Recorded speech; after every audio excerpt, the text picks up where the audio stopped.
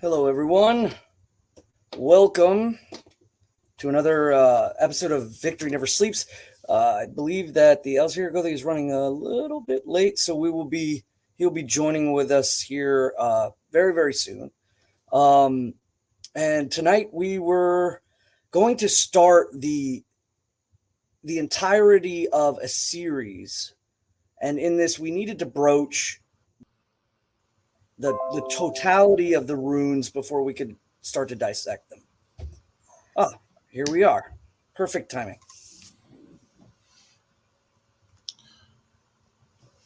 Hello, everybody. Sorry about that. Thought I'd make it in at the last possible second, and then my computer told me it had to restart.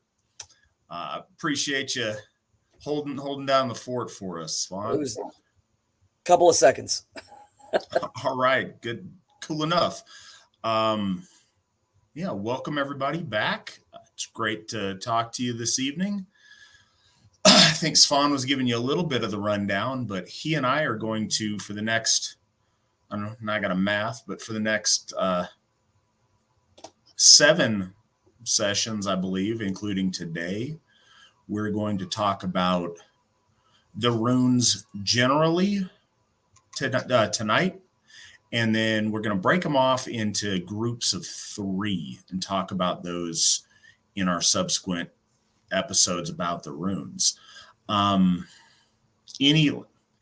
question on the runes at any time during any of these is fair game, as is any question in general about Asatru or about anything else that you guys would like an answer from us on. Something I should mention. So good top of the program notes. We are live tonight on Entropy, on YouTube, of course, on Odyssey, on VK, and on Twitter as usual. But we are also live tonight on Rumble for the first time. So anybody joining us on Rumble, hello, and I'm glad you guys are there. We are working on getting that figured out. This is kind of our dry run on that. So hopefully that's all working smooth and we can iron out anything we run into on that. Matter of fact, any of our in-house AFA leadership or anybody else who wants to, if you guys want to pop on over on Rumble and view us there, you can give us kind of a heads up and do some scouting for us on how that's working.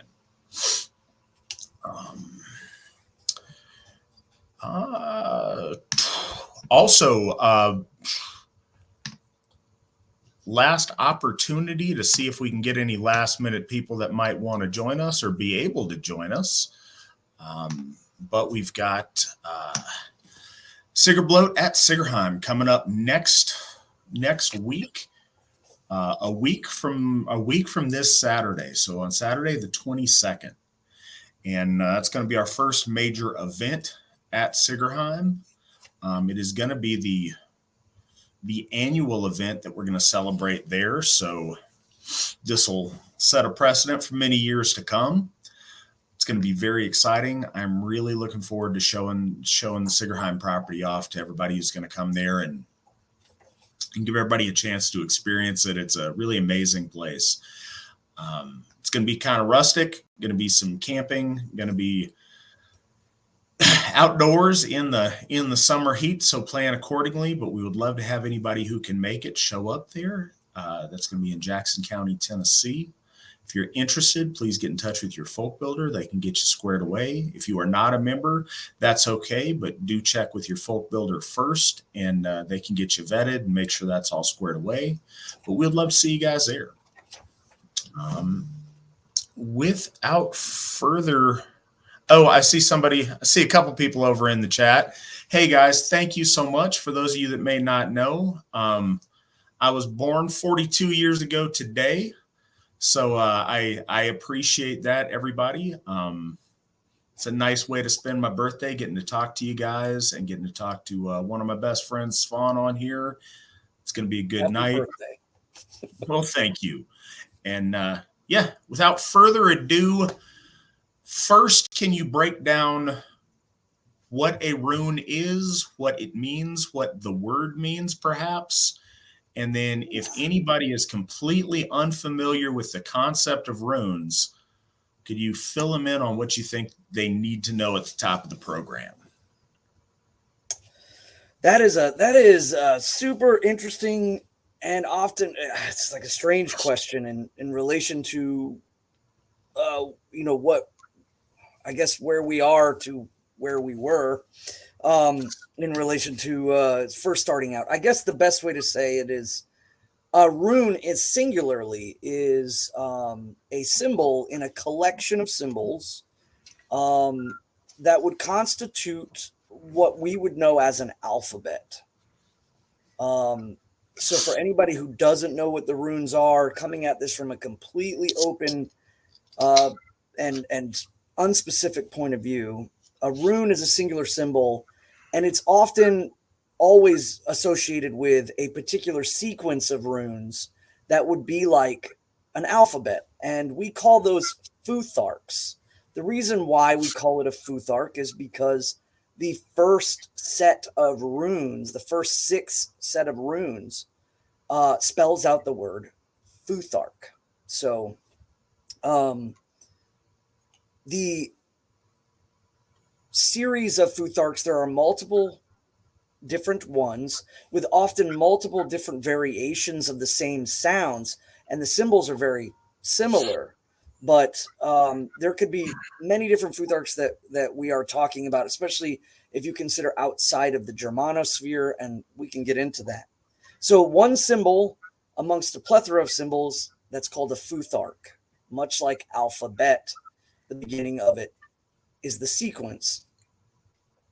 Each of the symbols has a mysterious origin with lots of theories as to exactly where they come from, and each symbol represents a sound. And that is a key component to understanding once you start to get into more than just the material of what a rune is. The sound is conducive to the symbol, just like any other alphabet.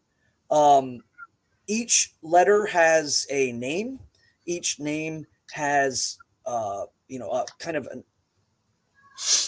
semi-connective meaning to the symbol itself in certain ways, depending on who you talk to. And ultimately, the sounds are seen as powerful forces within the creation of the world. So this is where it starts to kind of jump outside of a normal alphabet. There are many people that have speculative ideas as to the meanings of the runes. Various people throughout history, and we'll go over the ages of runes that we know of. But as the ages have gone on, the theories of the meanings of the runes has developed over time, and has different meanings amongst different people depending on who you talk to, or different schools of thought. But these ancient meanings are often interpreted both in a divinatory practice, in which there's like a random drawing of these symbols, and these symbols are read, and the meanings of each of the symbols has portents to, say, a question or something of a time. The other way that people look at it is that there is an ability to take the meaning of that rune and implement its inclinations into the world. And in that case, it would be like projecting an idea or a motivation into the world through the process of like producing this symbol.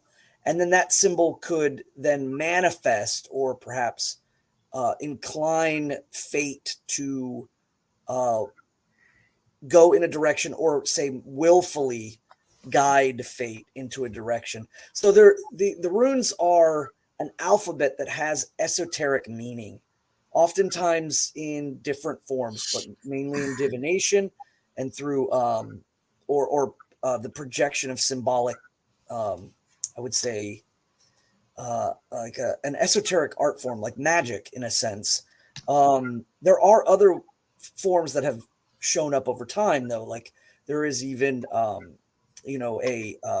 movement in which you're, placing your body in the same positions as the symbols of the runes for various reasons, whether it's been for martial arts, whether it's been for health in regards to stretching and strength, or even lymphatic drainage. It's a developing system within our religion, and you don't have to be Asatru to know about the runes. The runes have been kind of placed out there, oftentimes separately from the faith, and not every Asatru knows the runes or uses the runes in any particular manner that I've described.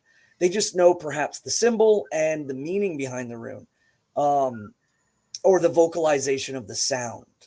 And so you can be an Asatru and know about the runes, but not necessarily be a practitioner or a believer in the way that the runes correlate to the world around us. There are people that do, though. I mean, I came into Asatru because of the runes. My interest was something electrified me when I was younger, and I was reading Tolkien's books, and I saw the border writings, and his symbols are based off of the Anglo-Saxon Futhorc, and it inspired me. It lit a fire in my mind that I began looking into where the runes came from. What did they mean? And that led me down the path of finding out that my ancestors had a faith, that there was a faith before Christianity amongst my people. And that ignited everything. So just a basic overview of that, as the runes are. In the thumbnail for the video, the one of the most common Futharks that we use is used, and it's called the Elder Futhark. There's many different Futharks that have been used throughout the ages, and it's worth noting that have morphed and changed over time. Some that have dropped in number, have expanded in number, and there's multiple theories behind it. And so Rune Lore, as it's often referred to, is kind of I joke and say it's like a religion within the religion, in the sense that there's esoteric mysteries involved in runic studies that have brought in historians. There's even people that hold degrees in it, and their translations, mainly because of the second era of runes. The younger era, as it's often referred to, is the Viking time frame, in which a lot of things were happening and stones were being written. So a lot of people, do translations. But for a beginner, that's just something worth noting. There's about 24, and the most common Futhark that is used is the Elder Futhark. And we can go into the reasons why it's called Elder and younger, but that's just a brief overview. So something I think is important for us to start. We use this word interchangeably, and I think, we apply meaning to it interchangeably, but as a fundamental kind of touchstone to remember, the word rune means esoteric. It means hidden or mystery. It implies secret. The rune in and of itself is the meaning behind the letter. The collection of lines that we also, all, myself included, refer to as the runes, they are a sigil of the mystery behind all of the meaning that is contained in that sigil. So just as something to keep in mind, the rune is the mystery that the letter describes. The rune is not the letter in its most fundamental sense. Now, yes, we will, for the rest of whenever, we'll talk about the runes, and we're talking about the little stick drawing on a rock or a piece of wood or whatever the case is that we're doing. But do keep in mind the meat is what that sigil represents, not the sigil itself. And I think it was a key point I glossed over, and you definitely hit the meaning of the word rune, meaning a mystery. It can often be, it's interpreted as a whisper or a roar. Both of them have been kind of used in inscriptions. So the sound is absolutely pivotal, as well as the meaning. But I glossed over the actual what a rune is, as opposed to the word like sigil or symbol, or which is more of the Latin based. And so I think another, and I believe that this is true with all magic in a holy sense, not in a carnival sense. I think that in a holy sense, all magic is an art and not a science. And that being said, it is a medium to convey intent, where your intent shapes the parameters of the medium. So I'm seeing a lot of questions, and we'll answer them all individually. But one important touchstone, I guess, because as Svan mentioned, there's a lot of different schools of thought about the runes and about how to utilize them, different ways different people utilize them. And again, it would be much more convenient if I stood here and told you, no, there's one right way and I'm going to tell you how to do it and everything else is wrong. And it's not quite that clear. There are absolutely wrong ways to do it, but there's lots of different right ways to do it as well. And one of the things that makes it meaningful is the intent of the practitioner on how they do it. And that'll make more sense as we go along. Before we go any further, we do have a monetized comment over on Entropy. I appreciate that. It's from Cody. It's $5 tip on there and wishing me a happy birthday. And I appreciate that. If you guys do want to do tips or super chats and get your questions up top, we've got that on Entropy. And we also, I believe, have that engaged on Rumble. So somebody go over to Rumble and test that out for me. I'm really curious how that works out tonight. The free speech nature of that platform makes it really attractive for us to want to be supportive of. There's lots more we can go into, but it's a broad topic. We'll take detours to elaborate on different stuff, but I think it would do us best to start hitting some of the questions, and we can see kind of where the conversation goes. First question, nice up front this time. From Robert E. Boy Lee, putting this in the question queue first. Gentlemen, how are you doing tonight? Svan, how are you doing? I'm doing great. He got it in there fast, because sometimes it shows up after some tough questions, and then it's like a nice little reprieve. I am doing great. Lots of family in town. Been extremely busy for the last almost 2 weeks now. So, but everything is good. Everyone is happy. Everyone is safe, and it is great to be here. Yeah, I'm doing good too. Having a real good day so far. Everything's been great. Looking forward to this. Really excited about Sigerheim next week. I'm just chomping at the bit to get out there, and a lot of recon on the surrounding communities I want to do.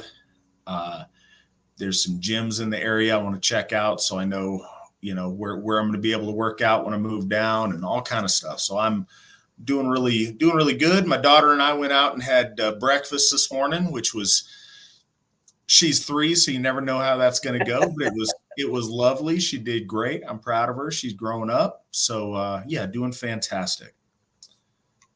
What's next? Witan Svan, what are your motivations behind creating the Folk Rune Arc, and can you tell us a little bit about it?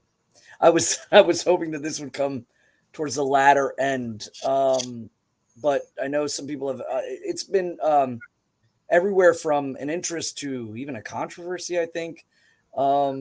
one of the big things I think that should be noted about the Folk Arc is that the Folk Arc is based off of all of the Futharks that have come before. So it's more of a nod or to pay homage to all the Futharks. It's not a reinvention of the runes. It's not an attempt to create something that's our own, but yet disregarding anything from the past. Not at all. It is absolutely a pull from all of the Futharks. Elder, Younger, Anglo-Saxon, the Armanen, and even the medieval German manuscripts. There's two are in there. It was my intention to create a baseline rule for reading and writing runes in order to use in art at the Hofs. So when I'm painting the Godsteads at the Hofs, I wanted to convey ideas through the runes to induce inspiration, like it inspired me, to create messaging, be able to pass on messaging even beyond in generations of our church. So the biggest problem that people face is that there are many different Futharks, and there are many different ways to implement the writing system of those Futharks. Some people do it phonetically. Some people just copy their current modern, form of speech and grammar. So there is a lot of undecidedness that I think people have.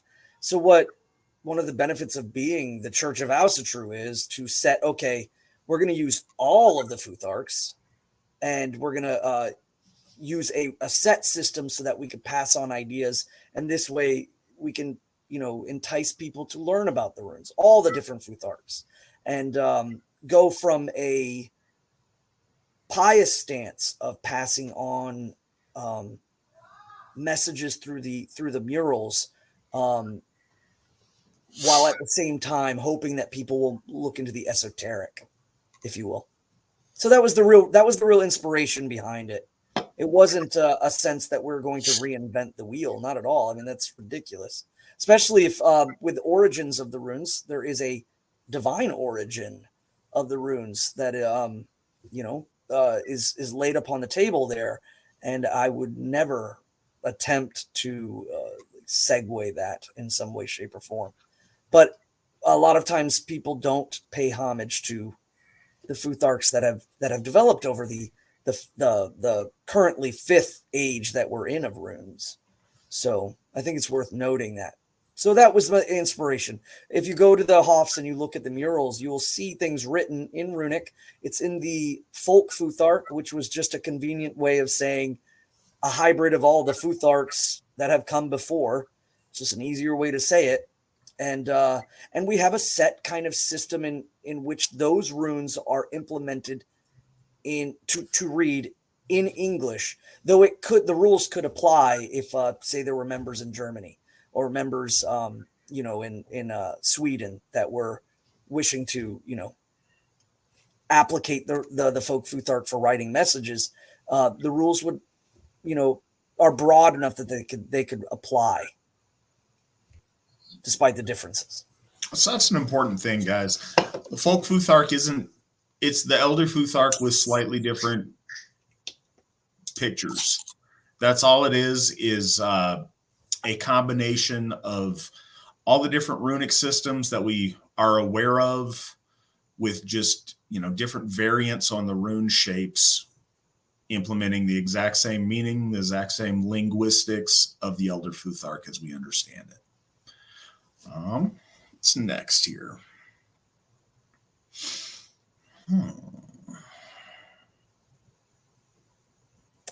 I think it's also worth noting that for a lot of people that are coming into when we talk about like the elder or the younger, is that we are basing our understanding of the runes on archaeological finds. There are some archaeological finds of evidence of the runes in their full entirety as an alphabet as we know the word to mean. There are very few, but there are some very old ones that go back just before, the first century of AD or Common Era or whatever you want to call it, that have come about, where we have a full I guess what would it be called?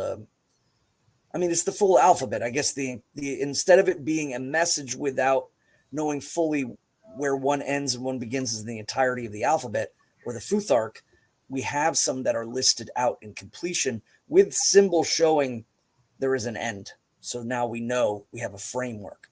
And so any of those that follow in that time frame are called the Elder Futhark, or the Elder Runes, if you will.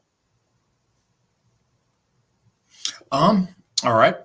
So next question. Aren't they just an alphabet for rituals and magic? No, not actually. First, yes, they are an alphabet that you can use in rituals and magic, certainly. They're not just that, though. There are many other things. And even in, it's one of the things, the further you go back, the detail you have on how our ancestors use them and put them into practice becomes sketchier and sketchier. But one thing that's obvious from things like inscriptions in the Hagia Sophia, they're oftentimes Vikings use them for graffiti. It literally says something like, Sven or whoever the Viking dude was here. And that's the thing. So they were used often for mundane writing, for very common, just linguistic purposes. They were also used certainly for magical purposes, but I think it would be far too limiting not to acknowledge that, quite a bit of them, and especially as time progressed out of the Asatru era, they've been used very consistently for just mundane writing. But they also have deep spiritual context. And this may be, I guess, contained depending on how you're asking the question, but as far as writing for use in rituals, they're also used for divination with our ancestors. And, even Tacitus writes about that. Outside of as a writing tool, they're used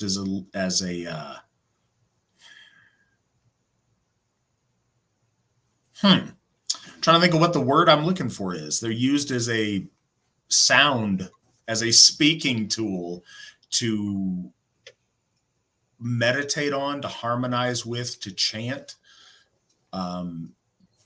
Spoken word chanting and the intoning of sound is one of the biggest keys to magic since, the ancestral times. It's one of those very root keys in magical action.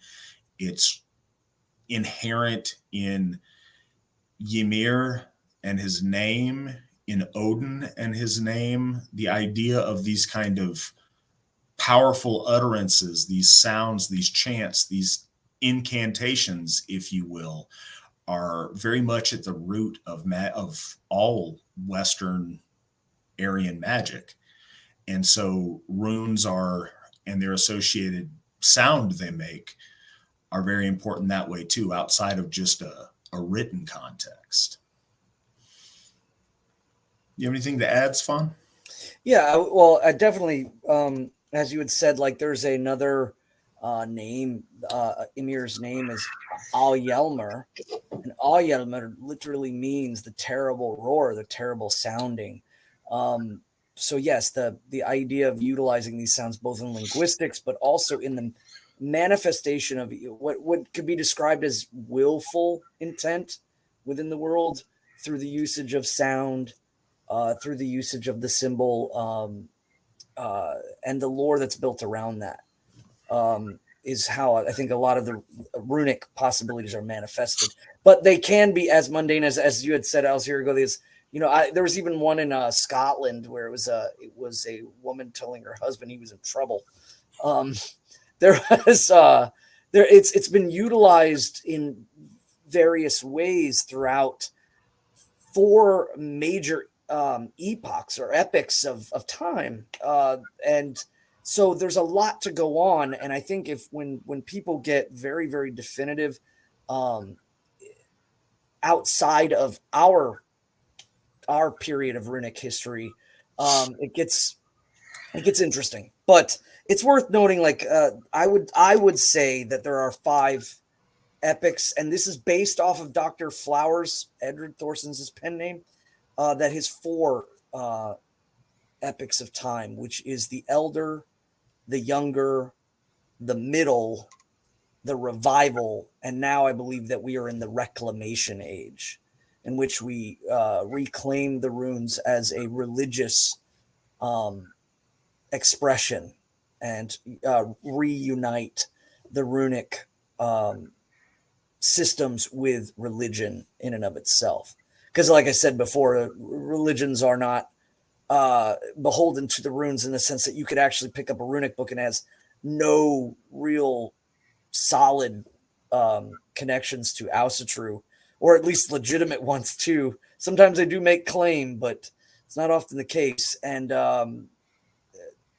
we are moving back to where the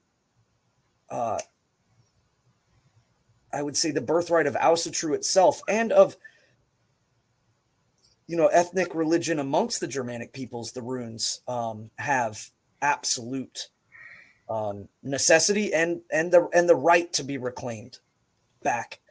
And I think a lot of people have a lot of arguments against that in various ways, because they just kind of place it along with other divination or magical systems that, in this eclectic age, they have no mooring or no anchoring towards any sort of ethnic group, and it's kind of just all open to whoever wants to use them.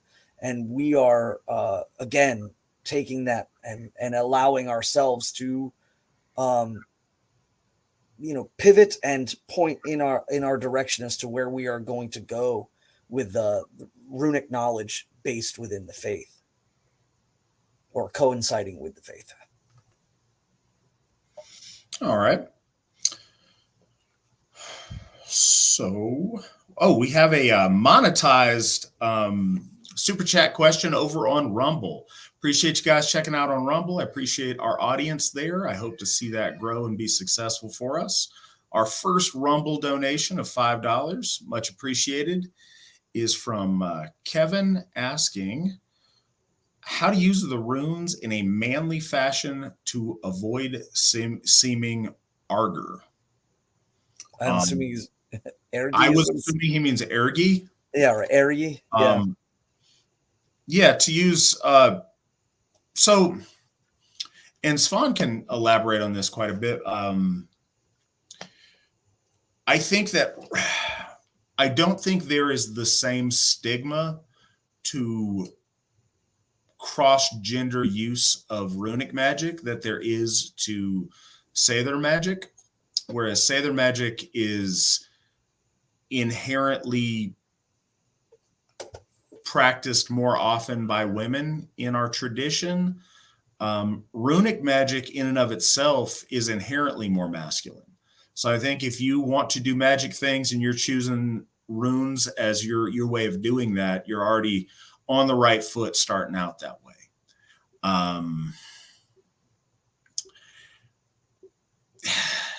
Yeah, so okay, other than making the distinction that Sather traditionally is practiced by women and there was a stigma to it if men practiced it, and we can go into that later if people have questions on why that is.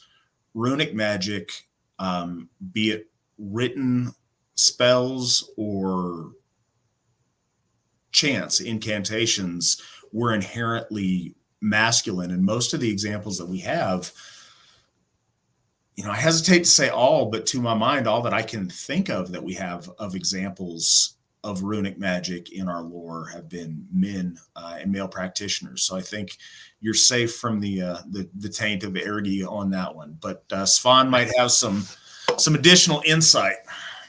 Yeah, I think if we're talking about, I think if you look out on the internet, if you look out in just a general sense, if we're talking about this in the subject of masculinity and femininity, And for people that are new to the subject, even if you're Asatru or just new in general, the idea that there's like two kind of internal magic systems within Asatru that manifest amongst members who believe in their usage. So you don't have to be Asatru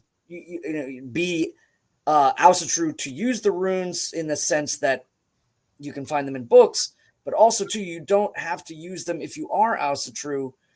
There are people who have different beliefs as to where they go, and this leads us to the mentioning of Seidr or Seidr. Seidr is a magic form that's been defined as feminine, and its practitioners. A lot of people will say that that it's unmasculine to practice it in its form, whatever speculative theories as to how it was practiced, because a lot of people don't know exactly how it was practiced. However, it's just worth noting that the practitioners of Seidr, by a broad definition, are usually females. There's no. It seems to be an art exclusive or conducive to the feminine spirit. So take that for what that is. But the runes don't seem to be that case. The runes are utilized often in the lore and the stories, whether it's carving them upon blades and upon stones. But both men and women, or masculine and feminine, has not really been kind of correlated to the runes. Perfect example would be when with Sigurd the Dragon Slayer, when he awakens the Valkyria or Valkyrie, and she blesses him with runic knowledge. She knows it, and she gives it to him. Another example would be like an Eric saga, where there is a woman who is called a Seith Kona, but she is marked as having her lots. Oftentimes they're referred to as lots, like from the Bible, the random dropping of tines or sticks to read, that she has a pouch on her belt. And though she doesn't do it in the story, it's still marked that she has her lots hanging from her belt.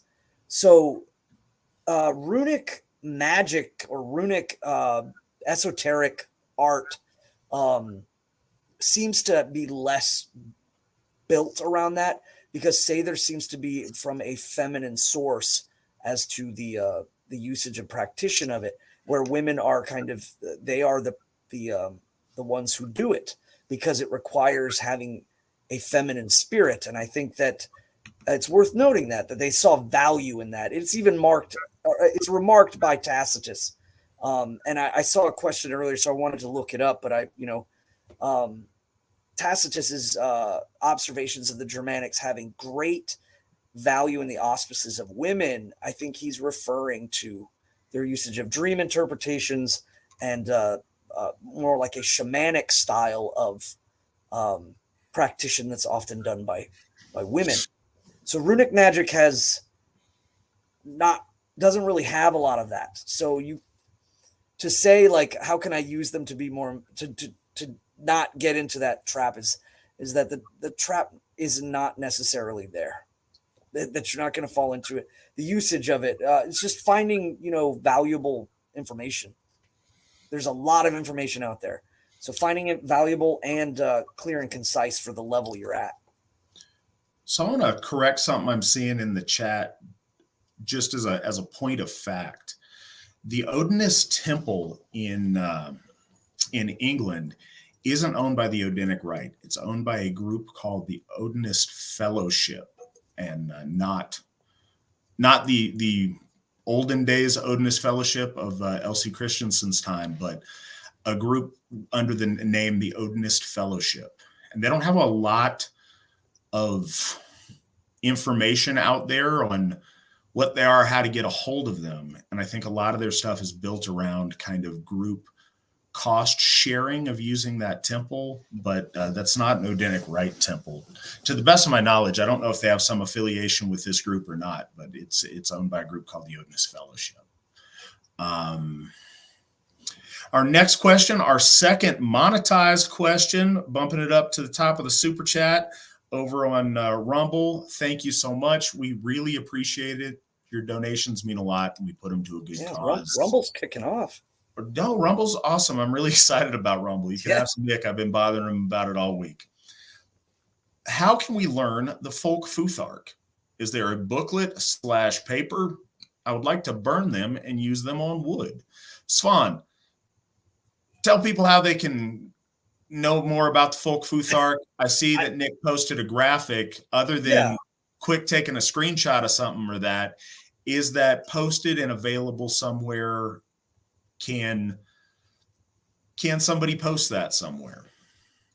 I mean, the image itself, is available. It's been kind of going around on our social media, but pause. I misspoke. Certainly, someone can post it somewhere. Will somebody volunteer to take that picture and post it up on our social media somewhere, or in a place that these folks can access that more readily? Yeah, if you're interested in the Folk Rune Arc, remember, then you are interested in all the Rune Arcs that have formulated it. So that's what the intention was to inspire. But if you're talking about utilizing it specifically in regards to the murals or something of that nature, I would say the best thing to understand is that it is running under the rules that are applied to the Elder Rune Arc. So there's not much other than the variations of the way that the symbols are written. If you're familiar with the Elder Rune Arc, and if you're not, become familiar with the Elder Rune Arc. As far as the linguistic rules, we had to encounter the idea of transmitting ideas in a set way. And so the general rule is that we decided to go with an equivalency. Whatever your native language is, utilizing the sounds that are available in the Elder Rune Arc or in the Folk Rune Arc as an ability, as one for one.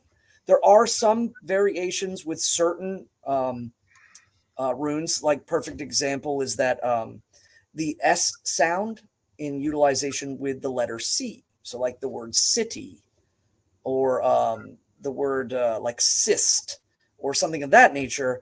You would use the S because there is technically no C equivalency to S. We have a K sound and we have an S sound. So if it's a word that's spelled with a C, you would use the S sound. So there are some things like that, or there's a double E sound that we utilize as well. As far as the formulation of it, generally there hasn't been anything officially written out in order to teach people how to read the murals. It's for the most part laid out in the sense that you would follow the rules of the Elder Rune Arc, but there are some nuances that are again utilized because in modern English we have a lot of Latin words. So this creates an interesting environment when it comes to translating things. And the Asatru Folk Assembly has no problem using Latin words or Latin-based words to express ideas, because it'd be foolish to say, that we don't. Many great ideas are that we are a hybrid language now, and they're both of this, of Aryan origins. So they're, to nitpick it that far, but when doing so, that creates some interesting translational stuff when it comes to writing in runic. I think that for members of the Asatru Folk Assembly, I would like to, maybe hold some video classes on explaining how to utilize it and read it. As far as the availability outside of the AFA, I don't foresee it coming to any sense where it's going to be, dished out to folks on a market level, if you will. All right.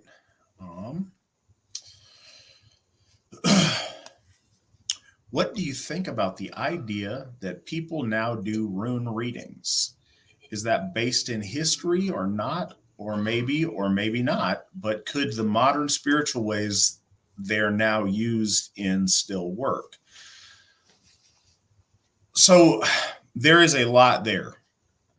The principle of using runes for divination, the earliest instance that I am aware of is something we've already mentioned in the broadcast, but in Tacitus's Germania, they describe Symbols. using runes in a divinatory way.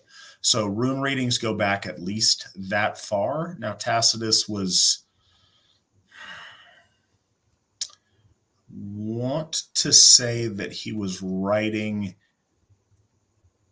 during the reign of Nero, but I'm not certain. A lot of his events and things that he would describe were contemporary and in Augustus's reign. So it's very early, like the transition from BC to AD times that we're talking about, Germanic tribes being observed doing runic divination.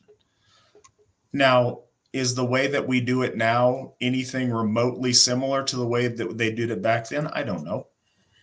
I think that it would be presumptuous to say that it is, but this is something that I want to harken back to at the beginning of the broadcast that I mentioned. What makes the magic most effective is the spiritual might of the practitioner coupled with their intent and the context that they put it in. Runes are very much a tool in the hand of the magus on what parameters he sets if he's going to use them in that way. So you can't like make the rules up after you do your rune cast, because then you can make up whatever you want.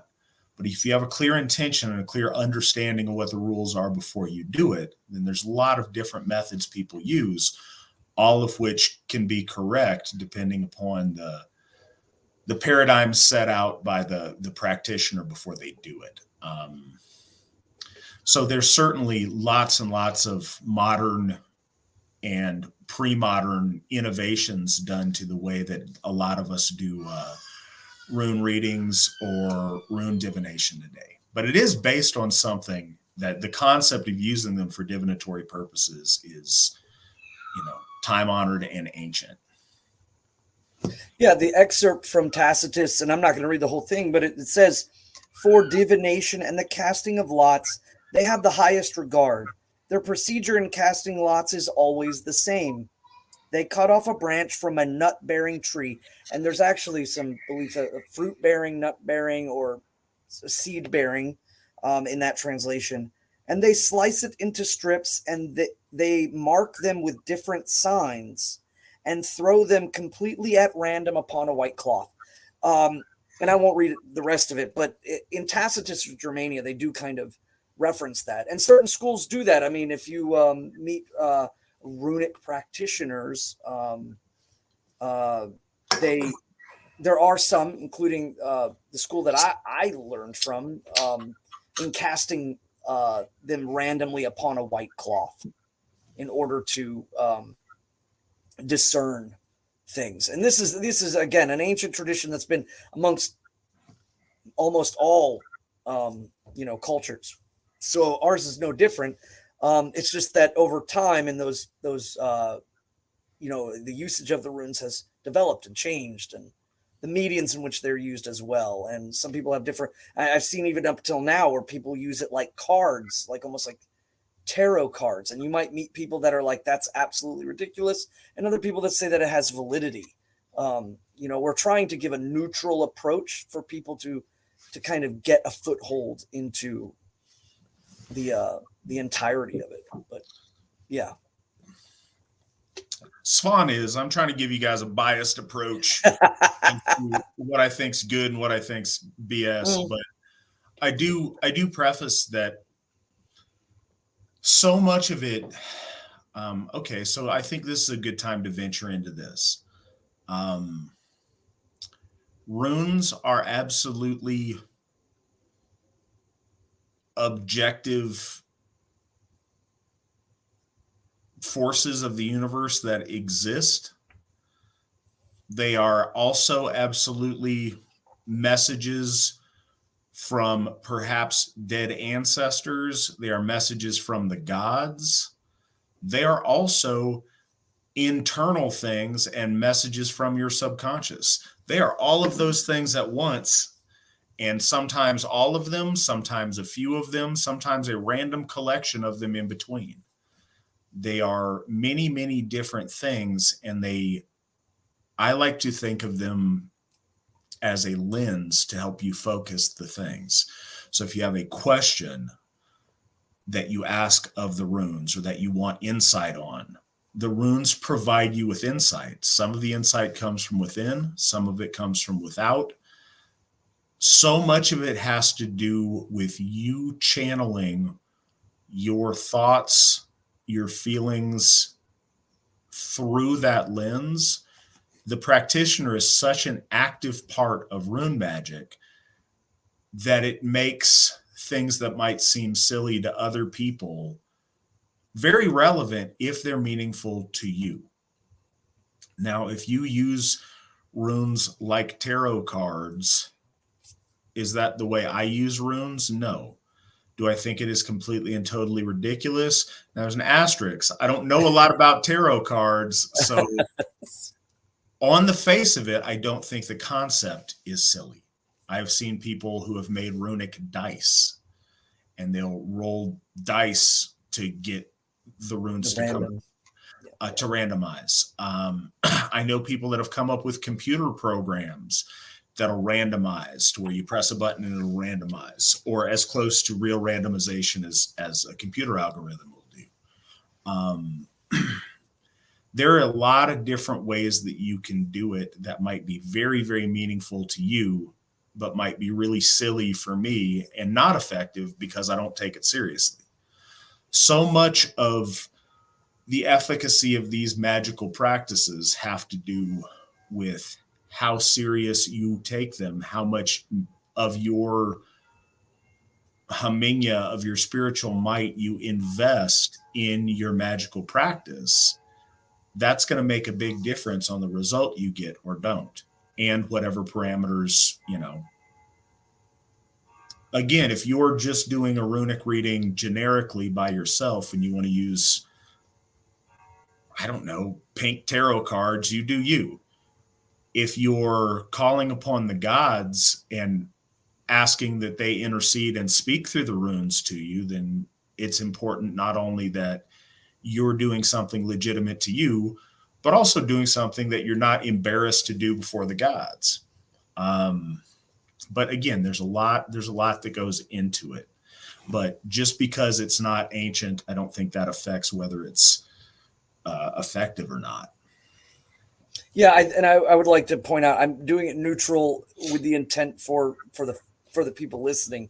I have a very, very biased opinion about the usage of the runes, and anybody outside of that, I was taught by someone and it passed down to me. So anything outside of that doesn't have a great amount of validity. But at the same time, that's the intent is to make it neutral for everyone to kind of start to digest the information, if you will. So something else that I would say, and again, because it is so much dependent upon the magician more so than it is on the technique. If you were the world's greatest scholar at ancient divinatory practices and you were trying to do a rune pull for me that was the most authentic, your runes are, you dug these runes up out of some kind of an archaeological dig in Trondheim, and these are, legitimate Viking age runes, and all of that would mean less to me than if you're just some rando, than if you are someone who I believe is spiritually powerful. I mentioned Patricia Hall, who did that amazing DCear bloat. That was the most powerful spiritual experience I've ever had.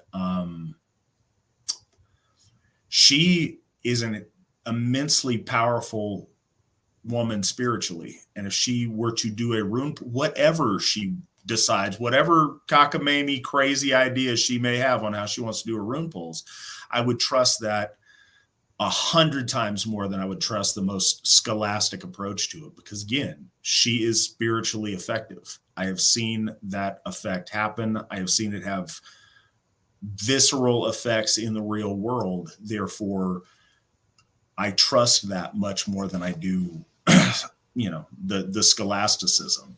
Religion and magic aren't about scholastics. They're about whether or not you were able to manipulate the subtle forces of the universe and make things happen. And the one is much more important than the other.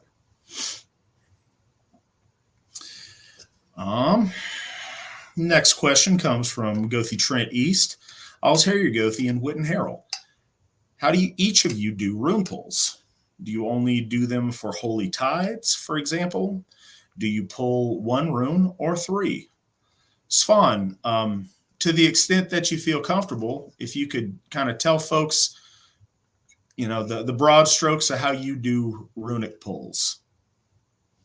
And for what purpose you do them. I have always been of the mindset that the initiator of pulling runes is based on need, and oftentimes I'm very reluctant to do it because I've had more than a handful. I'll say far more than a handful of incidences in which understanding what is coming or seeing what is perhaps. As all of weird is weaving itself, knowing what's coming is not always a blessing. So it's based greatly on need. For myself, I very rarely do it unless the need is great. For others, it depends on the need as well, but based around kind of talking and counseling to the person and seeing how they feel about it. Or what their intentions are, and if I feel that it's merited, then I will consider it. Outside of that, the only night that I really pull runes like as a yearly thing is during Yule on Odin's night. That's a night that I generally hold off towards all manners of auspices. Sometimes dripping pewter and doing like any sort of traditional European styles of divination practices. For me, that night is usually the night that I draw runes.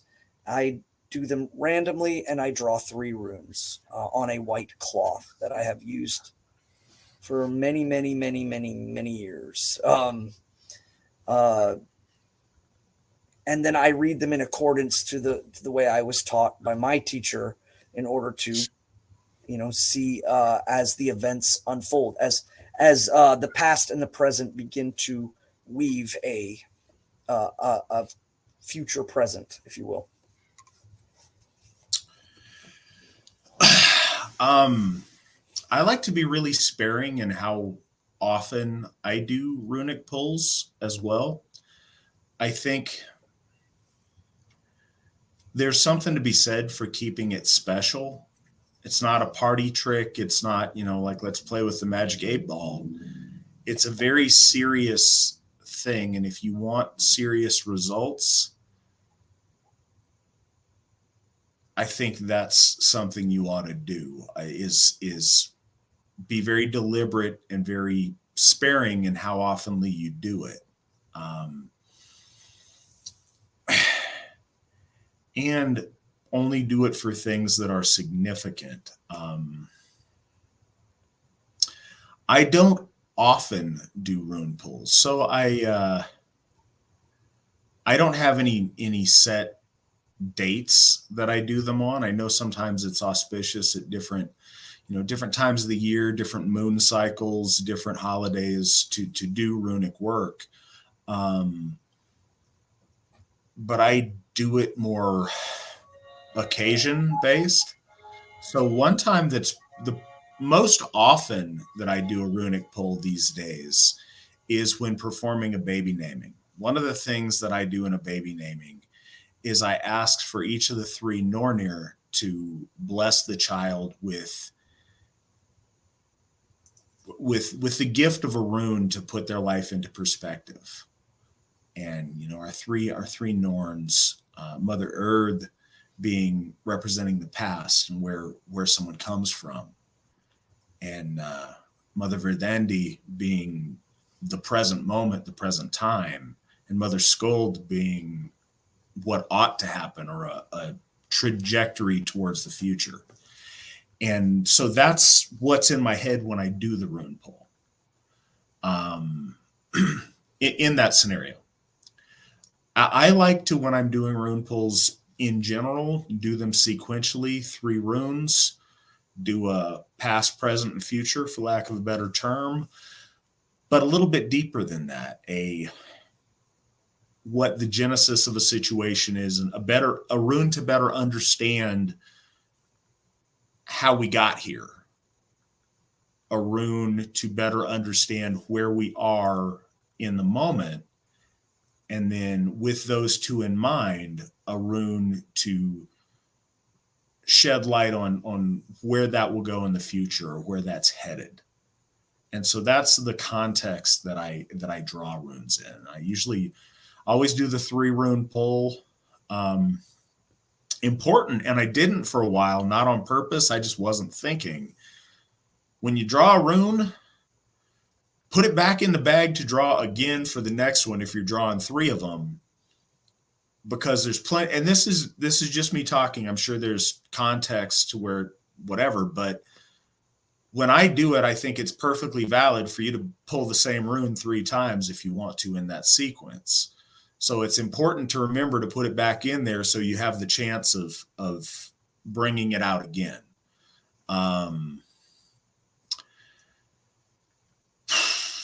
Yeah, I will do that. I'll do that, like I said, on naming ceremonies. That's the time I often do it. And I'll do it if someone asks me to. I did one, and this was really cool. I was asked to do one at a wedding one time, and they wanted me to do a live rune pull about their wedding. Like, do it live in the middle of the ceremony, just go in cold. And first, I don't know what I'm going to get, and I don't know if it's going to be good, bad, or otherwise.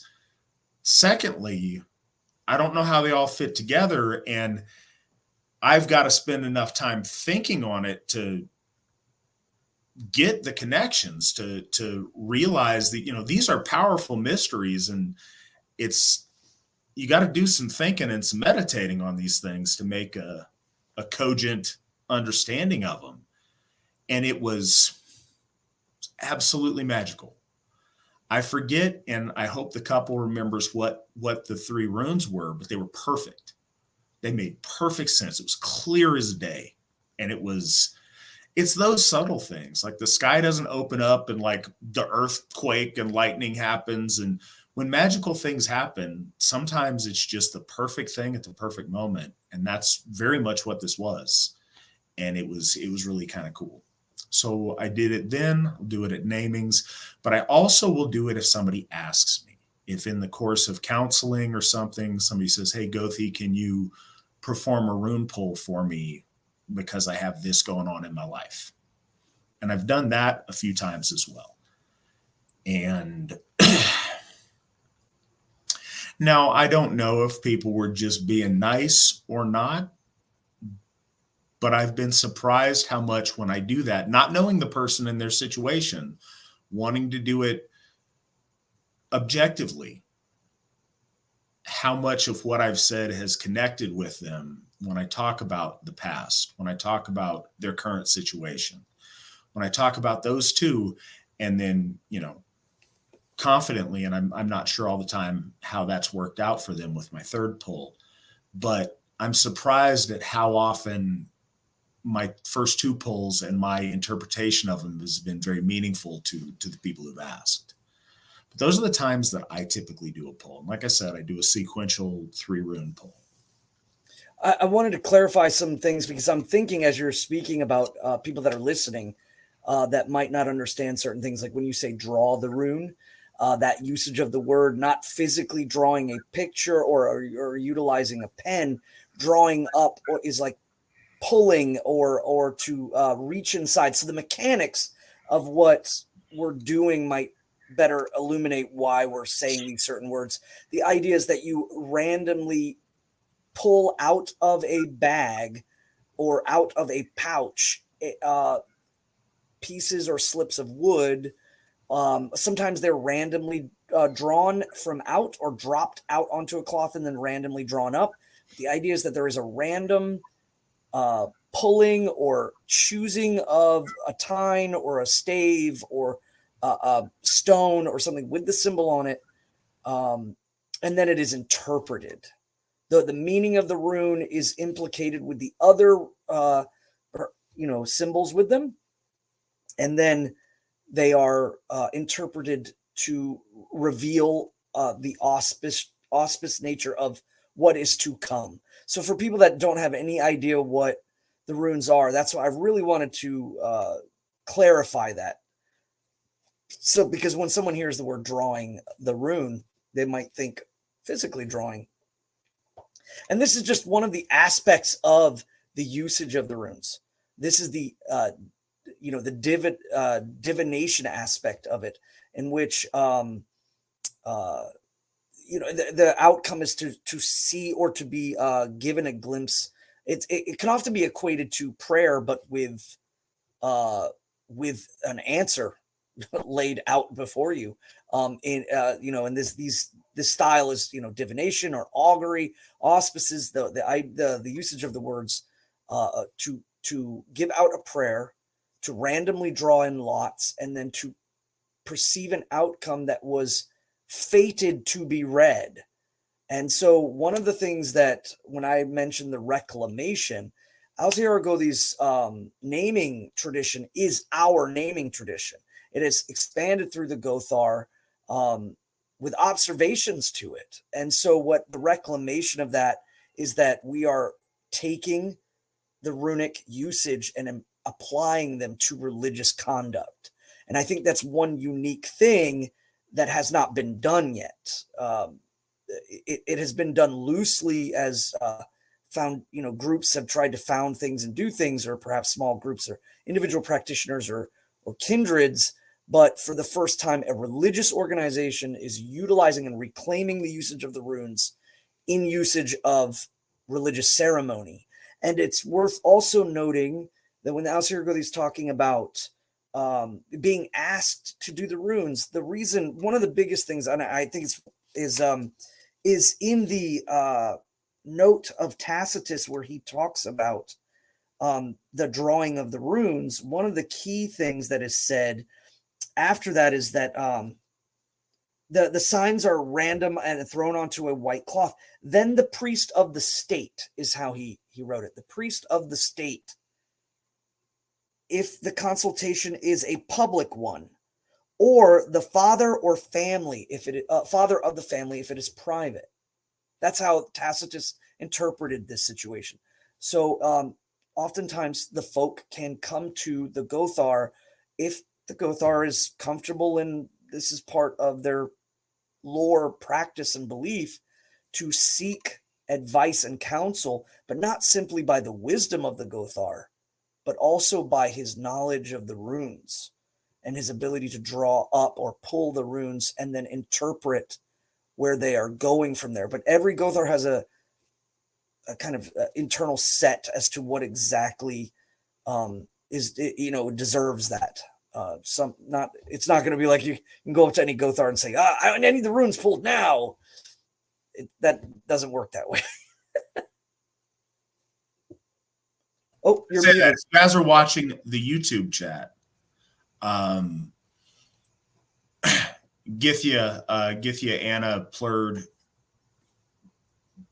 She posted the runes that I pulled during their wedding.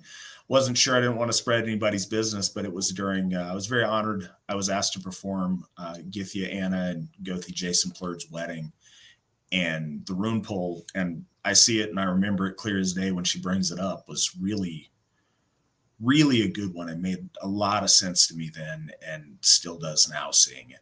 So a little show and tell thing. You guys mentioned, or one of you, and I forget who asked over on Rumble, talked about wanting to carve runes into wood stuff and carve the Elder Futh or the Folk Futh Arc. So this is an axe that I wanted at an auction that somebody had done the Folk Futh Arc in. And you can see it turns out lovely in wood.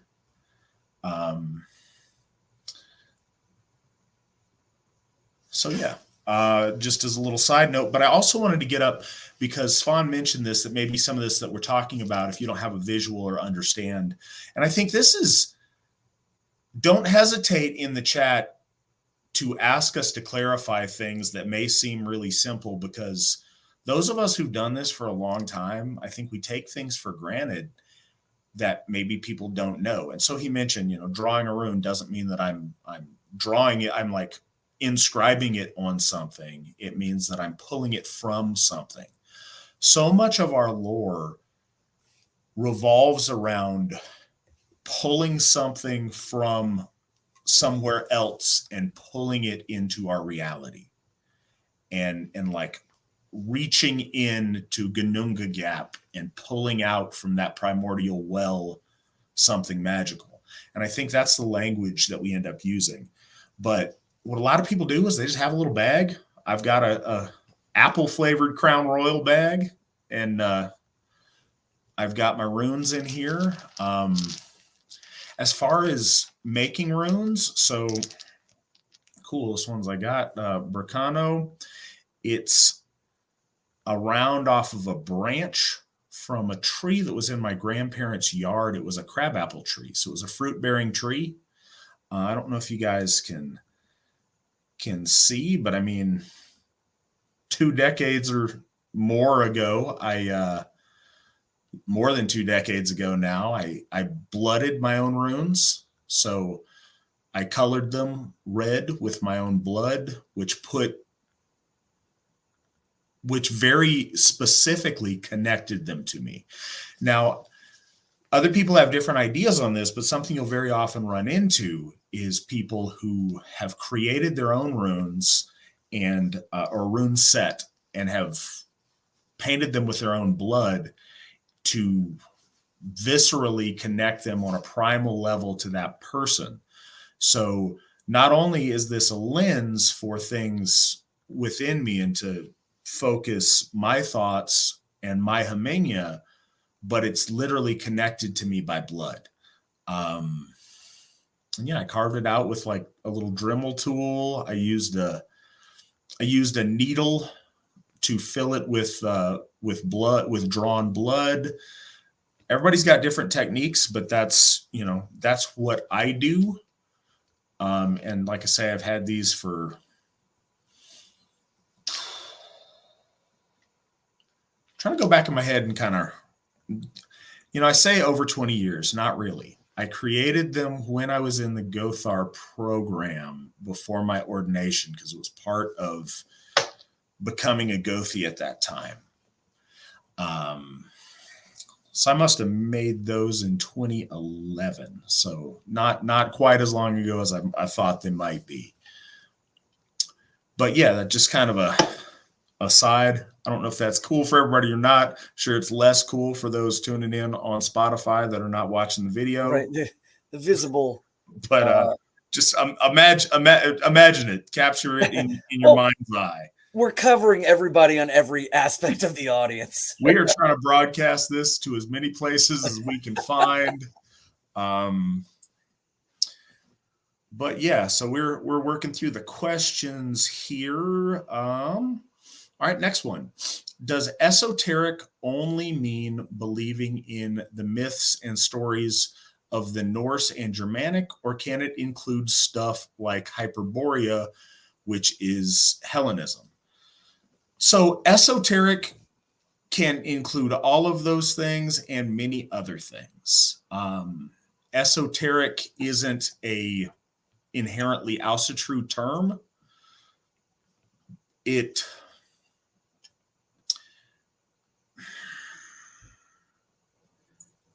So I don't want to mess up on my linguistics here, and I'd have to look up the Greek and the Latin, but a lot of it is focused on internal spiritual work as opposed to external spiritual practice. It has a lot to do with myth and personal spiritual development, and I think that you see that throughout any religious system, specifically things that we find valid in the Asatru Folk Assembly is basically any white man esoterics. The idea of esoterics that come to us through Western traditions, even if they are from sources that are a little bit further afield, like you mentioned, Hellenic sources, our spirituality, our exoterics and our esoterics go back to our Aryan root. That's why the AFA is pan-Aryan. Hellenism in its most pure form is Asatru. Asatru is that. It is what's true and unites Aryan religiosity back to the beginning. Now, when you get into Hellenism, depending on what time that you're writing, there's a lot of sources that have been degenerated. A lot of the writing comes from a time where belief in the gods had waned and they became a literary and often a comic device. So you got to be careful on that. And also, because of their proximity to so many different races of peoples in Africa and in Asia, it took on a little bit more foreign influence than we see with, say, the Slavs, the Germanics, or the Celts. But fundamentally, those principles are sound and completely appropriate for use in esoteric practice. Do you have anything to add, Svan? I would say one thing that would be interesting is if we could go back into a time machine and ask one of our ancestors, say in the year 500, and ask them, even the wisest of them, what their thoughts are on the Aryan invasion of India, and there wouldn't be one. There would not be an understanding of it. There wouldn't be a processes of it. One of the things that I think it's important for us to remember is the understanding of certain theories or ideas or the esoteric, formulations of ideas happen in the times that we have with the information we have available. So one of the interesting things about it is that our understanding of the runes, our understanding of certain, again, ideas expound outside of, say, just that sliver of time in the understanding of someone of the Suebian tribe in Germany in the year 500. We have to take into consideration, if we're going to be serious about esoteric ideas at all, we have to then at least ponder, implicate, design, or think about how they apply to the foundations of things that we have when in regards to, say, like, again, a theory, like if it's this theory of Hyperborea, or the understanding of Ultima Thule, or the Indo-European or Indo-Aryan migration periods and how they apply to the development of traditions. And those are technically outside of the Norse Germanic. So it's not feasible to keep things simply within that, because the Norse Germanic folk not come out of a vacuum. There is a processes that of our origins that lead us back to that, and that applies also to the Hellenics, or the Latin, the Roman or Greco-Roman, if you will. So yeah, I think it's important that we apply these thoughts and ideas because we have the information to do so. It's the same with the runes. When we talk about the names of the runes, we talk about the origin of the runes. There is a level of understanding that I think it's worth noting that even our ancestors may not have had. But there's also things that are formulated now that our ancestors didn't, when we talk about the names of the runes and things like that, and how what they may have called it at their time versus what we call it now, because our understanding has changed, and knowledge allows us to compound on that. I think that's really important what you mentioned, and it applies to all the shows that we do. Certainly, it applies to Asatru practice in general. We have such a amazing depth and breadth of information at our fingertips that, the most learned of the Gothar of the past didn't have access to at our, when I say the past, yes, obviously Viking guy in 800 didn't have access to it, but Steve McNally in the 1980s didn't have access to it. Having the internet to where we literally at a keystroke have access to the collected knowledge of mankind as it is tremendous. And for us to, we would be a derelict in our duty for us not to use those things and factor them into evolving our practice. If we were to keep our practice completely stagnant to reenacting the Viking period, it would be silly and it would be a gross misuse of our responsibility. So we have access to a lot of different information. We know a lot. We have a much broader knowledge of things than our ancestors did. There were things that they were absolutely experts on, and there's knowledge that they had that we don't still possess. But by that same token, we have the history from, collected mankind at our fingertips. Wikipedia, as flawed as it is on some current issues, you can go down that rabbit hole and you can have access to so much more than any of our ancestors had. And when I say any of our ancestors, I mean our parents and grandparents as well. So it's really amazing, and we do have to always factor that in. And that's when you're speaking of, there's people that have the collective knowledge of the internet and of humanity, and they use it to reconstitute an idea or a desire. We do not seek to reconstitute, we seek to reclaim in its usage. And that's why I keep saying that the age of reclamation is that the foundation of, when you have people that take knowledge and attempt to kind of put the blueprint together, they're attempting to kind of draw the recipe or write the recipe or draw the blueprint to kind of finally step back and say, haha, we've done it. We found the reconstituted entirety. Whereas we are taking our practices that have developed and incorporating and reclaiming the usage and placing it within our framework of orthopraxy, or the utilization of our religious faith based on piety, based on our accumulated relationship with the gods, and then taking that knowledge and reclaiming it for its use. And we're not being secretive about it. Like some people are like, I feel like when the Folk Rune Arc came out, I was like, what are you guys up to? It's like nothing. Like nothing we haven't said. It's the reclamation versus reconstruction. We are constituting our faith through reclamation. And that's a very, very important distinction. There's something really cool about historical reenactment in a lot of ways.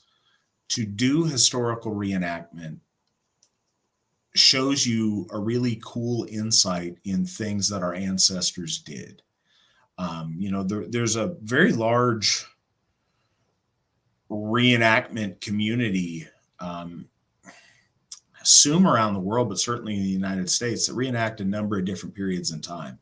And they try to use, completely authentic weaponry and clothing and techniques. And that's fun. That's really neat. I'm not diminishing that. That's cool for what it is. But what it's not is developing our faith.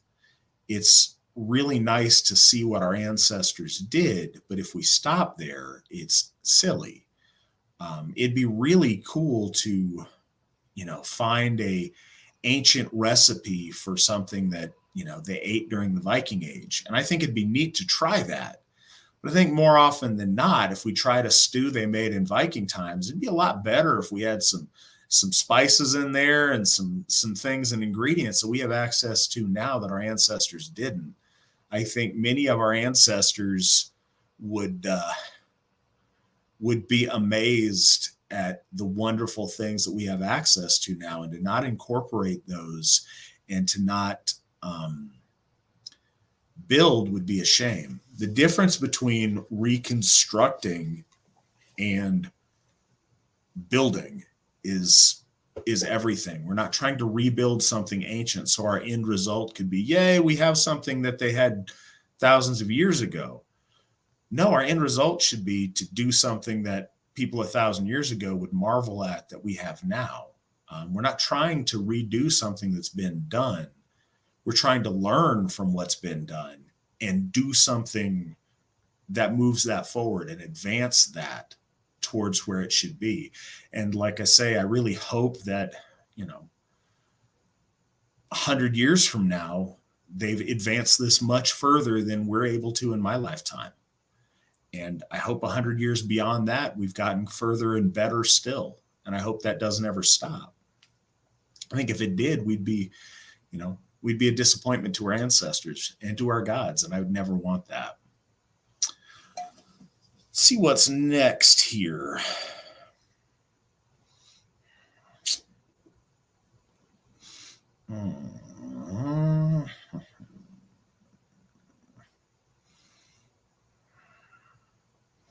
All right. Matt/Svan, how do bind runes work? Svan, do you want to break that down for folks? Sure. Immediately when the question's asked, my first thought is, do I explain it in my understanding, or do I explain it in the general understanding of information that we have? Do you have some heretical understanding of bind runes that I need to be aware of? No. I think that because there's much interpretation. For instance, my teacher taught me that the usage of bind runes is convoluted by evidence when we have the idea of elder bind runes and how their usages were. Oftentimes, bind runes kind of started out as like perhaps a singular rune that was repeated over and over and over again. Perfect example of this is the T rune, Tiwaz or Teu on the Kelver stone. It's just one rune, but it's repeated over and over again. But since it's similar to, say, the Ansu's rune or the A rune, some people have interpreted, is it a bind rune of T or A or both? So there's a lot of speculation, and there's a lot of combinations of the bind runes that have been in evidence of the past. However, the basic idea is that you have multiple runes that you interconnect together so that they blend in their design, in their imagery. Sometimes people do bind runes in order to kind of further expound on the symbology of a thing. Perhaps they put two runes together that look reminiscent of another image with the intent. But the idea is that you're taking the multiple meanings or powers of those runes and combining them together in order to project them out as kind of a recipe, if you will. A series of intentions as opposed to a singular intention, hence the binding of multiples. And in doing so, you tailor those intentions out, generally carving them into a medium. There's a set process that a lot of people, believe in, singing or galdering, which I've seen some questions about galdering the runes, blooding and painting the runes, whether utilizing red ochre or blood or a combination of the two, and then singing and pronouncing and projecting the binded rune on to a medium, and then pressing it out with the intent, asking or even just proclaiming the design of that rune to have an intended outcome. And when we talk about runes and how they interact with each other, that seems to be a hotly debated subject as to how the runes interact with each other. How do you determine them as positives and negatives? Do the runes are they just able to be put together? There is there is evidence in Egil's saga. Egil Skallagrimsson was an Icelander, and there's an incident in which he is called to a farm, and there is a young girl that's fallen sick, and the father of the house says, she's sick, she's not getting better. We had a young man who's knowledgeable in the runes to carve healing runes to help. So here, this is interesting because it places the usage of runes not in a divination aspect, but in an application of desire. But it gets even more interesting is that Egil then moves the girl, lifts up the mattress, and sees that the runes are written on a whalebone. And he looks at them and he scoffs and he says that people that do not have knowledge of the runes should not be using them so lightly. And so he then goes through the process of removing those runes, and then he writes his own and goes through the process of making those correct. And then he places them under her mattress on the whalebone again, and then she is alleviated of her illness. Now, what truly makes that interesting is not only just the application of the runes, but also the fact that there's a desired and willful outcome that has right and wrong. That the practitioner before Egil Skallagrimsson incorrectly wrote down the runes, and it was seen by Egil, and that he then removed them and correctly wrote them down. And that's an interesting thing to kind of place out, that there is a correct way and a incorrect way. And so the argument about how runes interact with each other, do they have it? Is it interpretation, or is there a set objective way in which the runes kind of conflict with each other and are congruent with each other? And there are certain people that practice the runes that think, yes, they are extremely set, and that if you mix certain runes with other runes, that you could cause more problems than you are trying to alleviate. And then there are other people that say, no, it's not based on that. We don't have enough knowledge, or that the runes are not based on that, but that they are all entirely congruent with each other in their own form, because they are kind of like a cords of a rope, if you will, or the twines of a rope. So when you make bind runes, you have to kind of formulate, I guess, your way of thinking of that. If you see the runes as having congruence, then, choosing the runes and doing the process in order to bring them about and manifest your will, the bind runes could be, any number of them, in any way that you see them. But if you have a formulaic, outlook, then the numerics of them, the way they interrelate with each other is very important. And my teacher taught me that there was never any need to go above 3 runes in relation to a bind rune, because you could end up causing more problems than you are trying to alleviate. And he was referencing back to the story of Egil Skallagrimsson. So this is there are kind of schools of thought within runic ideas, or runic practices, that can affect that the answer to that question.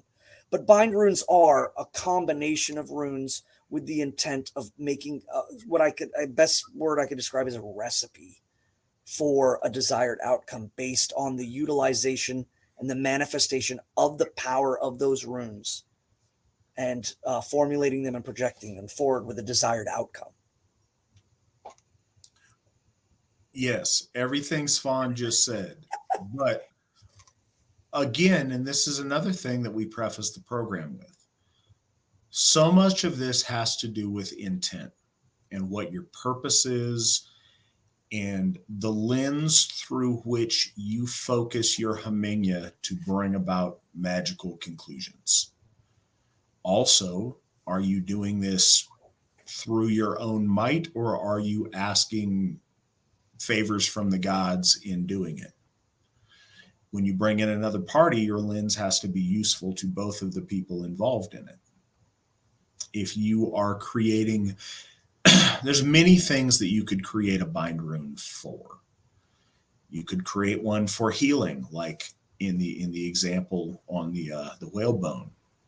But you could also create one as a,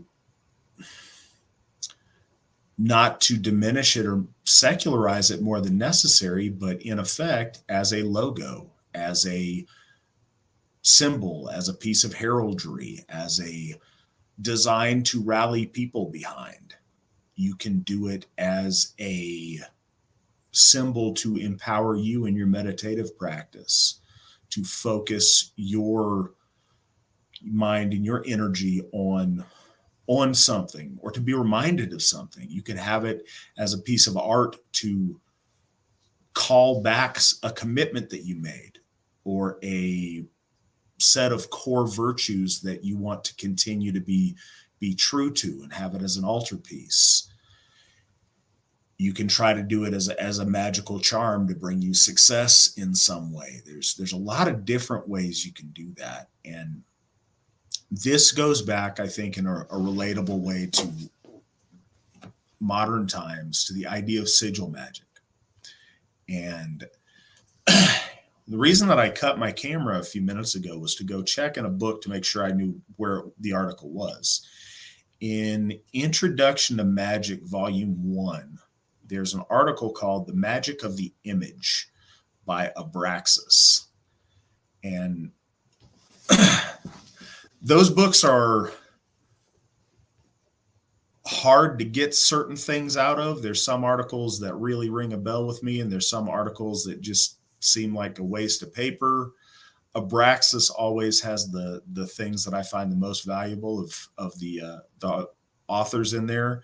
And it's the guy's pen name for the group, the initiatory magical group he was a part of. I don't know his actual identity in life, but that article was really useful about sigil magic and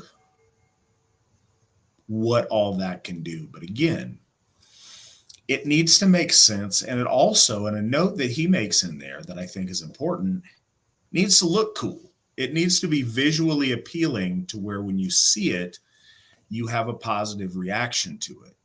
If it looks messy, or it just looks ugly, or it looks cluttered, all of those things will have a negative effect on its purpose, on what you're trying to do with it. If it's meant as some kind of a mental maze for you to ponder on and try to pick out different patterns in, that's a different story. Again, it depends on what you're doing it for. But again, I wouldn't clutter it in what you do and your intent when you create it. When you create something, especially like a bind rune, but any kind of work of art that's magical, you bring it to life with a purpose. You imbue it with part of your haminya, with part of your spiritual might in birthing it into the world, and you do that with a particular purpose. As Svan kind of mentioned earlier, runes in and of themselves are technically bind runes. Sometimes that helps you understand the mystery of the rune, but a lot of it is on how you want to take it. Ansus is Isa and Lagus, as well as Ansus. It's in and of itself a bind if you want it to be. But again, how you position things, whether it balances. I know that sometimes when people create bind runes, they can be very uneven. They can look unbalanced or look off center. That has an effect too. Maybe that's the effect you're going for, or maybe it's distracting. So back to it's a art, not a science. I really think that applies. One of the other things that I think is negative is when you approach the runes with arrogance. One thing, and again, I don't know the specifics of the whalebone incident. And I've read the story, but I wasn't there. So did whoever carved the rune wrong, or were they full of themselves and did dumb things and carved things incorrectly and made dumb mistakes because they didn't take it seriously? Did they try to invoke the holy powers, but do it with arrogance and inappropriateness? I think that there's a lot of things that can go wrong, and I think intent is so very important. If you are a jerk and you are not, if you are doing something holy and you are not doing it with a holy mindset or with an appropriateness, I think you are priming yourself for bad results coming from the multiple sources. So I don't think it's just that you got the math problem wrong. I think you got the social problem of it wrong as well. But that's just some thoughts on bind runes. I hope that made sense. If any of it didn't, please feel free to ask follow-up questions. When we talk about magic things, I know that it really kind of gets in the weeds and it might be difficult, to follow along, or we may describe things in odd ways. So, like I said, feel free. I wanted to reemphasize just a little bit too, since like in the beginning of the episode, for those that are listening or maybe just now tuning in, or when we talk about the Elder Futhark, we are also talking about the time frame in which it was used. So the Elder time frame, or the Elder runic age, or the Elder epoch, or runic epoch, or epic, as it and to give you an idea of where those are at, is like from the year 1 AD to the year 800 is the Elder. And it's because in that time frame, there were inscriptions of the entirety of the Futhark found and dated to those times. Were they in usage before then? Absolutely. We actually have proof of other finds in which there are inscriptions written. But the entirety is what we were lacking in a lot of those. So when they were found, they were found within an era or within a time frame. The younger, of course, is what most people would realize is the Viking runic time, but they failed to remember it also includes the Anglo-Saxons. And the Anglo-Saxons, even though they converted first to Christianity before the Nords, their usage and knowledge of the runes and writing them down happened before the younger Futhark was written down in the Viking Age. So by 100 and maybe 200 years or so. Then there is the middle period, and the middle period is kind of seen as a runic desperation time. Things have been scattered and so lost that there are small snippets of runic knowledge that are found, that are utilized in modern conventional senses, like runic calendars kind of fall into that time frame. There's books written in runic, but are kind of a combination of ideas of the time. So oftentimes those are called medieval, the medieval period, and that middle period runs us right up into the revival. And the revival is from about 1600 to about 1945, 1950, depending on who you talk to, in relation to the final part, of course, being the utilization of the runes by the Third Reich in Germany, which was a kind of a great vapid use of the revival of the runes. But that wasn't the beginning and the end of those usage. They actually pulled them from earlier usages that had been kind of building since the Middle Ages. So just wanted to reemphasize those ages again, so that way it could give people kind of an understanding of where these Futharks that we're talking about come from and why the ages exist. It's because that's the usage of those Futharks. So. All right. Sarah asks, have either of you visited the rune stones that have been found in various parts of the United States? Svan, have you had a chance to visit any of our local American rune stones? No, I really want to and wish I could say yes, but I'm being honest. No, I have not. I wanted to actually when I went up into the Midwest to Baldershoff, but I wanted to try to travel and get there, but time wouldn't allow it. So, no. I have. I got to see the Kensington runestone up in Minnesota, and I've also, as of last year, seen the Havener runestone down there in Oklahoma. They're really interesting to go see.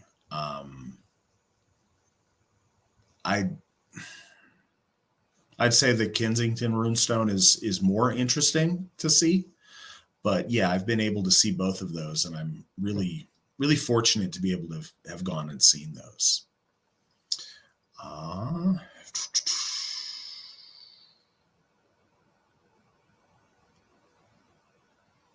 No, I'm trying to understand the question, so I'm listening. I'm reading it out. I apologize. In my head. Disregard everything I just said. I know it did make sense out loud. All right. So the question is, Raune, Raune, connected to Rune, as Roar might have some connection to Galder. Correct, Svan?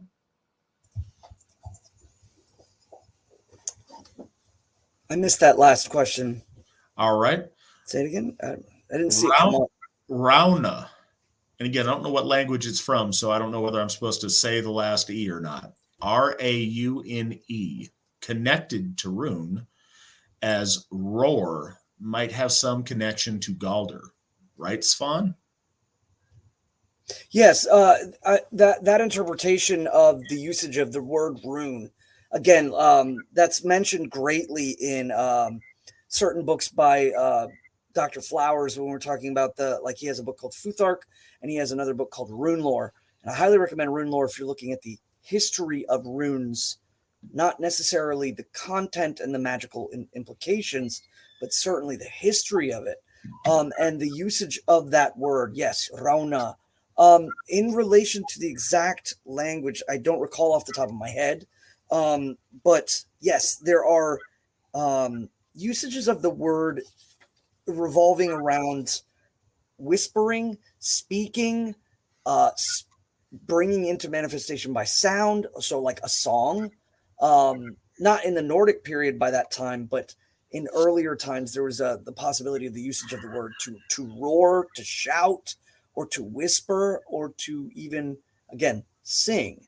There's multiple Germanic sources on this Gothic language, Germanic language, and its many evolutions, Anglo-Saxon, things of that nature, and the etymology of those origins.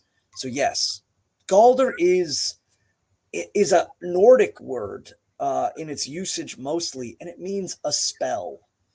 Sometimes it can be used to mean magic in general, and in the esoteric sense, not in the parlor kind of sense of magic. And it always equates to the idea of the formulation of intent through verbal means. And so there's not always a necessity to write or inscribe or carve a rune in order to Galder, because the re-emphasis of the symbol itself, maybe mentally or even in a temporary medium, like on a piece of paper that is burned. But the Galdering is the manifestation of the sound, because the root of the symbol and its meaning is predominantly in the sound itself. But Galder isn't just singularly the sound.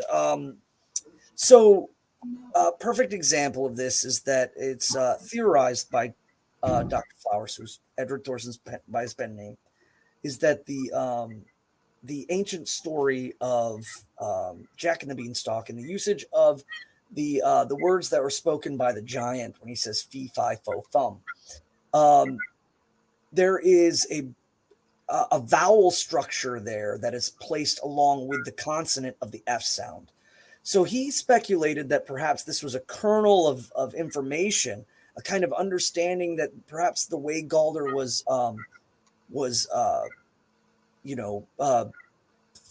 theorized the way it was constructed.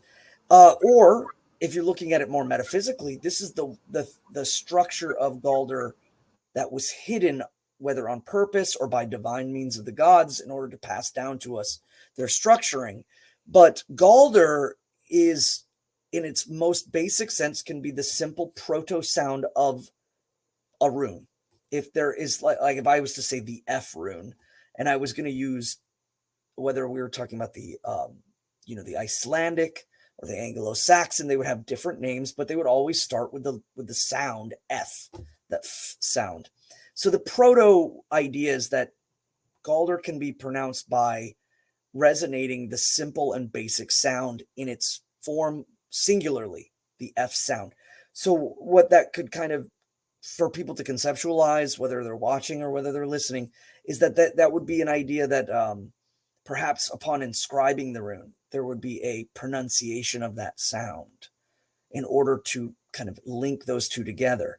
And this kind of goes about with an enactment in which, back to the creation of the folk, when Odin breathes life into the ash and the elm tree, that is kind of seen as a resonation of breath and of song or of sound in uniting with and igniting the soul in its creation. And so the fact that it was done in wood, and then the runic connection of it being done in wood, is not a miss. So the idea is that you can Galdr over the symbol in order to unify it, maybe magnify it, or exemplify your intended desire. And so in the proto sound, it could simply be that sound. Oftentimes, too, though, it is made into the word, the name. Now, there are many different names of the runes. We have the Gothic, which is most likely the oldest, the Anglo-Saxon, and the Icelandic, whether it's Icelandic or actually the Norwegian. And then we have the reconstructed names. Now, the reconstructed names are kind of a linguistic pull and reformulation utilizing all of the elements. So what we did with the Folk Rune Arc creating has already been done in relation to the names of the runes. So anybody that was kind of like side glancing at, like, what are you guys doing? Well, kind of already partaking in it in and of itself with the reconstructed names of the runes. Some of the runes are almost identical to the Gothic language because that's the oldest, but others are absolutely reconstructed utilizing all of the language sequences in order to make what would be most likely a middle name or word that would linguistically travel. Adding the az at the end comes from the Gothic, so like ansuz, and the idea that the Gothic alphabet, which utilized the runes but was written in a Greek format, meaning alphabetically, with alpha and beta, but they used, their first word was anses, is how it was most likely pronounced, and so ansuz is a derivative of that. So when you say the names, again, your intent is coming out. So the reconstructed name is not necessarily, you shouldn't view it as reconstructed means bad. What it means is that we can see that the runic names have changed over time with reason, and our reason is based off of linguistic knowledge, is the reason why it's changed. So the Icelanders used a different name than the Anglo-Saxons. And neither one of them is wrong. It's that the names evolved based on the way that the knowledge was disseminated out. And for us in our age, that the names of the runes came to us because of our accumulated knowledge of multiple Germanic languages. And that's a pretty powerful thing just to have. So I think a lot of people might, turn their nose up to these ideas. But, so if you say the name of the rune along with the proto sound, that could be considered a Galdr. And then Galdering, again, can evolve. It could be the proto sound, it could be the name, and then it could start to formulate perhaps into similar words that have connection to. So like the usage of the word fruitful in relation to the rune Fehu or Fee or Fey, because Fey has connotations to prosperity, and the word fruitful has the sound of the F in it. So now we start to formulate a more complex Galdr. And that really does kind of go into the flair of the usage of when you're Galdering. It can change based on how your intent, as Alzira Godia said. When you go into with it with your intent, you're constructing and manifesting a willful desire. The Galder does not have to simply be the names of the runes or simply the proto-sound. It could be a poem in which the usage of the sound is maybe alliteratively repeated with the intention. So then we get into poetics and songs, like in the Havamal, when Odin says he knows the songs of the runes, he's speaking of complex recipes or equations or whatever you want to call it in order to attain an outcome. All right. Appreciate you covering some time there for me. My daughter is 3 years old, and so sometimes, especially if she doesn't take a nap in the evening, random things vex her. They vex her greatly, and that's a little bit trying to give my wife a little bit of a break and calm it down a little bit. It worked for a minute, and then it didn't, and I think she's calm again right now, and hopefully going to sleep. The news you can use. All right, so next question. Are there any AFA approved organizations that are working in parallel to the AFA? I know several Asatru organizations that seem embarrassed their ancestors were European. The short answer is no. If you are practicing Asatru, you should be practicing with the AFA. It's not what everybody wants to hear, but it's true, and I mean it with all my heart because we're doing it right. And if I felt that wasn't the case and there was another organization that was, we would all join that.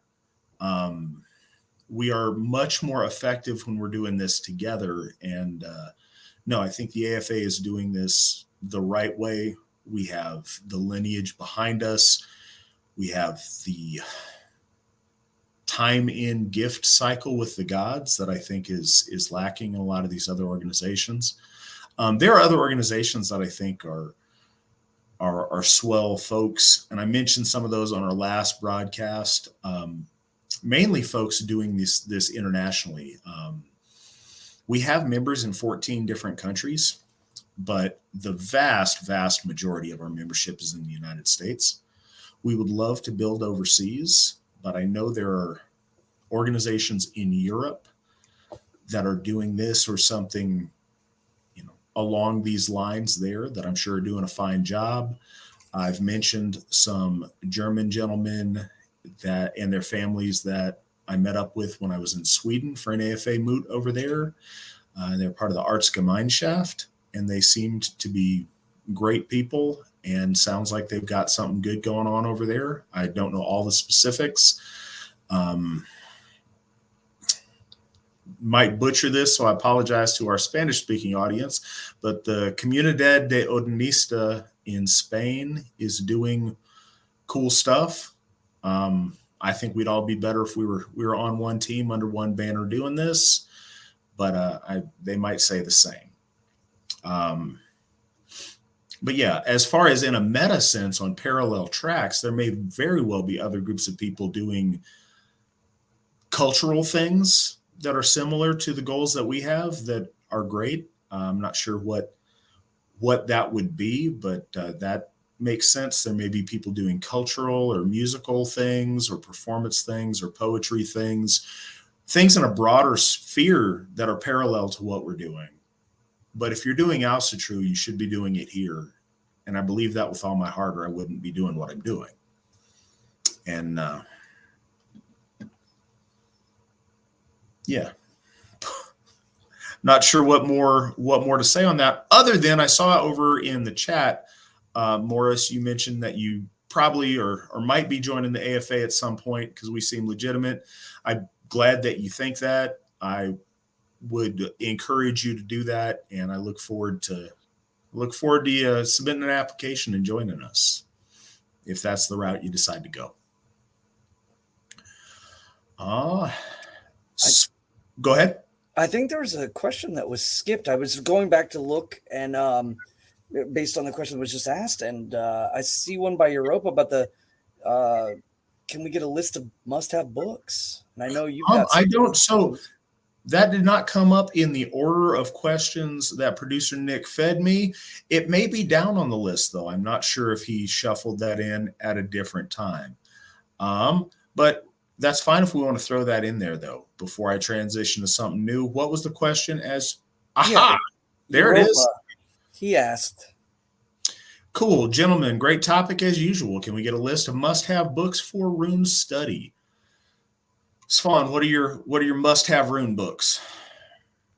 Well, there's a long list of that, but I would say for a beginner, my absolute number one recommendation is to get this book, The Complete Illustrated Guide to the Runes by Nigel Pennick. This is a really kind of one that I don't think a lot of people see coming or know about, but Nigel Pennick is along with Dr. Flowers has been in this subject for a very long time, and he does a great job of giving you an overview of runic magic, runic divination, and all of the futharks that are in there. A lot of people incessantly go on about how the usage of certain futharks indicate us as being, again, the big spooky Nazis or what have you, without an understanding that the Third Reich used German runes from a futhark that was found in Germany from the Middle Ages. And it was only 16 runes, I believe, or perhaps it may have been 10 runes. And they were bind runes by that point. And the rune I'm talking about, of course, is Erdra. A lot of the universalist kind of folks that we run into on the internet, this is an evil rune. If the Othala rune has feet on it, it's because they're evil. And that's not true. It comes from a manuscript. It is the Erdra rune. And I think that anyone in Germany, especially militaristically, utilizing it for symbology and with the intent, like you had said, logos oftentimes have been used to inspire or to, with bind runes and things like that. They don't come from nowhere. And so a lot of these people are speaking from ignorance. And one of the best spot that comes from that, which just plainly lays it out for people with no bias, explains it all, is this book with lots of pictures for people who don't, maybe they need a break from just reading all the time. And it has some great images from rune stones and archaeological finds and diagrams and things from all of the runic eras that we have discussed. So my recommendations are for the literate. Not Swan's picture books of runes. Honestly, they're not. My first one that it's an asterisk on whether it's a must-have. If you're really new to this, or if you're a younger person, I think that it's the best primer for it is the Runes Workbook by Leon Wild. And one of the things I like the most about it is its illustrations. Its illustrations are really cool. And I don't know if you've looked at them, Svan, but they seem like the kind of thing you would do. They're pictures that incorporate an idea, and they like to use detail in the picture to illustrate, kind of to tell a story within a single image. But I think that's a really, really good one. As far as for people who are more familiar with it. And I got in trouble on here. I say got in trouble. I ruffled some feathers on here when I talked extensively about Dr. Flowers. Stephen Flowers, also known as Edred Thorson. Again, the guy, I'm not advocating his existence or his moral authority or anything else. I'm advocating his runic authority, however. He has spent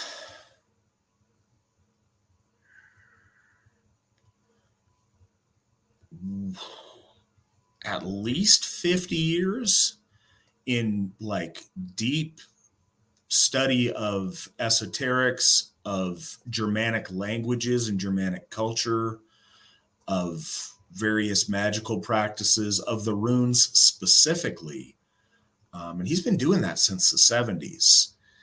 He has a PhD. He's not a doctor like Dr. Dre. He's a legitimate doctor. of, I believe he's a doctor of Germanic studies or Germanic language. But his rune stuff is untouchable. Yeah, so he is the source of all of my must-haves. Leon Wild isn't him, but he is part of the Rune Guild, which is a group that Edred runs. So Futhark and Rune Lore are, I would say Futhark, Rune Lore, and Alu are the ones from him that I have learned the most from runically. I think once you are deeply immersed in this for a certain amount of time, I think The Secret of the Runes by Meister von List is useful, but you have to have a lot of context before you get into that. I read that far too early in my Asatru development, and it was just I couldn't crack the code. It made no sense to me whatsoever. I couldn't get anything out of it. It just all was gobbledygook that made no sense because I didn't have the context yet to understand it. And I can't claim that all of it makes the most sense to me now, but much, much more of it does. And something that I thought was, of little or no use when I started out is very valuable now that I'm further down the road and I have more context to understand it better and to read, and even just to read it better and be more familiar with the terminology. So I think that's a further one down the road. But like I said, Futhark, if I could only have one, it would be Futhark. Ironically, Dr. Flowers looks down on that book as, he's kind of embarrassed by it because it was his first one. And it was such a groundbreaking piece at the time, but he's had 40 years to look back on it and man, I would have done this. I should have done this different. I should have said this different. So he's been able to nitpick his own work for 40 years, but Futhark is amazing and seminal to all the other things that we do runically. Yeah, I have mine wrapped in paper to keep the bindings and everything protected, if you will. But it is it's a very old book, got stains but that's a great one.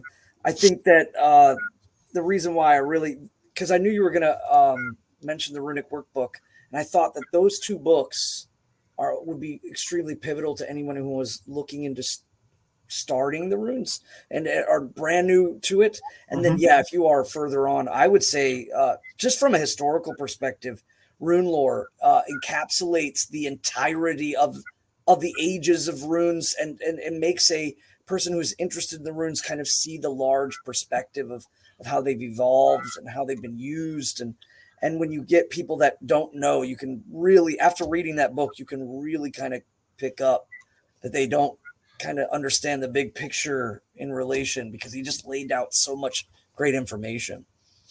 So another thing that I'll plug, and because tonight we're talking probably more than we have any other episode about magic practice and some of the more deep esoterics.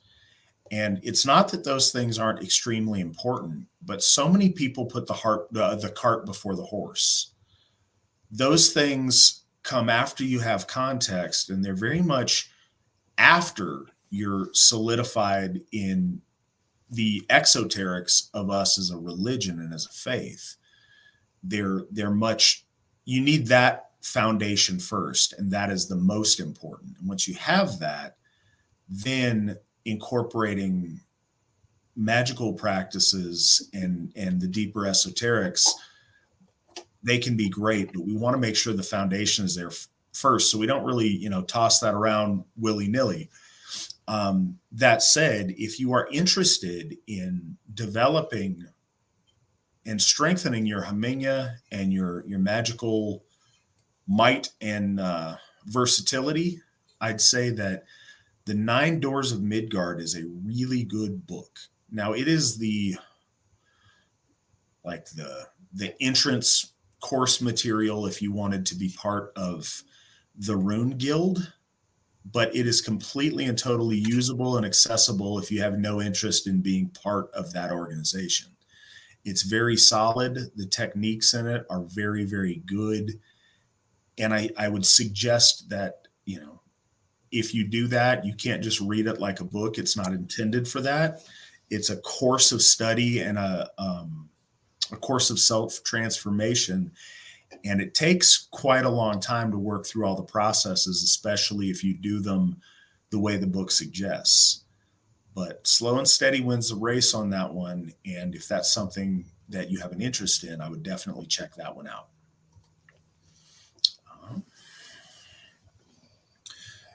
What's up next on our list? All right, Matt Svan, how are the glyphs named? Did the names correspond to the original sources of the glyphs used?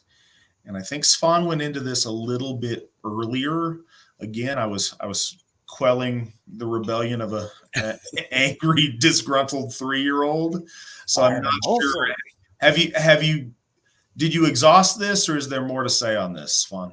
There is a little bit more to say. I just kind of lightly hinted on the idea that the names that you will find, and again, most people that have naysaying against Dr. Flowers don't realize that the Futharks that they're using are Dr. Flowers' Futharks, because if without an understanding is that basically Edred Thorson or Dr. Flowers, when he created the Futharks that we're utilizing, there are 2 Futharks, and neither of them are exactly like the ones that are kind of generally accepted by everyone today. The Kelver Stone has 2 or 4, depending on who you're talking to, runes flipped, and the Vetstenabrekte has 2 runes flipped as well. So it looks like the formulation in his studies, he combined the 2 Futharks of the Kelverstone and the Vetstenabrekte to create the Elder Futhark as we see it today, because the Kelverstone has 2 the Ewaz rune and the Yira rune are flipped in the Kelverstone, which was inscribed in 400. And Edred reset those because the Vetstenabrekte has those in that order, but he left the Othla and Dagas flipped. So this is clearly him creating kind of like the hybridization of the Futhark's construction between those 2. And then when we talk about the naming of the runes, it depends. If you look at the Anglo-Saxon rune poems are very interesting because they have Christian overtones, and their titles are in Anglo-Saxon, and some of them are still controversial in their origins as to what exactly they mean.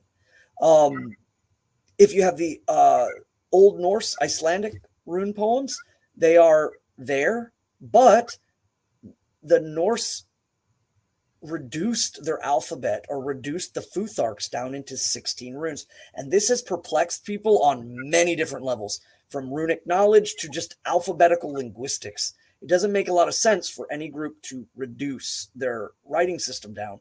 And that's what they did. So when you have the names of the Icelandic rune poems, you have these kind of, deeply unmolested titled rune, they're not molested by Christianity or anything of that nature, but there's only 16 of them. So there's a ton of them missing. Now the words themselves exist in the Icelandic language, but then the runes are mixed around. So the Manas rune of the Elder ends up becoming Maður in the Icelandic, but they use a totally different symbol. So when you're talking about the names of the runes, Anglo-Saxon, Nordic, whether it's Swedish or Norwegian or Icelandic, or if we're talking about the Gothic language, which is greatly overlooked. The Gothic language that we know of was written down or formulated in a Greek sense. So alpha, beta, it went A, B, C. It wasn't in the traditional Futhark sense. However, it is deeply influenced by the writing system of the Goths, which is runic. And It was written by a Christian named Uphilas, and he wanted to write down the book of Matthew in Gothic, and he did so, and that's where a lot of the Gothic language survives from. But it's worth noting that he wrote it down in a hybridized version of Greek and Runic, and he also named those letters. So when we look at, for instance, in modern reconstructed Runic word for the rune is Ansus, but in the Gothic it's Ansis, and it means ancestors.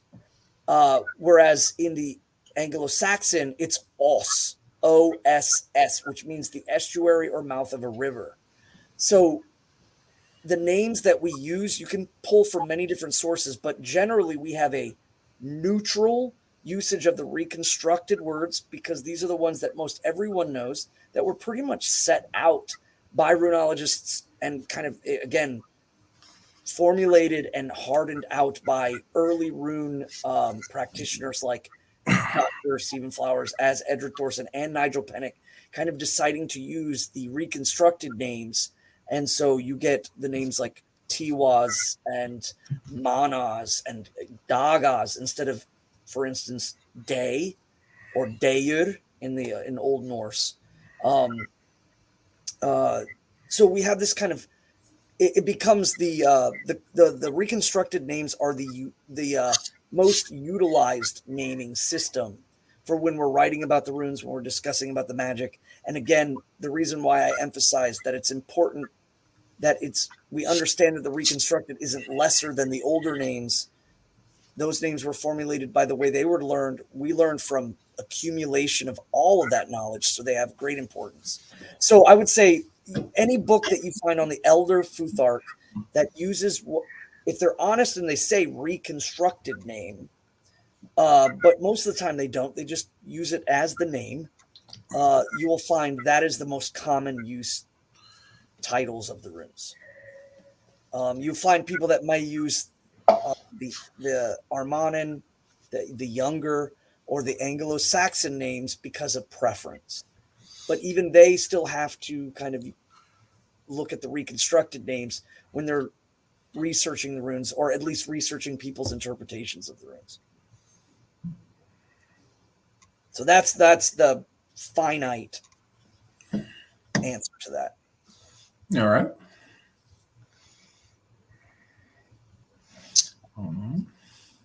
See where we're at.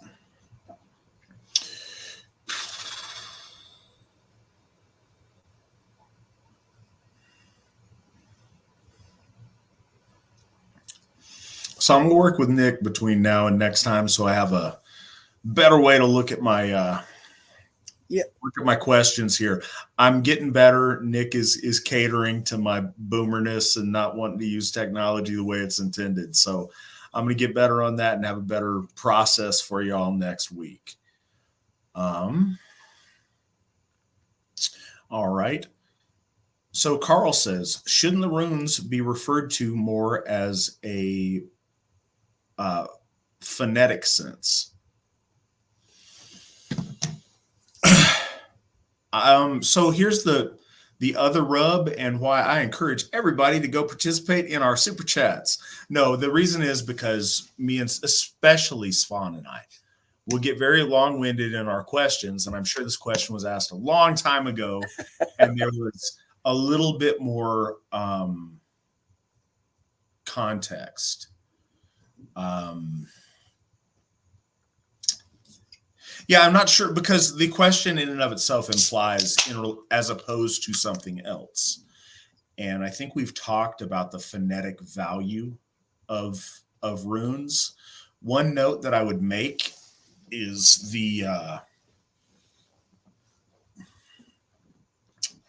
much of the potency of the rune comes from its vowel sound as opposed to its consonant sound.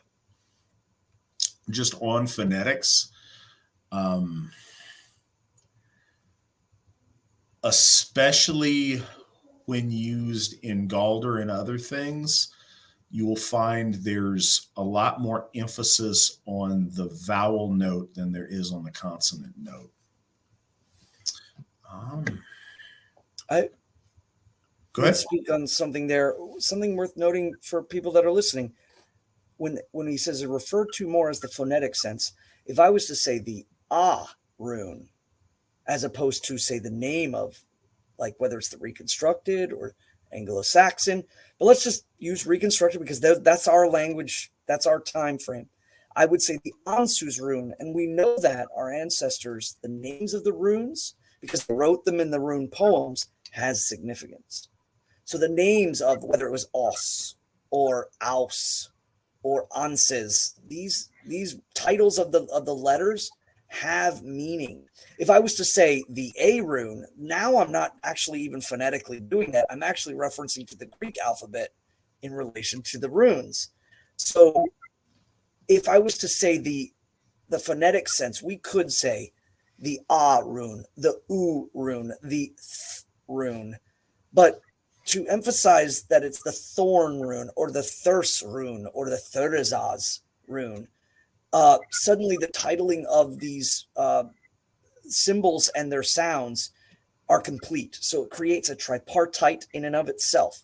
You have the proto sound, the symbol, and the mythos connected to it. That's when it becomes truly powerful. That's why I don't always encourage that we go phonetically. Well, and so to build on that,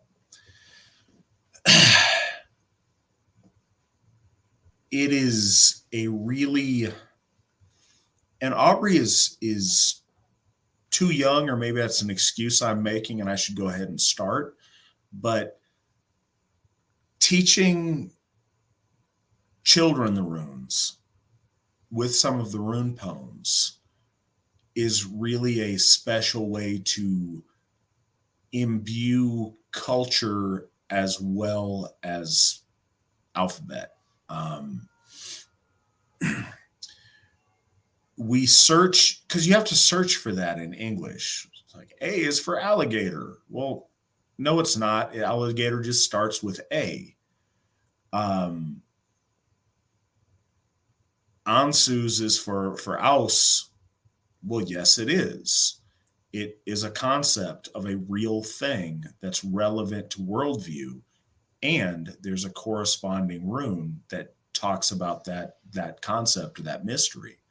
So it's a really culturally immersive alphabet. And even calling it an alphabet's funny. I mean, it's using the Greek variant of Futhark. It's just, ordering of letters. But the way that it's done is it's really important. Each of our runes translates to a thing, to a concept, to a specific, it has a specific thing attached to it, that you're not just picking something that starts with TH. You can talk about the Thurs, or you could talk about the Thorn, depending on the rune of the alphabet. But it is a thing. It's not just a noise, if that makes sense. My language terms are not up to snuff, as you guys can tell.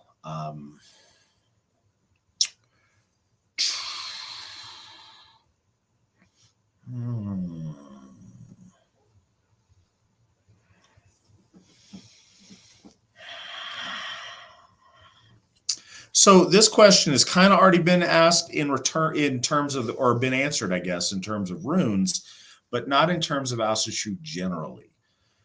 There's so many books out there about the runes. Are there any that you would recommend for folks who are new to Asatru? We've already answered this in its entirety. Never mind. I apologize. All right. So the next one. What's it feel like to be at the 1 year anniversary for Victory Never Sleeps? I suppose it is. What's the best part so far, and what are you looking forward to most in the future? So Svan, you've been coming on pretty much since the beginning. What are your thoughts and feelings? Well, I mean, for me, it doesn't feel like the beginning, because I remember you holding episodes of Q&A and things like that. But in the guess the proto VNS, if you will. And so I feel like I came on like a lot later as the development and the formalization of the episodes came to be. And yeah, it's amazing. I've had folk in the AFA like message me and say, hey, you know, I really appreciate you guys doing this, and I love your guys' like chemistry, or I love the way you guys kind of bounce off ideas, and it blows me away when they do this, because you know, I'm hoping that people learn from these things, and I hope that we clarify some misconceptions and illuminate some ideas and things like that. But I just had no idea. This is so much. I think that the folk that are watching don't realize that this is kind of like when there's not business to be had. I think our conversations have always kind of been like this, where there's these, even sometimes when there is business to be had, then there's like, we start talking about esoterics, and we start island hopping through these kind of long drawn out. And then the next thing you know, it's like 3 hours later, it's like, I gotta go. So I feel that these are just like videotaped versions of conversations we've not had before, but our conversation style. And I think it's awesome to be able to do that and bring people in on it, and so that they can see directly from us what we're saying and what we're doing, what we're trying to do. And then, you know, for you to put so much stock in my and endorse me in such a way is humbling at the same time. You know, just it's good. I think that people think that while watching this was all somehow planned or arranged, but you guys need to understand Alcir Goli has a sense of shooting from the hip sometimes, and this is absolutely one of those things. So and it's blossomed into this. So Svan, first on having you on as a guest all the time. No, this is there's certain key people that make connections at the right time and are very much a blessing from the gods. And you're certainly one of those people. You bring a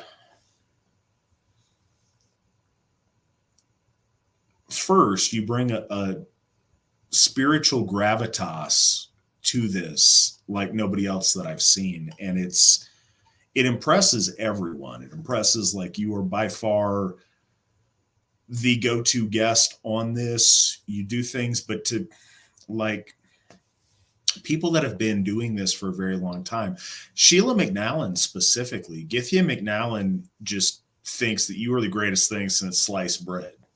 Like, she is a big Svan fan and has been from day one, because the way you,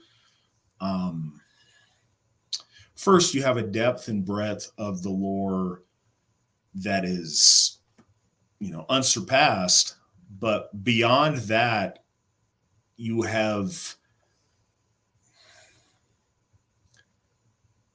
put it into such a spiritual and religious context in your life that you're able to make use of that lore as opposed to just regurgitate it. But the way that your mind works and that you explain things and you do things is spot on. It is absolutely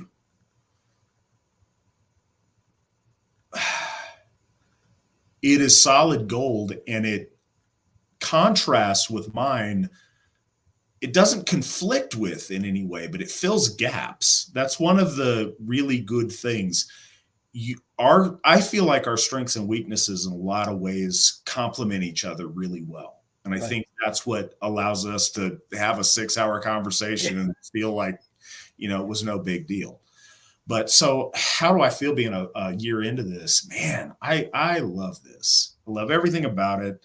I always sound goofy happy when I do this, but that's because I literally look forward to it all week. As you can tell, Svan's one of my dearest friends. I love talking to him. Everybody I bring on, there's some people I don't have a particularly like long relationship with. Sometimes we'll bring on apprentice folk builders or folks that I just haven't known for that long. But all in all, these are all people I like and enjoy talking to. So it's fun for me. And what I'm very appreciative of is we've gotten a lot of people to join and talk about how VNS has really changed their life and has brought them to Asatru, has taught them about our faith in a way that hadn't reached these people before. And I'm really, really proud of that. And I'm just humbled that we've got such an audience of people that tune in every week. And I really appreciate that. It's really special. I feel it helps me too. I do this 100% of the time. And, you know, I say that there's time I'm doing other stuff, but I do it at least 90% of the time, I feel like. And, you know, I've gotten it to where when somebody says, "Hey, Matt, how are you doing?" I give them a report on the state of the AFA rather than, you know, "Oh, my back hurts." I'm like, "Oh, we got 3 new members today." And, you know, because this is my life. But no, I was thinking about that today because, you know, today's my birthday and it's, you know, a time to reflect and people, you know, ask how I'm doing or like, "How was your birthday? Don't work too hard." Like, no, my birthday would suck if I wasn't doing AFA stuff. If I wasn't, I'd be stressing about the AFA stuff not getting done. So being able to, went on a tangent there, being able to communicate this way is really special to me because you may have noticed I don't have any Asatru books out there. I'm not that guy. I don't write well. I don't feel like I can, when I sit down to write something, I think I can write a really good paragraph, but man, it's rough if I'm going to write a really good page, and to try to write a really good chapter is just kind of beyond my current skill set. But I can talk on here for hours and hours and hours and get it all out. And it sounds like a lot of you find it useful, or if not useful, at least entertaining. And I appreciate our audience. So I love it. I'm really happy. This is one of the more effective and better things that I've done. What to look for in this future? Not sure. We're going to get to a point where I'm going to ask for ideas on shows because, you know, as far as completely new ideas, sometimes it's hard to cover. One of the best things about the show, though, is even if we start out with an idea that's whatever that we put out there, the questions are what make the show. The quote unquote topic of the show. Like tonight, we're having a lot of runic questions. But you'll see on the hero episodes, sometimes we won't get a question at all about the hero, and we'll just talk about stuff. And because Asatru isn't locked in the past, it's something that we're currently doing. There's always things to talk about. So I don't know. I'm looking forward to getting this on more platforms that interact with more people and finding a bigger, better audience. I say better, and that's not right, but a bigger audience for this. One of the hardest things that I've found in my time in the AFA, specifically in my time, well, all my time in the AFA has been folk building at least. We have this bubble, and getting outside that bubble to folks that haven't any familiarity about Asatru and maybe aren't in the circles that we all run in, that's the challenge. So I really hope that some of these broadcasts within the next year and in the future can get out to different groups of people that have never heard about this before. And I'm excited to see how that develops.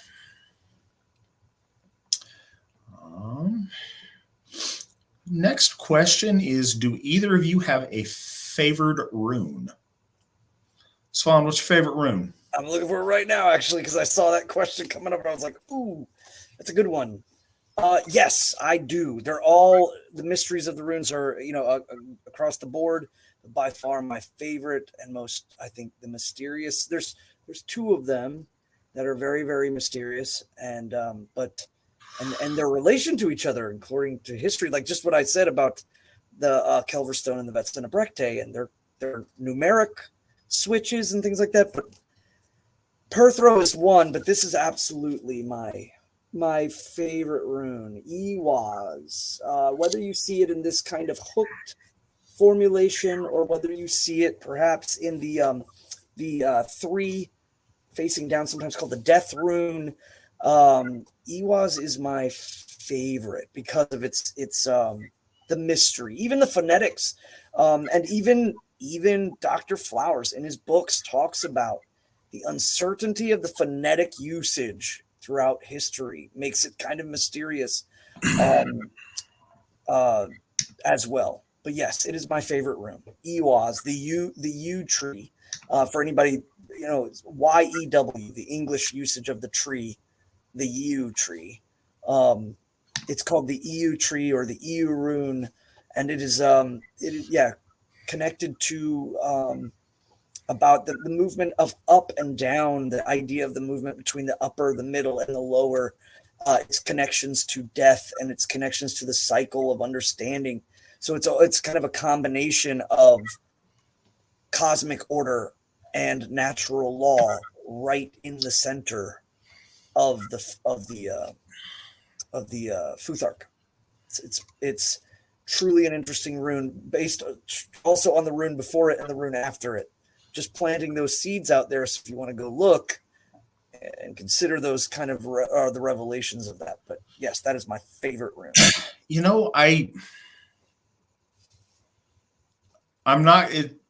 I'm gonna pick one because that's the point of the question. I'm not gonna dodge the question. It's hard. But I don't have a favorite rune. I mean, I do, because you're asking me to pick one, and I can pick one, but at different times of my life, especially when I was newer to Asatru, I'd have one rune that would be, particularly like, that's my jam right then. But they're part of a connected system. And so there's not really one that doesn't connect with the other. And it's like, this is literally, it's not, because as I've mentioned, there's more depth to the runes, but like, what's your favorite letter in the alphabet? It's kind of a strange question. And the runes are such a part of my life at this point. It feels like that a little bit, but I'd say my favorite rune is Rhytho. And for all the reasons that we use it as the sigil of our priesthood, for its idea of right action at the right time, for its connection to knighthood and nobility and the man upon the horse riding forward nobly. There's a lot of things that I've attached to it and hitched my cart to that I think are really special. So I'd have to go with that one. Was that pun intended too? The hitching your cart, the wagon, right? That's all right there. A little bit. Esoteric seeds getting dropped in there. Do what I can. I sow the seeds. I caught it. All right. So we have a super chat over on Entropy, and I really, really appreciate that. $50. Thank you so much. Will you ever attempt to interview the host of Survive the Jive? I want to see what he thinks about Asatru, and I'd love to simply see the interview.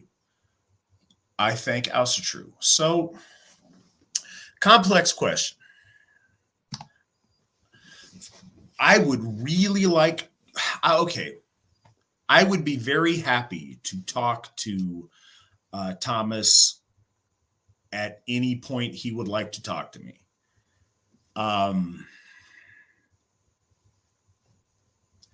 The rest of it is complex. I actually got to meet him once at a Northwest Forum event put on by Countercurrents. And he was a great guy, really nice guy to talk to. I don't have any negative view of him, and I don't want to put that out.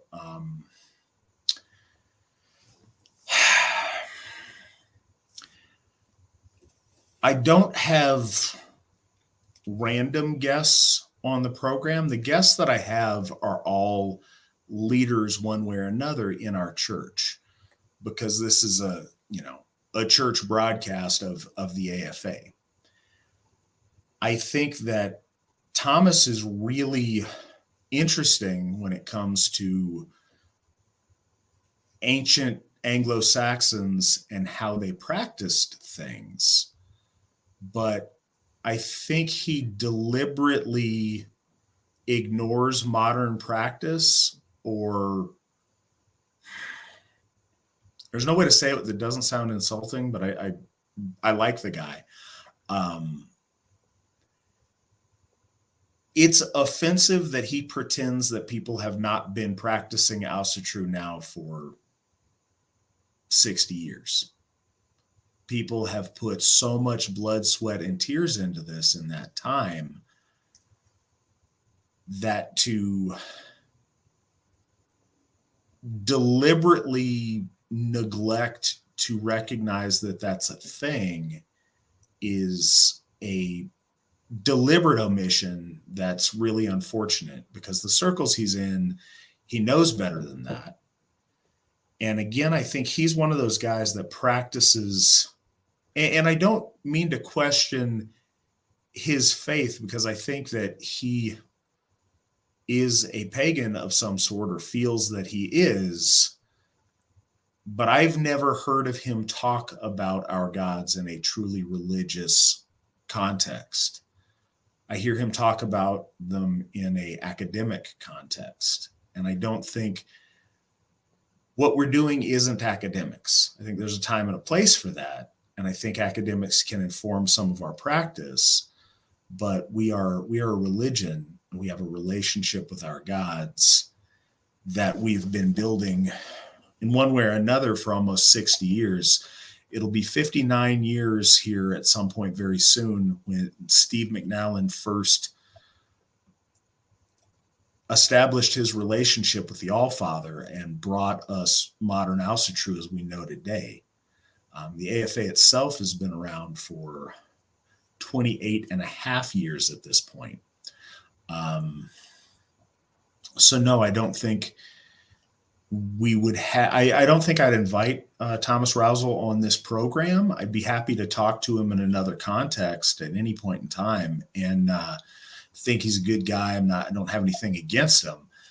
I'd be glad to have him on the show if he decided to join the Asatru Folk Assembly. He's certainly welcome to come on as a guest at that point. But if he doesn't, then I don't really think this is an appropriate venue for an interview like that.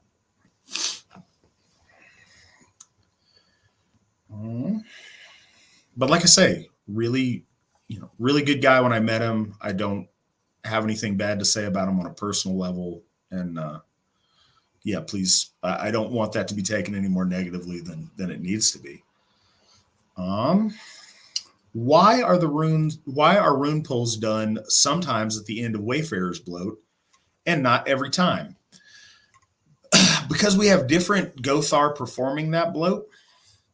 I think that you have been at a number of Wayfarer's Bloats. The person who asked this question has been a number of Wayfarer's Bloats performed by Sheila McNallen, and Githia McNallen likes to do that more than some other people do. And so I think that's the lens you're seeing it in. I think it's done, I think it's fairly rare when that's done in a Wayfarer's Bloat. I don't think there's anything wrong with that, certainly. I think it gives you, what's kind of cool for it in a Wayfarer's Bloat is it gives you something to ponder that you take away from whatever event you're at. So you leave on a note where you have something to think about, something to meditate on, something to go through that process of thinking how that plays out in your life, what that relevance is to you. And I think it's kind of a cool thing in that way. But the reason it's sometimes and not always is that's not the purpose of the Wayfarer's Bloat. That's a great addition to a Wayfarer's Bloat, absolutely. But the purpose of the Wayfarer's Bloat is to keep the people safe as they travel home to wherever they're going. So that's the key purpose, and that needs to be at every single Wayfarer's Bloat, is invoking one or more of our gods to protect the people there as they leave the event and go home. Anything beyond that is kind of an extra, and that's what that is. It's a really cool extra, and I love when Sheila does that. I always, spend a good portion after that contemplating whatever rune that I pull.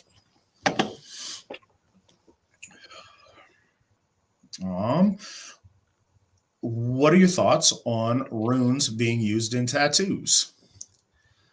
I have nothing against it. I don't think there's anything wrong with it. I also have 0 tattoos, so I'm not an expert on that subject. Svan, as a man with ink, from a man with runes, what are your thoughts? It depends. Again, I would say first and foremost, it's worth noting that you could take the runes and apply them to in tattoo format for various reasons. For instance, if you are ethnically a Teutonic, Germanic, Aryan, and you want to honor your ancestors by placing runes upon your body, that is 100% within your right to do so. I think it's kind of again, it's that question of like, well, is it okay to get like ancient Japanese or Chinese pictoglyphs or glyphs on you or whatever? But when we're, so if you're doing it from a traditional standpoint, I think really you don't even have to be beholden into the devotion and worship of the gods to own those symbols that are intrinsically and culturally ours. But if you're coming at it from a religious standpoint, yeah, I think it's worth having some context as to exactly how you're applying them. But if you're talking about the manifestation of the rune itself and its power, I come from a school of runic thought that you have to follow specific steps in order to manifest the runic power correctly. And this is taking place, in the Havamal, when it is asked, do you know how to sacrifice them? Do you know how to gift them? That stanza is talking about the creation of the runes in my runic school of study. So by doing so, you are in essence enacting various parts of the runic structure, the recipe, the entirety of the equation, but not entirely. If you're getting it done by an artist who doesn't know the runes, he's simply or she's simply just tracing and copying, there's a factor there in which there's the Galdr is not being spoken, and so the power manifestation of those runes, I believe, are not in their fullest formulation. There are key components that are there, but the intrinsic equation to create the absolute desired outcome are not entirely there. So I don't take much offense, or I guess offense is not the right word, but it's like when I see runes on people, I don't go, oh, you need to be careful what you inscribe on your body, because yes, that wisdom is good, but the entirety of the formulation is not fully there. If you had a Vitki or a Magus or a person who is wise in this way, and they could tattoo and sing the Galdr and do the proper steps, then you could manifest the rune in a magical sense. But the runes themselves have that gray zone. If you're intending to have a magical effect, you need to have a Vitki who can tattoo and speak the Galdr and know what the rune means, as opposed to just going to a tattoo parlor and saying, hey, write this up because it's gonna give me lots of money or something. Like, it's like that's what this bind rune is. The internet told me that this bind rune gives me lots of money, so rando person at this place, can you put it on my arm? That kind of stuff I don't think works out the way people may want to. And so between those two lines, I think most people are getting them as an expression of honor towards the gods or towards their ancestors or towards their ethnic heritage. And I think that that's absolutely okay. I think that our ancestors, and it's been remarked numerous times, have done that. I would also say Western civilization, it's important to deeply consider what you're getting done and where you're getting it done. I don't have any tattoos beyond my uniform lines, is the military term for it. Is, not having, whether you're wearing short sleeve or long sleeve, the idea is that you don't, need to have tattoos beyond your uniform lines, because they do have cultural context within our, I guess, the overall culture. So consider that. I think that's important. Having them on your hands and having them above your neckline and things like that. We can say, nowadays it doesn't matter. I mean, it does. It does matter. And no matter how many times people gnash their teeth at it, I think it's worth noting. So have consideration as to where you put it, but have pride in what you put on you, and have some forethought.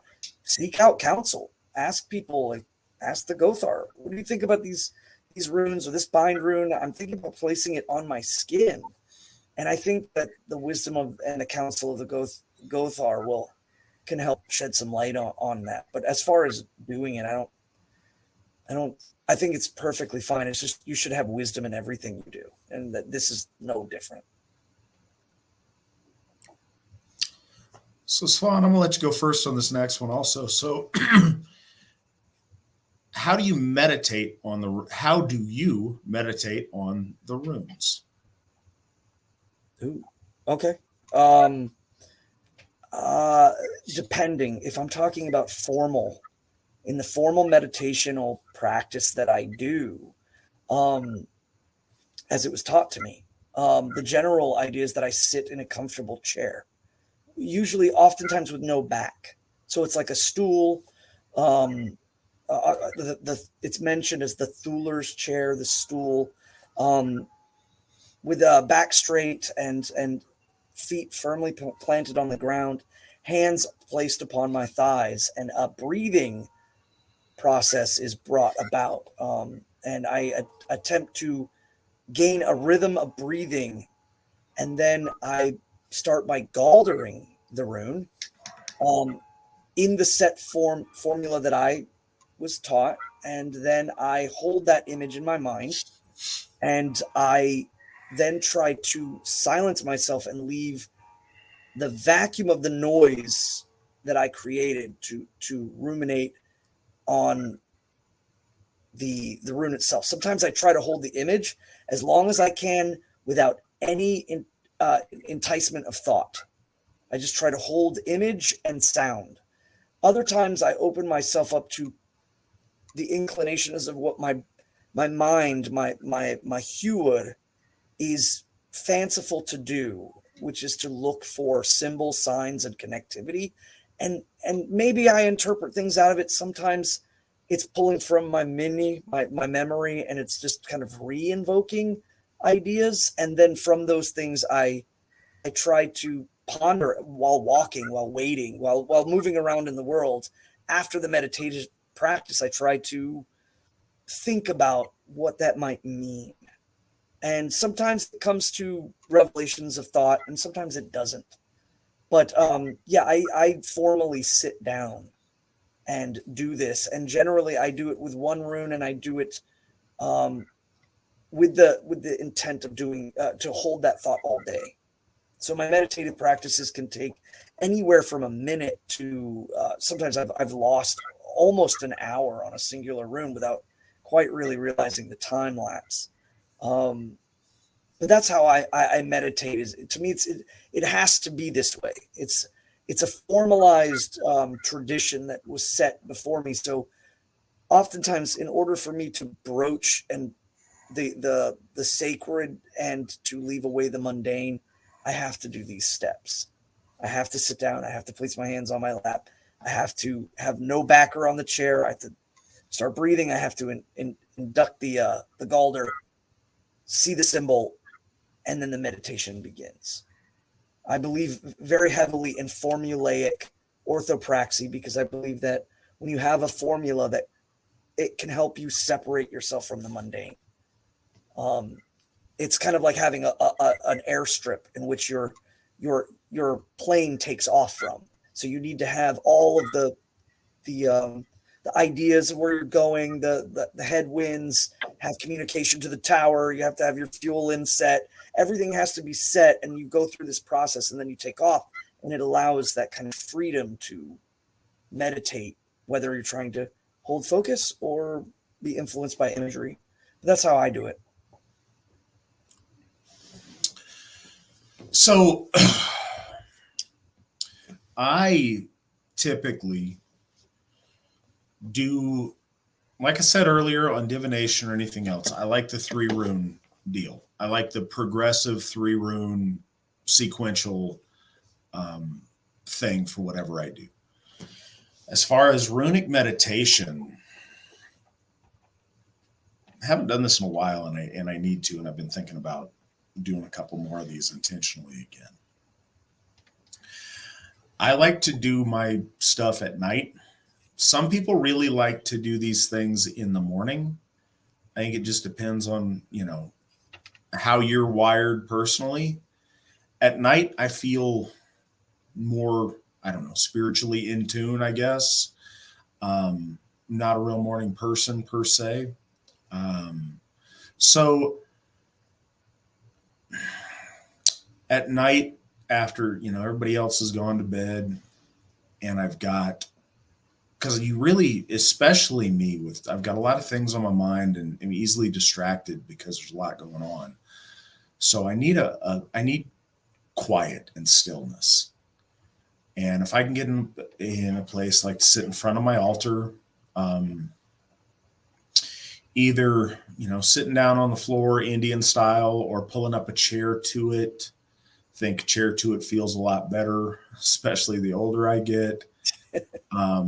But not laying down, not something where I could fall asleep doing it.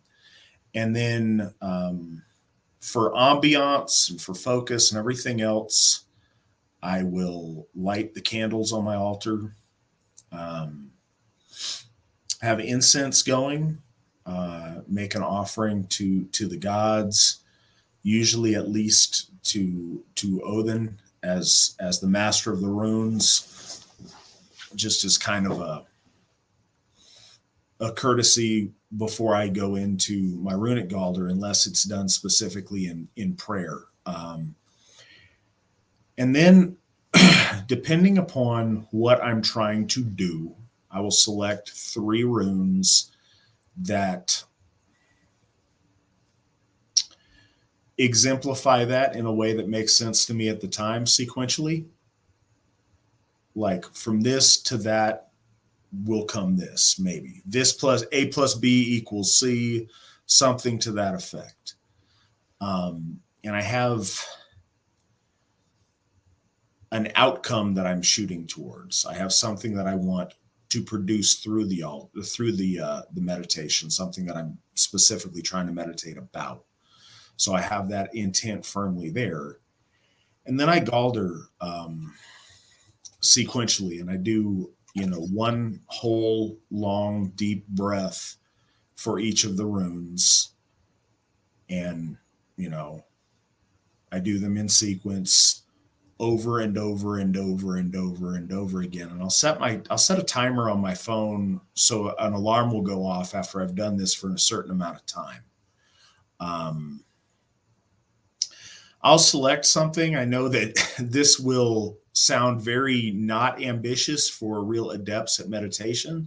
There's people who can do this, for an hour or more and can do this for a long time. It's hard for me to do that. So I'll set it for 10 minutes, sometimes 15. I've done 20. And I will,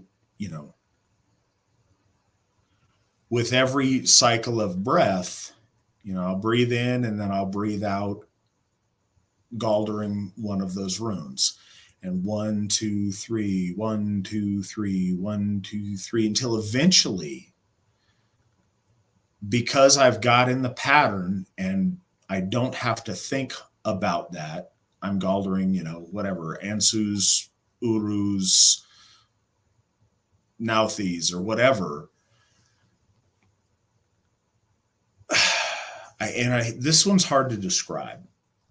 I'll reach a point where the galder and the movement of my mouth becomes automated, and my mind separates from the action of making the noise. So I can keep intoning the noise while my mind is free. And that's the way that I know how to get to that place where body and mind bifurcate there. I can keep making that sound, and it's almost like I can be off to the side observing myself making the sound. Like I'll have the thought like, wow, my face is moving and I'm not telling it to. I'll have that conscious thought. And whatever portion of my brain is then not making my mouth make the noise is free to visualize this that I'm meditating on. And that's really special if I can hit that point. I'm not saying I always do, and it's not always perfect, but when I can, that's when my mind is free to commune across the veil. And that's when the images start to occur. And that's when some really profound things can happen sometimes when I do that. And I found that to be really effective. So I do that again. Whenever my alarm goes off, it snaps me out of it. I continue until I'm to the end of my sequence. I don't, just stop there. I finish it off and, go through whatever process of blowing out the candles, giving thanks to the gods if I've invoked them to help me. And that's how I do it.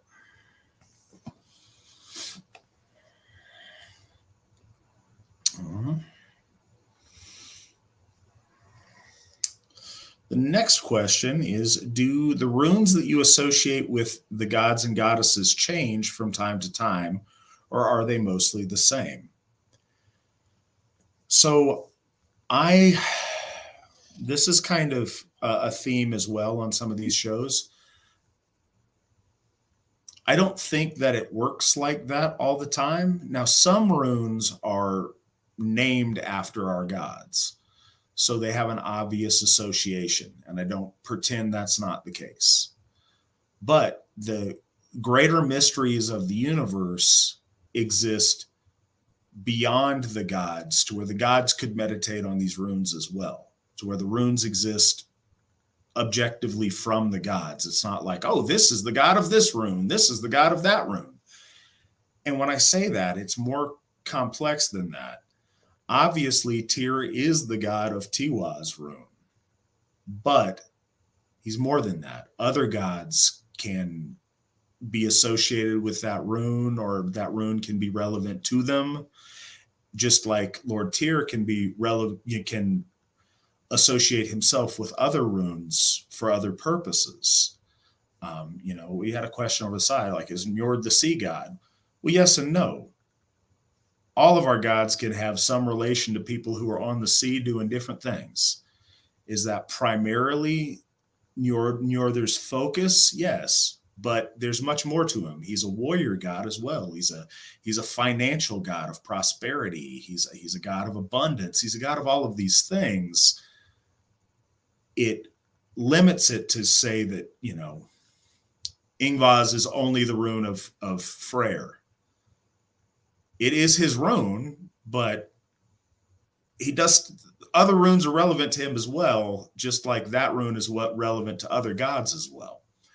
But yeah, the ones that are obvious stay obvious, and the ones that are obscure, you can apply them depending on what you're doing. Svan, what are your thoughts? Yeah, you kind of actually, something you just said kind of pinged into my head to help. It's synonymous with what you're saying. Is perfect example, the Ingwas rune. Ingwas rune could be absolutely associated with the Lord Frey Ing or the Lord Ing. But you could absolutely apply it to, say, the Lord Vidar and his encapsulation space, in which he releases corrective action and corrective fate, corrective Orlaw at the correct moment, at when the gods need him to set asunder the chaos wolf. I had a question about that too, because somebody was talking about the rune Soul Willow, or the rune Soul, or the rune Saul, the sun rune, and also to understand that rune doesn't necessarily only connect itself to soul or to Suna or to the sun, but to light, and also to the meaning of it is like the what would be the banishment of snakes. It's mentioned in the poem. Is that, you know, the shadows do not sit long, and it banishes snakes and it melts ice. And so suddenly there's a poetic meaning that's intrinsically encapsulated in the meaning of the rune.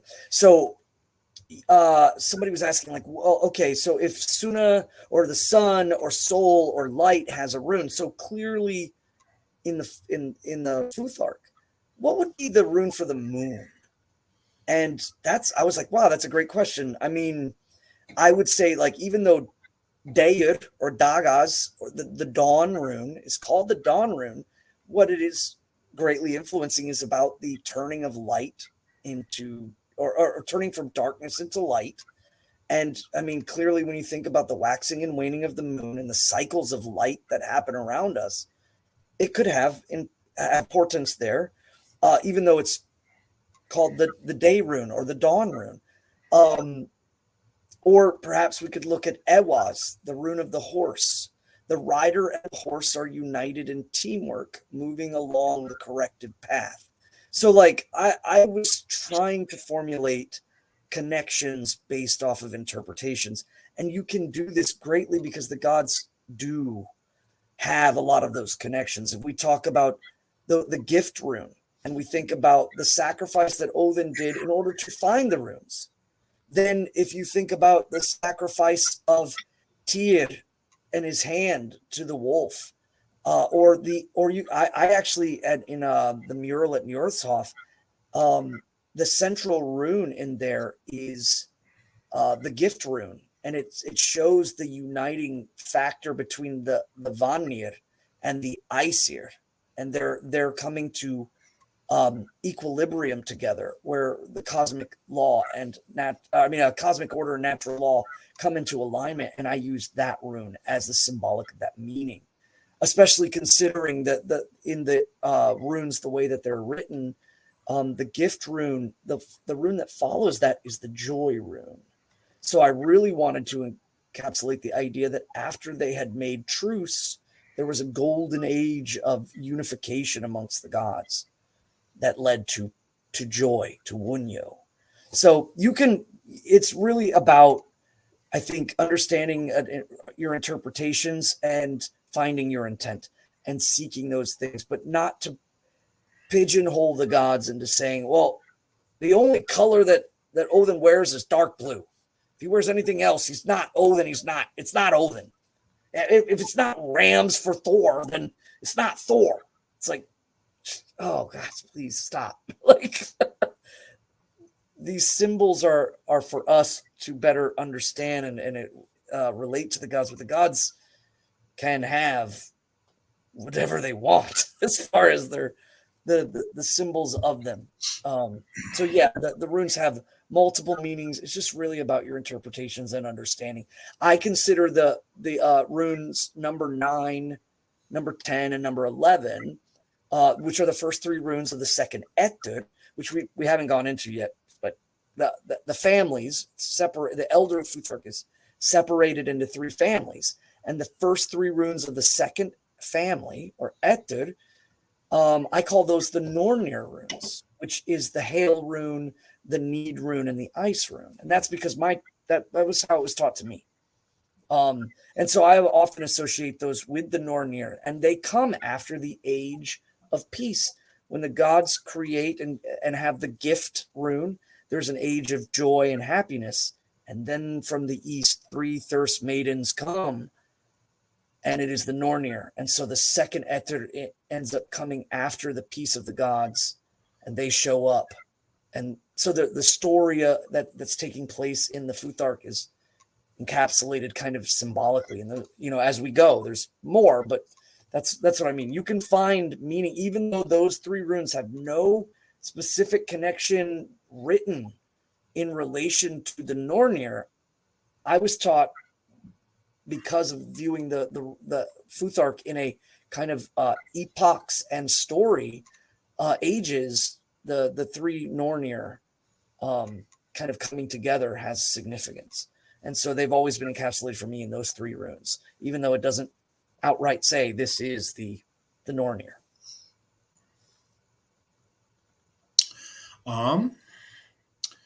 Do you believe that there are runes lost to time or runic mysteries that have yet to be discovered? Yes. That's a good question.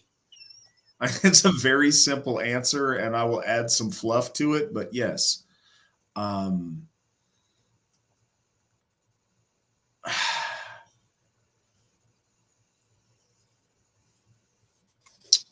And I'm trying to think of the lines in the Runetal on that, but the runes that we got, that men got, were runes that were useful to men. I think as we expand beyond Earth and beyond our solar system and do different things, the universe is vast. There may well be mysteries out there that are yet to learn runically. Can't say that there are, because if I know that there are, then they're not really unknown. They're known in some way. So maybe there are, maybe there aren't. But I certainly do think, and a friend of mine and I have pondered on that, what runic revelation would look like when there are, other mysteries that are beyond our knowledge. Maybe those of us that, if we find ourselves fortunate enough to ascend beyond the veil, maybe we learn more. There's runes that are useful for Alfar, and they're useful for the gods. And I think that those levels of runes might be different or additional to ours. Runes lost to time, there may have been runes that were very relevant to our most ancient kin that lost relevance. I believe that the Allfather will provide us that are willing to seek and willing to find those boundaries, that are willing to gleam the cube. I think he'll provide the runes that are needful to us when we need to know them, as long as we're searching and we're diligent in that. But I think we know the runes that we're supposed to know for now, but I do hold open the option that more might be taught to us later. What are your thoughts on that, Svan? Is this something you've ever put any thought to? Yeah, I have wondered about this, because when we talk about the formulations of Futharks and how were they formalized before, how did they come to be? The chat. I was reading the chat earlier too. Some of these are. No, I just am recognizing my nonsense I do when I'm searching for my words, and I look up and I do whatever. Well, the biggest thing to understand is I think that the power of the runes comes in the vibrational sequence.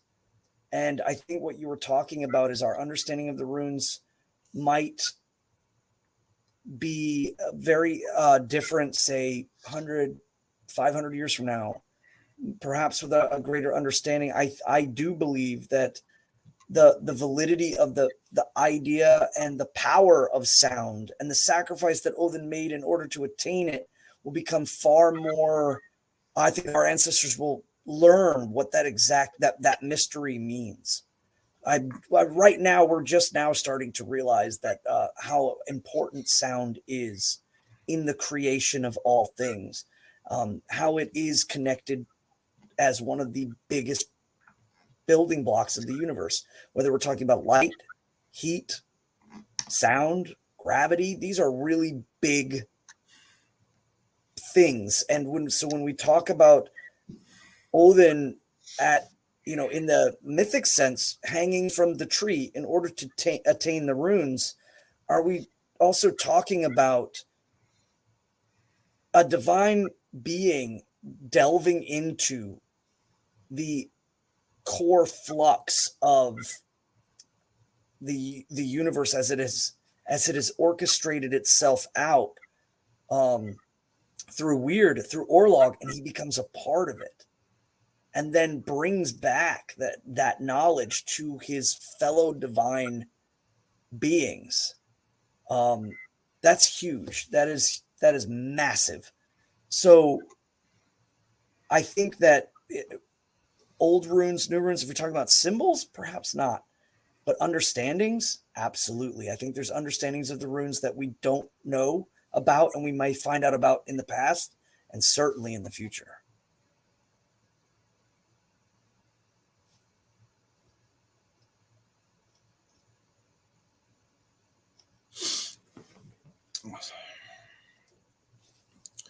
I see a question that's kind of like one we've already answered, but we have a couple of we've been doing I don't know, whenever we've been doing these for a few hours, we get different cycles of audience because it's a lot for people to digest all at once. I get that.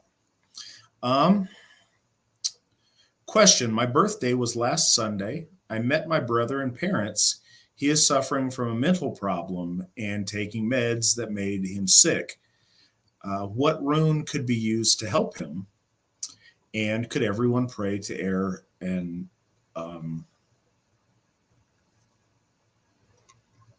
Alatirvia for him?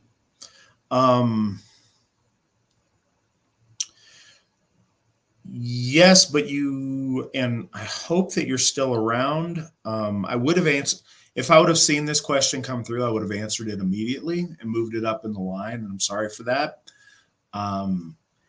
If you're still around, and I'm not sure if you are, if you could give us his name, I think it'd be much more effective in making prayers towards. I think depending upon the nature of his mental illness that's going on, that he's taking meds for, I think that might affect the answer. But honestly,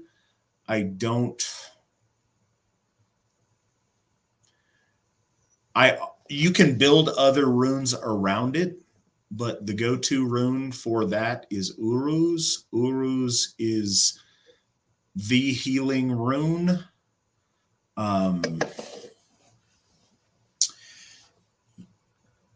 It is the rune that the All-Father referred to in his Runetal, and it's, a second I know that the sons of men who wish to be healers need, and that is that rune Uruz. So I think that's the best one. I've used that in effective healing rituals that I've done. That's what I'd recommend. But again, I may add on to that depending on what his particular situation is. Svan, what are your thoughts?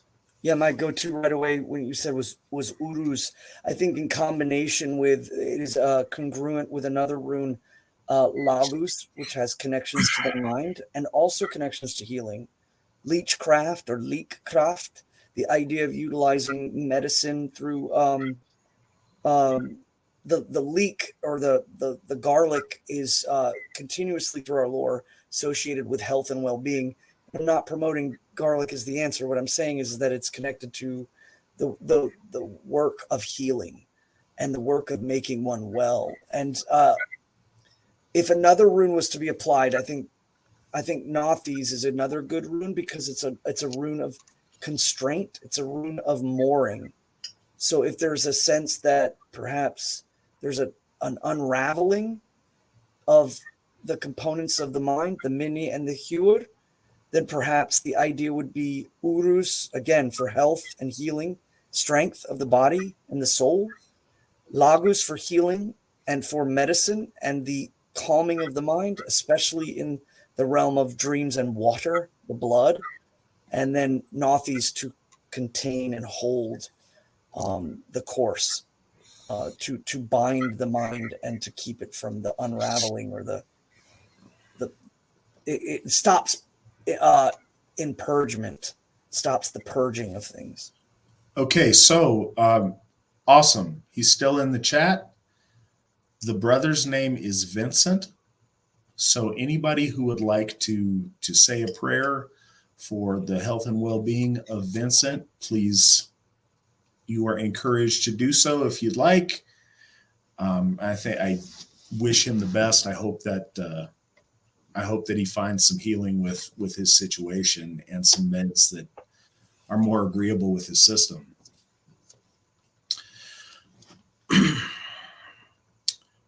All right, and so you guys may notice I might be a little bit distracted here. It's because I'm searching for a particular verse in the lore that was relevant to something we were doing, and I wanted to quote it or bring it up. So I'll find that, and it'll be worth it here in a second. I don't know. Maybe it will. Maybe it won't. We'll see. Why did Odin have to lose an eye to gain wisdom? Svan. Okay. Well, there's a couple of things for that, but it wasn't. It was a particular type of wisdom. Let's look at that first. I actually made a brief little hint towards this.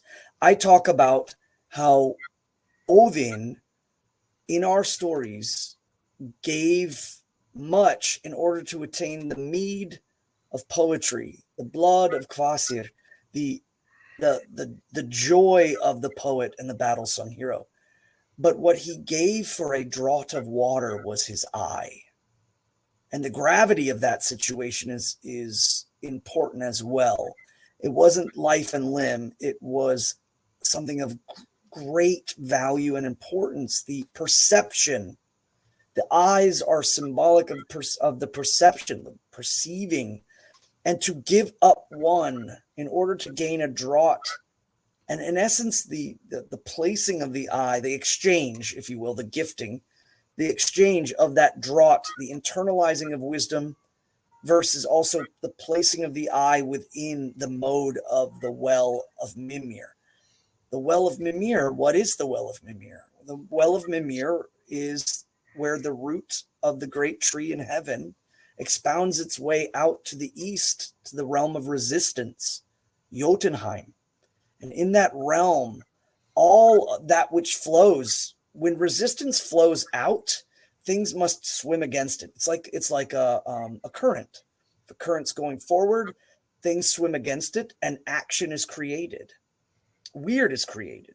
And so that action is in essence flowing towards the well of memory. It is becoming the memory of that action against resistance.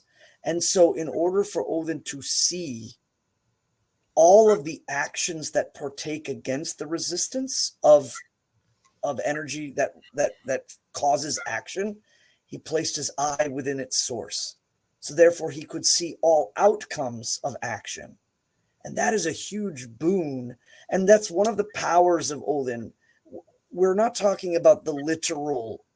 We're talking about the divine taking a piece of oneself at loss in order to have gain. And there is a transaction between time and godhood. And so in essence, since Odin placed his Mimir's head upon the well of time, he found a way to unlock, to interact with that which was uninteractable. He in essence, if it was locked, he created the door and the lock and the key all at the same time in order to gain access to that well. So placing Mimir there was his in. So he took, again, a great loss. The loss of Mimir to the gods became a gain to the gods again when he placed him on the well as the way, the conduit to get into that well. But when he got there, again, it was the lock and it was the door, but the key was the sacrifice, and the sacrifice needed to be made. There needed to be something of great value of the divine being of Odin, Lord Odin, needed to be given in order to gain access. So the eye is the key. Mimir is the door and the lock, and the well is the prize. It was to know the actions and the outcomes of all things that move against time or through the resistance of time in order to help facilitate fending off the ultimate end, the Ragnarok of the gods, the Gotterdammerung. And it was done in order to buy time, to gain an extra amount in order to gird heaven, to gird the gods against chaos, to allow them to have more time to gain the soul might of humanity through both worship and through honoring and through exaltation of the souls, through the Einherjar. Also to forge the gods and to build the better barriers that would keep chaos at bay. That's my reasoning, my thoughts upon that. Some of the idea as to why he gave his eye. The eye was the key to the lock and the gate that he created in order to gain access to something that was inaccessible before then.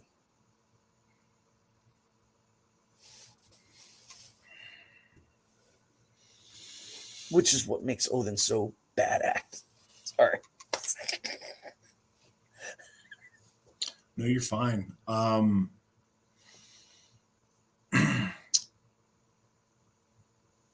Svan, what is your take and method on Galder? Okay. We spoke before, and I made mention of this when you were away a little while ago. I made mention of the fee fi fo fum theory that Dr. Flowers had about how might be an intrinsic seed of Galdering that's been left. If anybody is ever looks at the book Futhark written by Edward Thorson, he utilizes that vowel scale.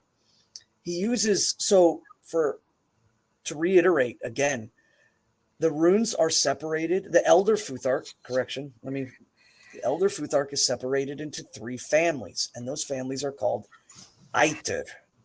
And each of the Aether have 8 runes within them. And it is worth noting that the vowel scale of the Futhark, the Elder Futhark, has 2 vowels in each Aether.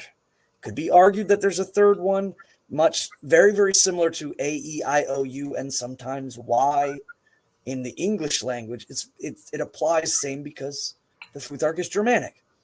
But there are 2 vowels in each Aether. So what Edred Thorson was theorizing was that the vowel scale is purposeful. And so the idea was, if there is a consonant rune sound, like let's say the rune S, the S sound, then the usage of the vowel scale would then can be incorporated. What this really is just another layer moving from the proto sound, the base sound, the origin sound, which is just S, and then moving into another way of formulating its power, which is what Galder really is about. So you could have the S sound, you could say the name of the rune, and you could also vowel scale that sound, connecting it to the first vowel, which is Ansus, which is Urus, and the second, which is Ansus, and the third, which is Is or Ice, and so we go on as we go through the Ether. So sometimes there's another way to incorporate that gaining of layering is by moving through that vowel scale. So Urus and Ansus are the vowels of the first Ether. And then Is and Iwas, Isa and Iwas are of the second. And Ewas and Othala are of the third Ether. So it would be then U, A, I, E, O. So then you're adding the consonant to that. It's very similar to, like, if anybody in the audience is familiar with the Japanese alphabet, It's very similar. They place their consonants and then they have the vowel scale to it. I don't think that he got that from there, but I noticed that was an interesting kind of comparison. So another layer that you could possibly add into your Galdr is saying the proto sound, saying the name of the rune, saying the vowel scale as it formulates.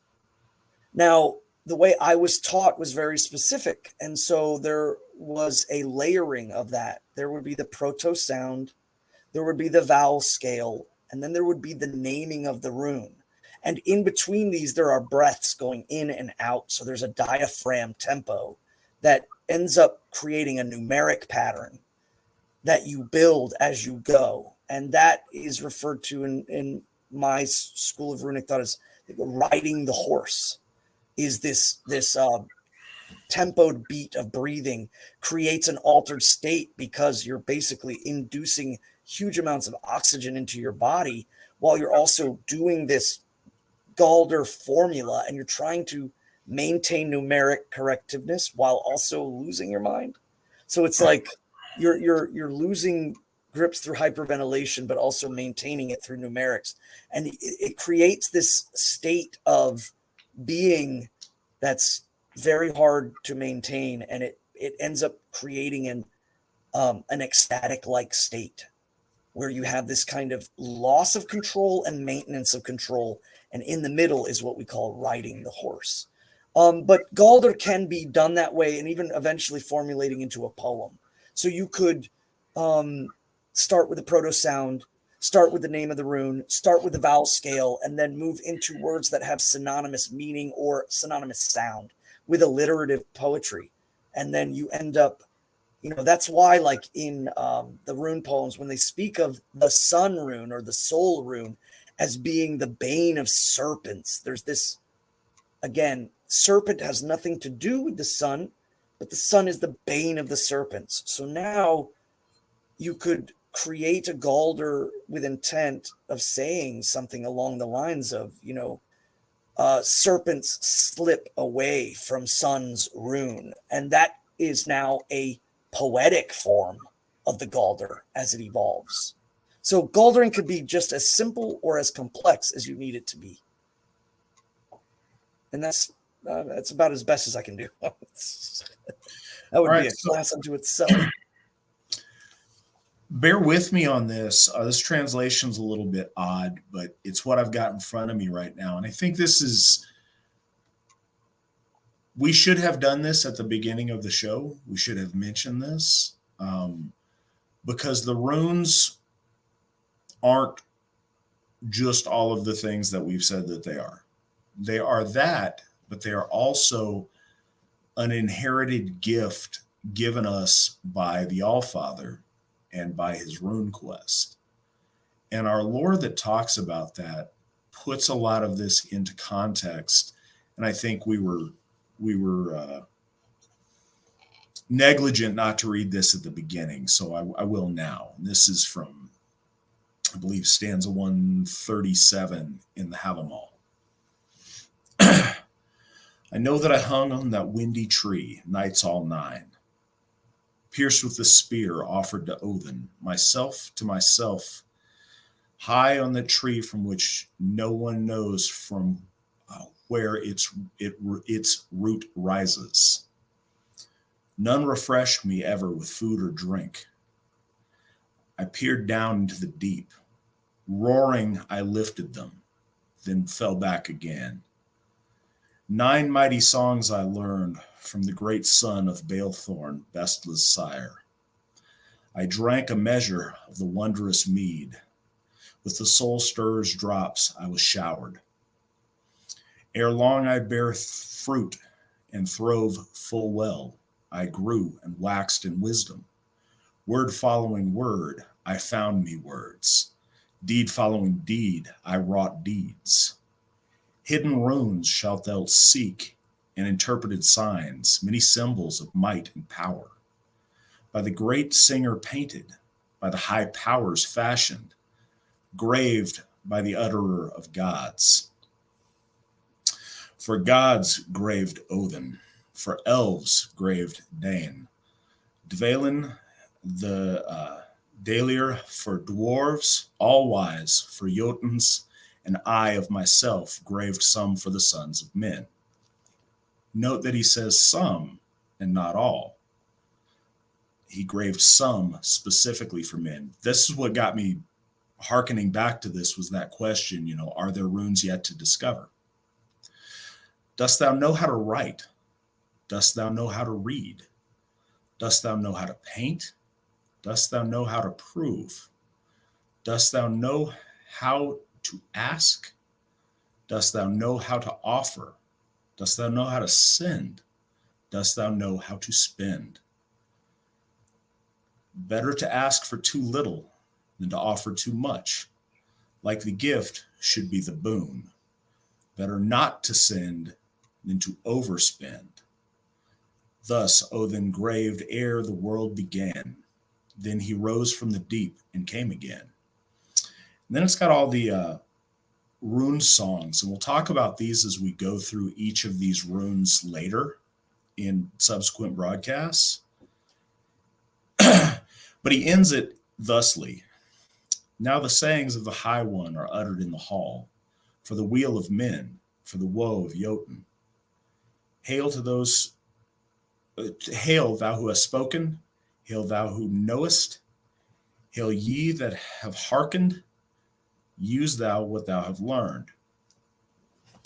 So I think those are really cool stanzas, but beyond that, there's nuggets in there that are really important. We're tasked with using what we've learned. It's not just something to study, it is something to use. And he talked how there were there were some runes for the dwarves, some for the gods, some for the elves, and in some specifically for men. And the use of some is meaningful to me because it does leave that option open that there are runes that we don't know.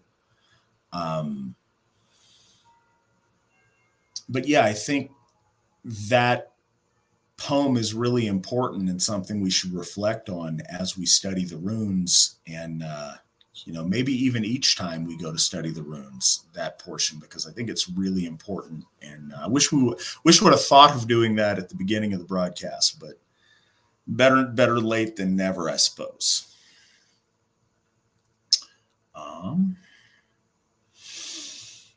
All's here you Gothi and Svan.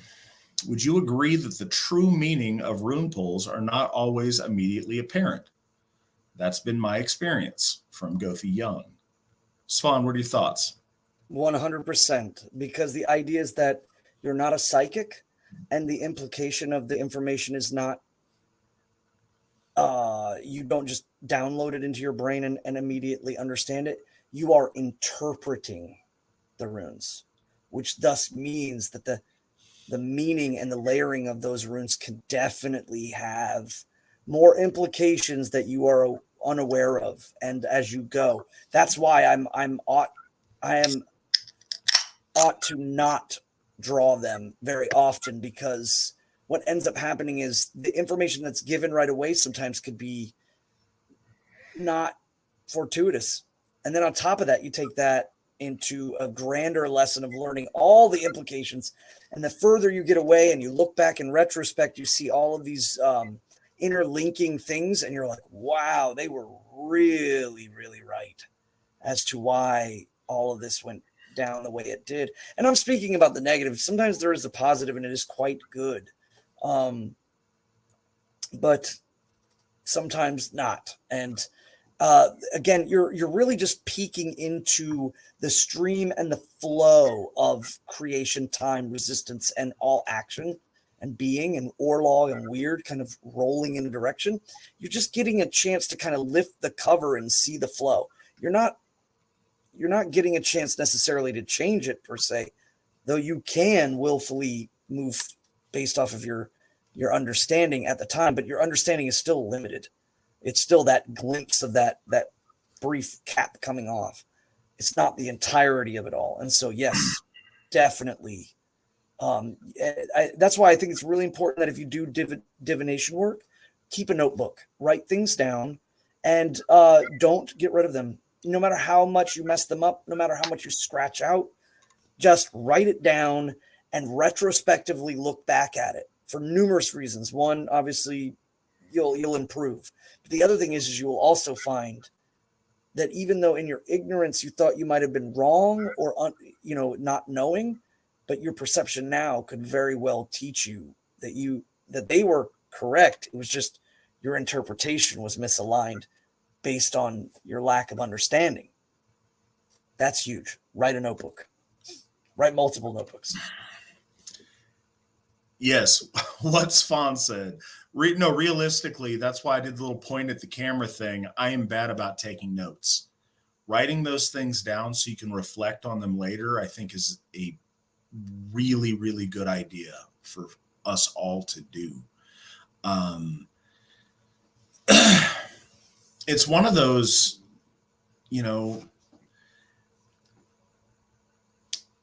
I think the answer is always yes, but there's degrees of yes. So sometimes you'll do a rune pull and it won't make any sense to you, and you're baffled, you don't get it, something's defective, you want to try again because you just don't understand. Sometimes time will shed light on that in a way that it all of a sudden all hits you at once and clicks. Or maybe you understand it more over time.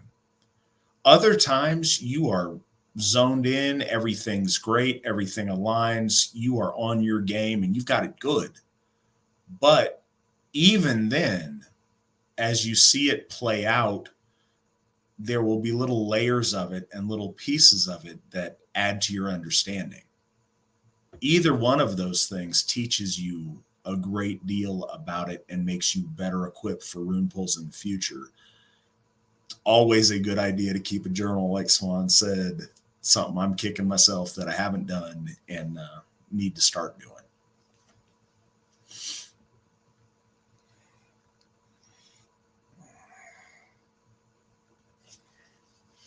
All right. Do the 3 women that reappear in the lore symbolic of daughter, wife, mother? So people want to get fancy. The theme of maiden, mother, crone, that's legit. It's a thing. We see it. We see the commonality. Is it just that or as simple as that? No. In our lore, are the Nornir fleshed out in a much deeper way than just that? Yes. But I do think the concept still applies. And I think that's one of the magical elements of a woman's existence, is them existing in these very distinct stages of life. I think our ancestors in all branches of Aryan religiosity see that and understand that. And as so often is the case, the microcosm is a reflection of the macrocosm. And I definitely think that there is something to that, but there is much more to it than making it quite that simple. What are your thoughts, Svan? Yeah, I think that when we talk about pan-Aryanism, or we talk about Indo-European faith things, there are archetypes that we derive from the divine. I'm a believer that the archetypes are influenced by the divine, not the other way around. And one of that is that most certainly when we talk about the evolution of the tripartite of womanhood or femininity is based entirely in natural law. That's why there shows this kind of cycle of time. And every time that the feminine powers like that are emphasized, even though the Nornir are eternal, they still are connected to the cycles of time in the symbology of them. And I think that's huge. But when we talk about like maiden, mother, crone, and we're talking about modern eclectic paganism's usage of that archetype, I wonder often if their archetype usage is reversed, where they believe that the divine has been influenced by those archetypes, which says something about their view of divinity just in general. But At the same time, it's intrinsic within our blood. So ethnically and folkishly, we see that, whether it's the Greeks and we talk about is it the Morai? Is that how you pronounce it? I can't remember how it's pronounced. I'm going to butcher it. But the fates, if you will, as it's as referred to in modern English, or the Nornir, or the idea of the weird sisters in Macbeth. Again, this shows the element of the divine creeping up because it's in our blood, and so the symbology of that has pertinence. But is it in the entirety of them? No, I think it has more of a bridging effect between us. The divine is divine, and we are mortals, and so the mythos between us creates a better understanding for us to gain the wisdom of what the divinity's existence is. And that usually takes place in the symbology of time, the transference of age, colors, and, animals or states of being, whether it's, ice and fire and smoke and mist. These things are all symbolically showing us about transitions of cycles, natural law taking place. All right. What are your thoughts on runes being like a note or a chord, like a vibrating string for magical work, and in their reception when read? What are your thoughts on that, Svan? Yeah, absolutely believe that they're the chord sound. The only thing that's never, what sound exactly, is the question. Is there a correct one, or is it like kind of a channel, a left and right lane, where there's kind of a spectrum within each chord, as you can bend a sound. You play one chord, but you can bend it multiple ways. I do believe that the runes are frequency.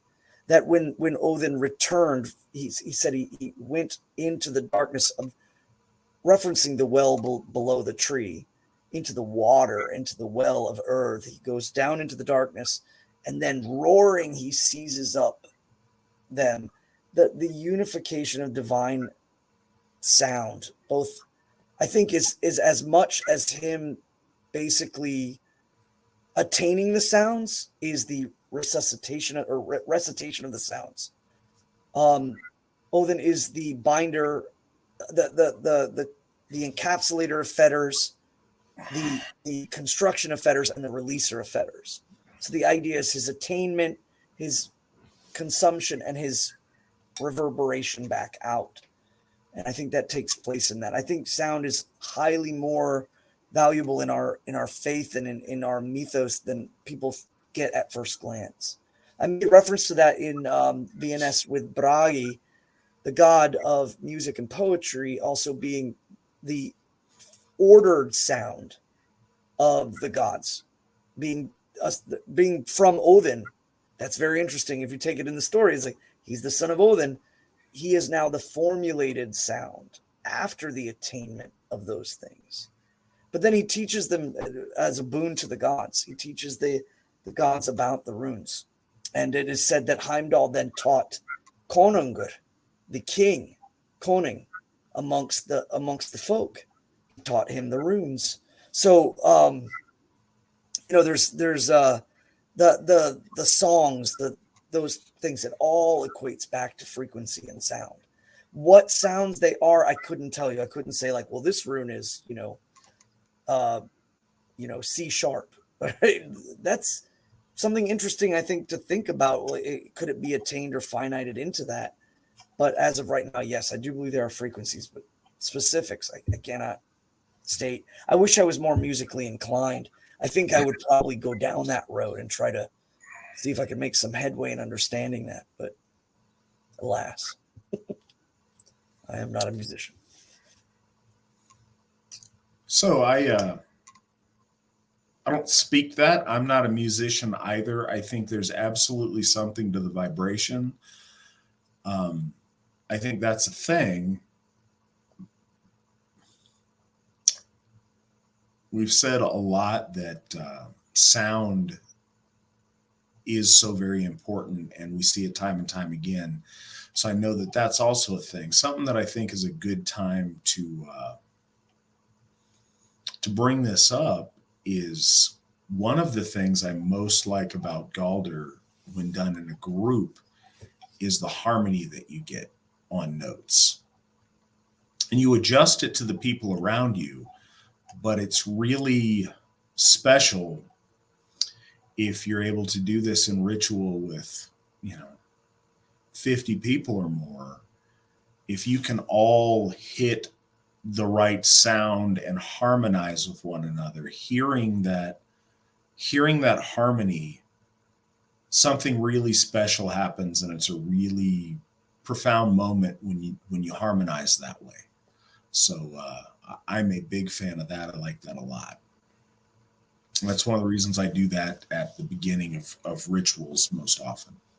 For people who are listening to about here's just food for thought. When you think about the sound frequency of the runes, and what relation they might have or not have, or trying to make connective tissue. Let's look at the first Ether.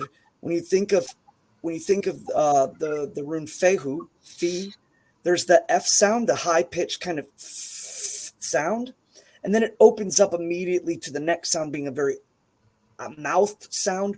Ooh, there's a big, large breath and opening of the system. So there's this pressurized high pitch hiss of the F sound, then an opening of the ooh, and then right back to the constraint of the TH sound, which makes a frequency that's high pitched and pressurized, and then opens up immediately again to another vocalized ah.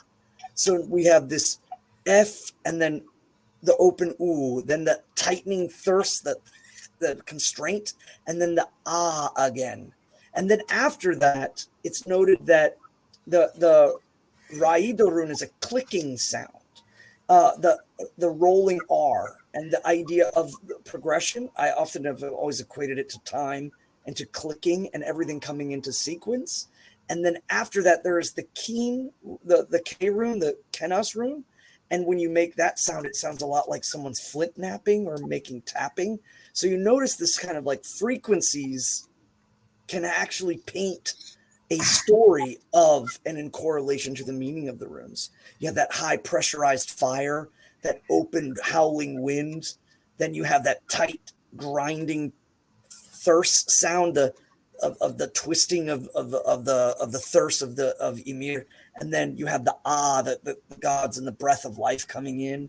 Then there's the clicking and the ordering, and then there's the Kinas is the forming, the tapping and creating, and then the gifting, and then joy with the woo sound, that ween sound. And what do children do when they have fun?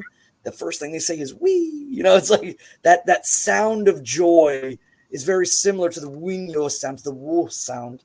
So I just wanted to break that down in an idea of like how you could look at the runes based off of sound and frequency, as opposed to looking at them as symbols and names specifically. Listen to the sounds sometimes, and there's a mystery within there. So the next question: have you done rune pulls for your own children / family members? I did a rune pull for Aubrey's baby naming. That's the only time I think I've done a rune pull for any family members. Svan, what about you? Yes. In private, as far as with the name fastenings, I was unable to. Well, to be fair, for my first two children, there were no Hoffs, and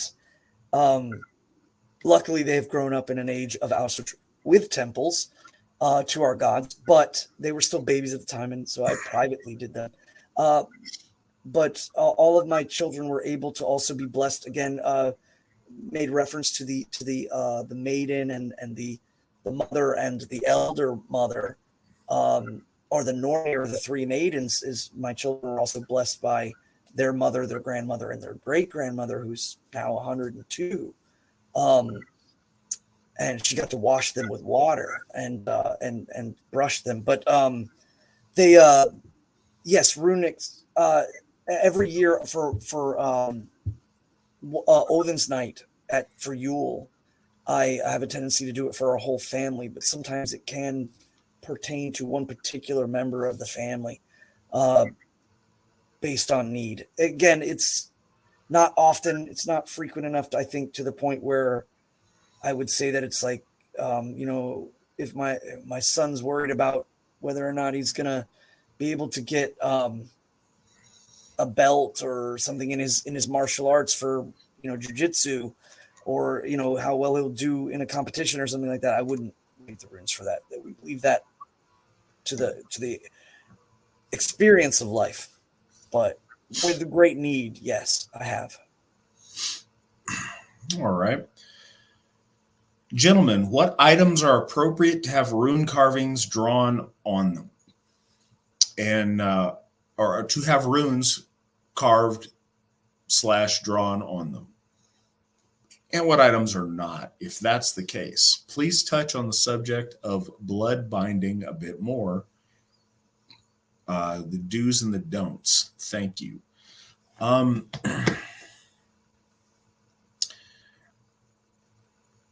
Most everything. Again, you want to be respectful. Obviously,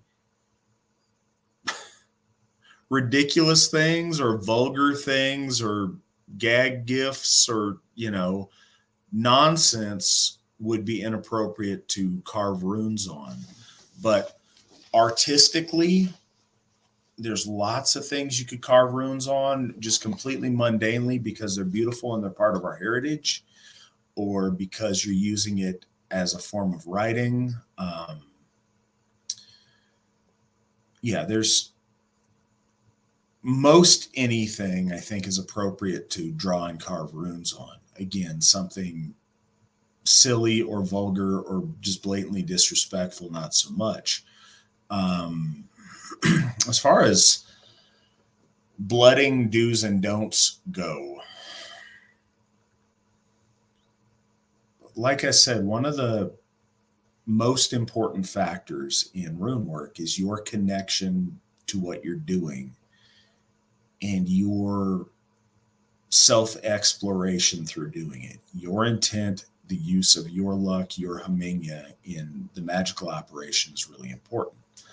That's why the idea of blooding a set of runes is meaningful. Now, I know that a lot of people, once they've blooded their runes, they're very, very particular on anybody else touching them. Maybe even if they haven't blooded their runes. Once they're theirs and they feel like they have that connection with them through their blood, they don't want anybody else touching them. And so that's something just as far as runic etiquette. If you have a set of runes, or if somebody else does, don't just at random touch their runes. That may be something that they're very, very personal about and might be grossly offended, or even in an extreme case have to remake their whole set of runes if you mess that up. So be really careful not to do that without asking. The idea of tying them to you by blood, I think, is very legitimate. And it's a special spiritual act when you do it.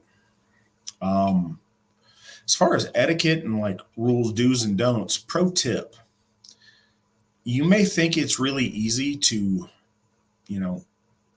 whittle yourself on your finger or something to try to get some blood to blood objects with. I have found that is far more difficult than you think it is. I think you could go really fast and go hog and go to town, and you might end up needing stitches or cutting your finger off. Or you go really tentatively and you doing it yourself. It's like, it's this just excruciating, ridiculous, and painful process because you're just slowly carving away a hole that you're going to bleed through. And the other thing is, it has a tendency to, if you're trying to blood a set of runes, to coagulate, to not work right, the wound to close up, and next thing you know, you're whittling on your finger and it's just no good. So other people may have different advice on this. My advice on this, and Again, I don't think you should do this unless you're over 18, and I don't necessarily think I'm advising you to do this one way or another. But what I did was I had a needle that was for veterinary something with my dog. My dog needed injections of something. I had this extra, syringe and needle, and I had this, I don't know, I wrapped my arm really tight to cut off the circulation, and I flexed my arm a bunch to build up some blood flow. And then I drew a syringe worth of my own blood. And it worked really well because with my Dremel tool, when I made the runes, it dremeled out these little trenches in the wood that I could fill up very easily, nice and controlled with the syringe. And again, it didn't coagulate, and I was able to use that on my entire rune set without having to poke a bunch of holes in myself or make it a ridiculous thing. So again, that is not the official advice of the Asatru Folk Assembly. It's just me telling you what I did that worked really good. Svan, what are your thoughts on this? You covered a lot, and the question is kind of broad. I would just interject that we know from evidence that there are many different mediums in which you could transfer the visage of a symbol. I think it's important to understand that the symbol itself and its carving into something is very important in relation to in the esoteric usage, not in perhaps writing, and not even perhaps in just maybe marking time or things like that. If you're doing esoteric use of the runes and you carve into something, you are creating a body of it. So if you create the body of it, then you must give the blood of it, and you must give the breath of it. And so in essence, you are recreating the event of Voden, Vili, and Ve coming down and shaping Askur and Embla. So that's where that process is kind of focused around. So if you're able to do that, let's say like large stones, generally you might be writing something. But let's say, for instance, you're just doing a stave or something to heal or something to bring about something, kind of like what we talked about in Egil Skallagrimsson's saga. You want to consider the movability of that object. If it's a large stone and you want to carve it, the idea is that you're going to have to also bind it with blood, and you're going to have to bind it with breath. So the ability to do so is kind of incumbent on whether you can reach it or what have you. So that's a consideration. Fruit-bearing trees is what is mentioned in Tacitus, but we know too that Brynhildr, the Valkyrie, says to Sigurður, she says, if you want victory, you carve 2 tear runes at the base of the blade of your sword, and he will grant you victory. The runes will grant you victory. So now we're talking about metal, and there's the inscription on metal. So metal, wood, bone. My rune set, which is not, it's here, but I would have to go look for it. Is carved on bone, and so you can choose your medium. I know that people have made swift something called a tannur. It's like a tooth. It's a white clay formed in the shape of like a rod or a tine. And on that is a runic inscription, a singular rune or a bind rune. And it's oftentimes just called a tannur. And that is made for a moment, a time. And then it's, broken and crushed and thrown away in fire when it is done. So you can do that too. Like, I guess it's like molding clay or air dry clay. Again, it's not the medium that you're choosing, and the significance is important to you. It's the fact that you are creating the body, and then you must place the blood, and then you must place the breath. That is the tripartite you are making. So whatever you choose, that's fine. But when you get into blooding, this is how I was taught, and this is how I would recommend. Go to a store and buy a lancet, which is a diabetic needle that pricks fingers. And then mix it with linseed oil and red ochre. Red ochre is a very traditional pigment coloring that we have found in usage all the way back to the Stone Age in relation to being powdered and placed upon the dead. Like they are sprinkled over with red ochre. So again, the intrinsic connection between life and blood and death are all there, but it's also has been used as a pigment for runes. So if you take linseed oil and red ochre, which is a powder, you mix those together into a paste and then add 9 drops of your blood from a lancet and then use that to paint your runes. That's how I would recommend it to avoid injuries and various painful possible stitches or infection or what have you. It is mentioned in Egil Skallagrim's saga that he actually bursts a horn that has poison in it. And he does so by slicing his hand. It's mentioned that he slices the heel of his hand. And then he carves a rune in the horn and then places the bloody hand upon the rune and sings the Galder, and then the horn explodes because it was poisoned. Now, that is really, really good stuff. That's great. I love that story. And that visceral imagery. What runes, they don't say, because, again, it might not have been known. And did it happen exactly like that? Who knows? Like, it's like, depends on where you're at on that. But very, very cool story. But that's one of the only times I recall there's ever a mention of the bloodletting in a physical sense. Like, there's reference to usage of blood as a binding to the rune, but that's the only one I can recall that's physically explained, that he cuts the heel of his hand in relation to casting, to carving the rune and the desired effect. Beyond that, I was taught to use a lancet to create that mixture of pigment, and then to use a brush that was cut at a 45-degree angle so that you could dip it and then place the pigment within the trough of the rune symbol, whatever you carve it on. And of course, if it's vertical, is very different than if it's horizontal. So again, if you're doing things on stone, you have to take consideration that the pigment is thick enough that it doesn't run out and then run down and kind of mess things up.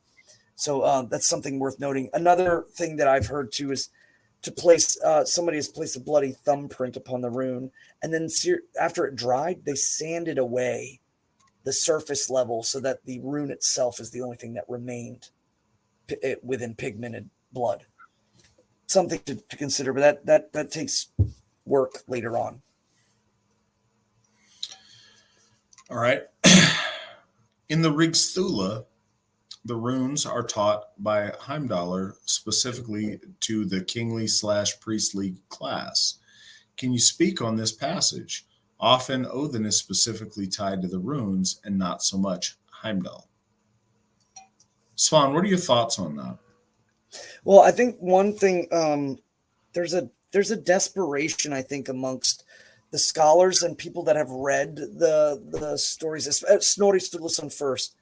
You have to remember he Hellenicized a lot. So the idea that he kind of really made Odin, I think, intentionally Zeus-like in comparison with intention in some cases, but he didn't in this case. He made it very specific, talking about Heimdallr as being an emissary between the gods and men. And I think that's because that's a vestige that holds true even before him, that it was very, very clear to not change that.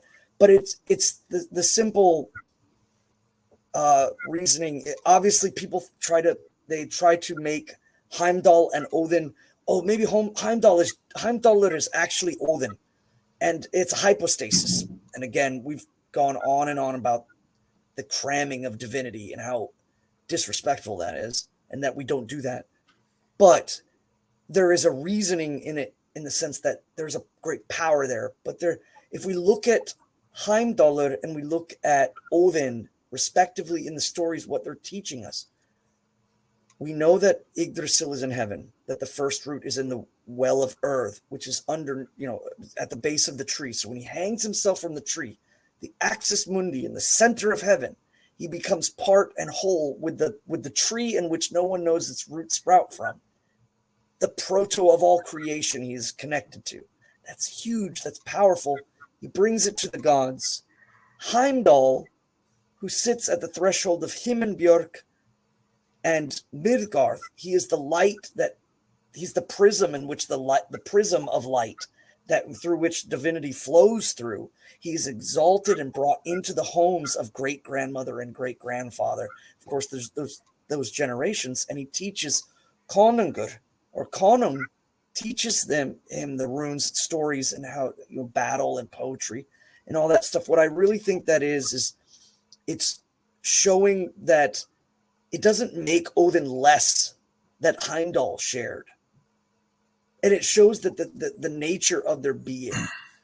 Odin is exalting the mysteries he's extracting the mysteries from the well in Jotunheim. He's traveling there. He's creating the godhead of time. He creates the lock, and he gives the key in order to attain that wisdom.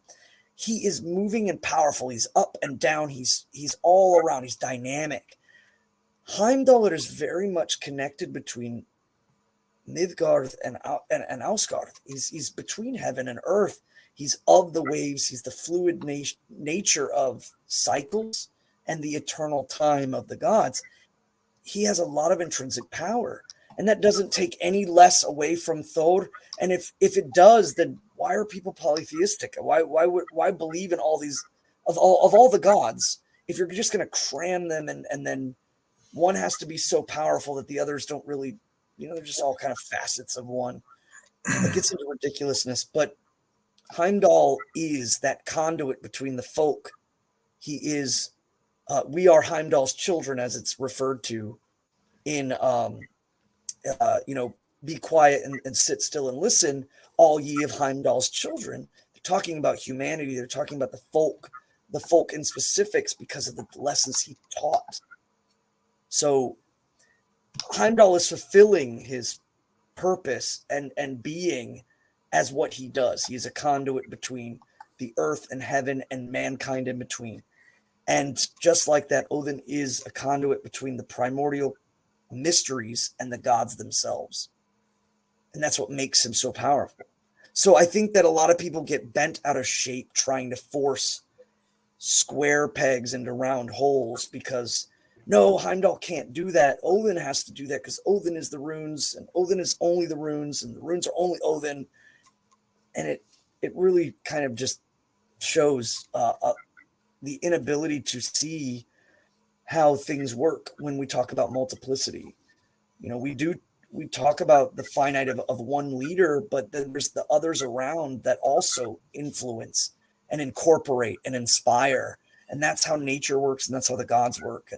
And so I think Heimdall is fulfilling his purpose by teaching Konungur the runes because Odin fulfilled his purpose of finding the runes and teaching it to the gods. Boom, boom, boom. It's my best explanation for that. I think that's as close to perfect as we're going to get. I don't really think there's anything I can add to that. I think that says it all. Next up, over on Entropy, question for Matt and Svan. What are your thoughts on hunting implements being blessed before the hunting season, say during a bloat to Uller? I'm all for that. That's something that's something that we do. That's a holiday. Yeah, that's what we do at Winter Finding. That's what I did at a Winter Finding. I want to say Winter Finding 2009. Before I got my first moose.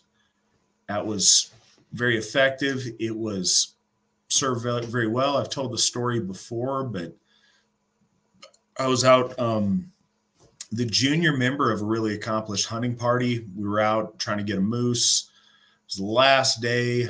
Sun was going down. You can't hunt by artificial light there. And so sun was going down. Very last day, we had no success. Last day of the season, and we were looking with a scope to look for potential moose coming down from the mountains because we're in this valley. One was coming down. They put me in the most ridiculous spot. I was feverish with the swine flu and half out of my mind. They're like, hey, just sit here, whatever. We'll post you here and we'll go take all the real spots. Again, I'm half delirious, but I'm waiting for that moose. I'm looking up the hill, and I hear this grunting sound behind me. I keep looking up the hill. I'm not in my right mind. So I hear the grunts again. Again, I don't see where it's coming from. I'm looking up the hill. Finally, I hear the grunts a third time and some rustling of trees, and I turn around. The moose is behind me, and it's, maybe 15 feet away from me. And it looks at me. It turns broadside and stands there. And so,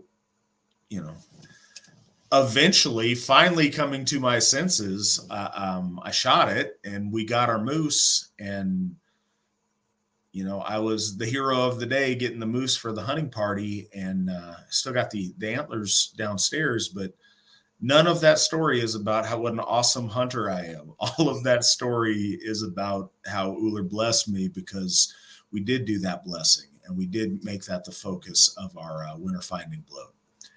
And that was really special and still something that's always going to stand out to me.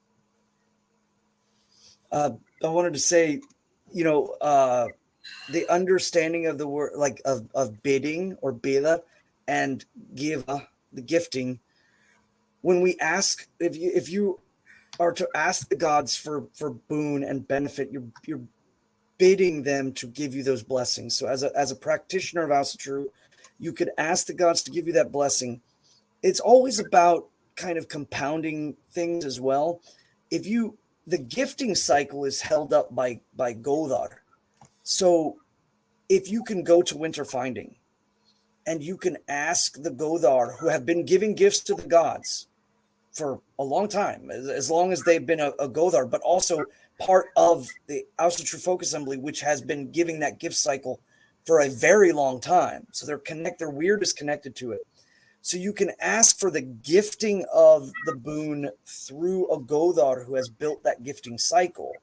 And then you can also take that gifting and add the bidding of yourself to the god to give you the blessing and the boon. And I think that's an important thing to note, is that when, if you have the ability to ask the gifting from the Gothar and their purpose in the whole cycle of it all, if you ask for the bidding from the gods themselves too, and if you're blessed in that situation, right there is like kind of a boon situation that builds might with your relationship with the gods. So I've always taken it really important to ask for through gifting by going through the Gothar, or and blessing the tools and implements, and then bidding the god to help you, and then implementing the hunt. And that is winter finding. That is the absolute thing. Also, blessing your weapons of self-defense, as Uller is also we pray to him for that as well. But yeah, that's you should come to winter finding, get the gifting, and then get the bidding, and then go hunt. That's all I can say to that.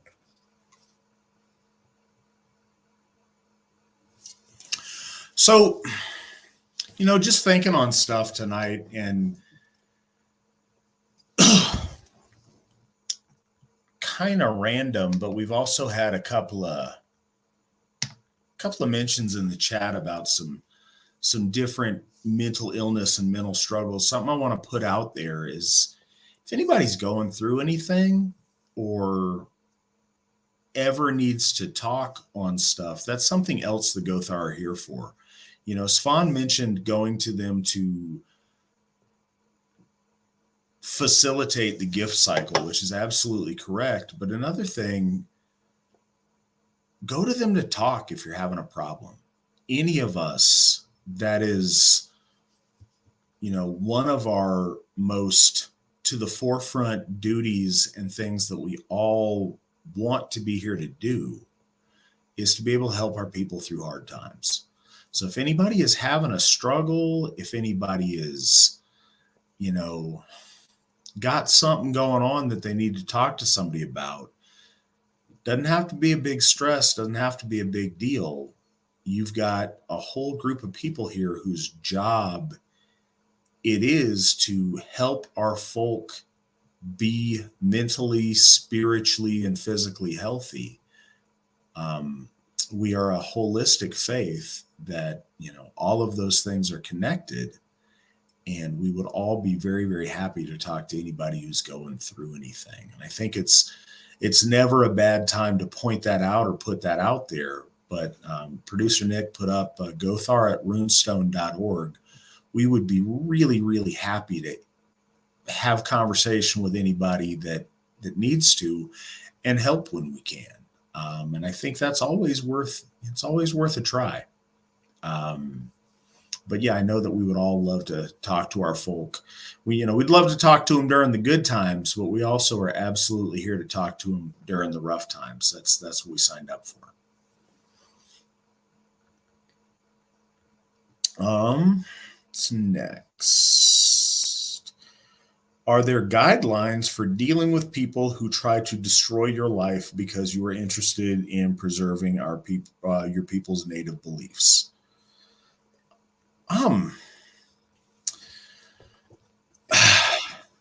think all of that is so very, very situational. Destroy your life, how? It depends what they're doing.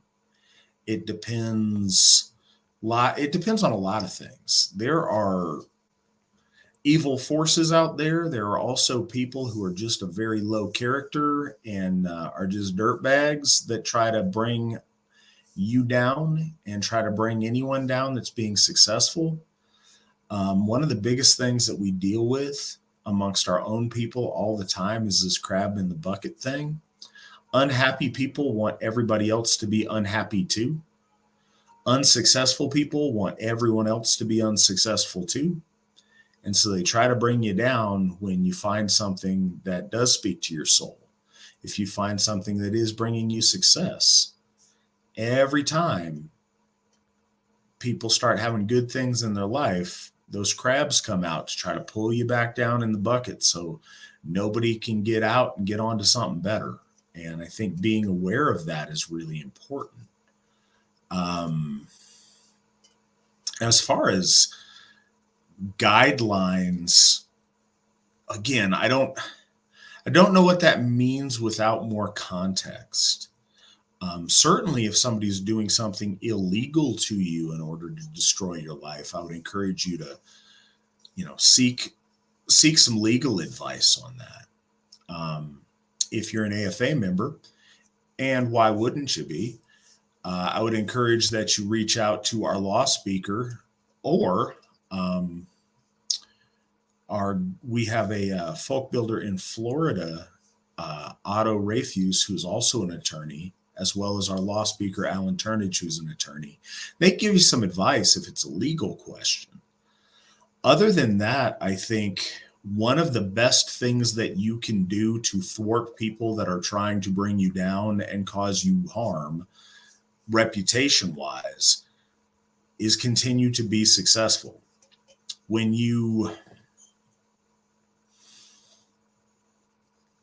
If you divert your attention away from the things that are bringing you happiness and success to get down and roll around in the mud with whoever's trying to make you look bad or cause you a problem, they've effectively stopped your progress, at least for the moment.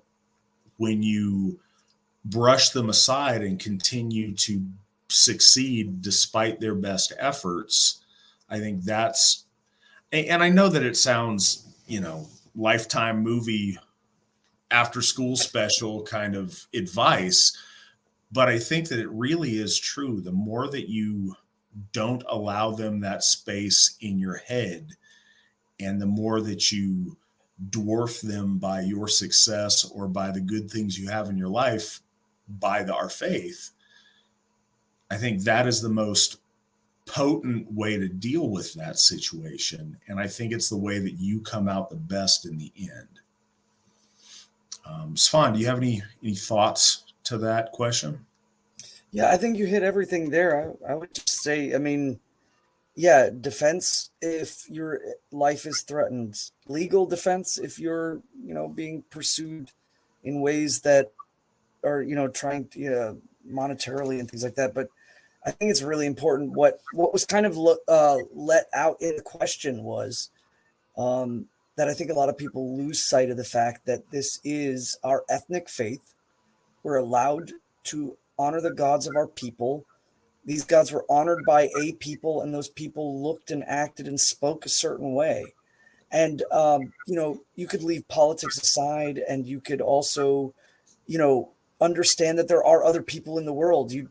There are other types of people, and you are a type of people, and you have every right to be just as much as them. So once you kind of lose sight of that and you get kind of caught up in the muck of it, of this, pointing fingers and people trying to say you're this and you're that, as soon as you lose sight of that, then you kind of lose the pure root of what you're doing, which is, honoring the gods of your people.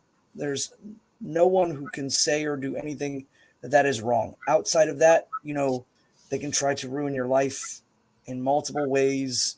And, you should take accordance to that, but succeed, and you will, absolutely drive them insane. If you have the ability to, be autonomous and be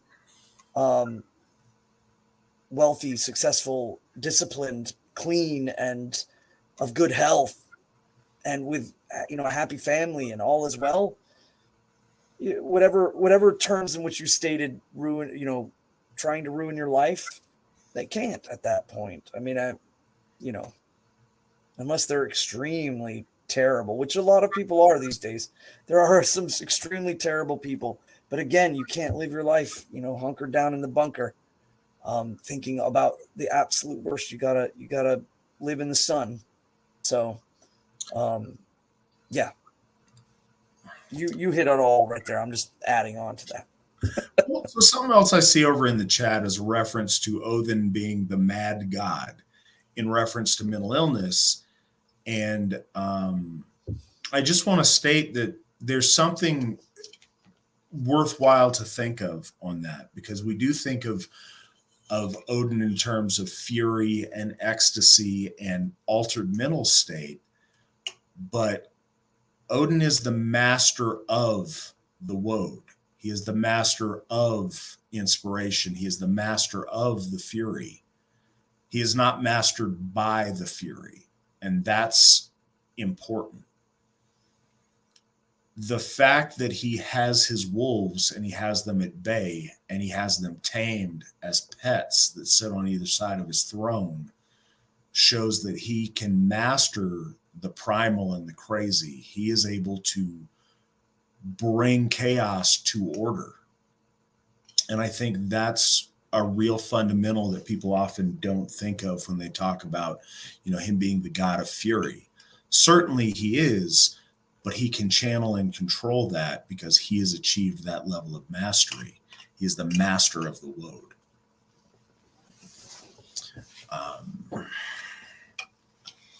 What's up next? In the removal of runes, do you know of a correct way or unharmful way to do so? Kind of like a safe way to unload a weapon. Svan, you got thoughts on that? Yes. Again, that's why the median in which you carve the runes is very important to consider in relation to the way the usage of the rune. Another thing to consider is sometimes people will carve runes on things and perhaps bury them, and then realize that the things that were set in motion may not have been very good to do, but then they can't find the place they buried it, or they can't find the medium in which they already set things into motion. So it's a great consideration before you. What is it? The term is Rune Rot, Rune Rot. Right, runes must be written right, and that means you must take into all considerations everything you're doing before you start the whole process to begin with. Because deed is important. Forethought is the boon of the gods before deed. So have that forethought. But if you are, let's say, doing something, let's say you do something for a moment. When I was talking about the tooth, the tongur, if you make a tine and you do a rune on it, and its time is over and everything is good, the best thing to do is to place a blade upon it, shave it off into a fire, break the medium, and then place that into the fire. Is often the way that I have always gotten rid of runes in relation to say that their time is over, and understanding sometimes when things are completed, they must be put to an end. It's good to have an ending to things as well. It's bad to initiate deeds and push things out into the world and have no way to close them down. I think people are oftentimes too fatalistically driven by their emotions, so they initiate their oath with the world by creating a rune and implementing that into the world without ever considering that there might be an end or a moment where it's finally concluded, and that's okay. So think about things before you writ them down and bless them in the blood and sing their songs. Take consideration all the way from beginning to end. All right.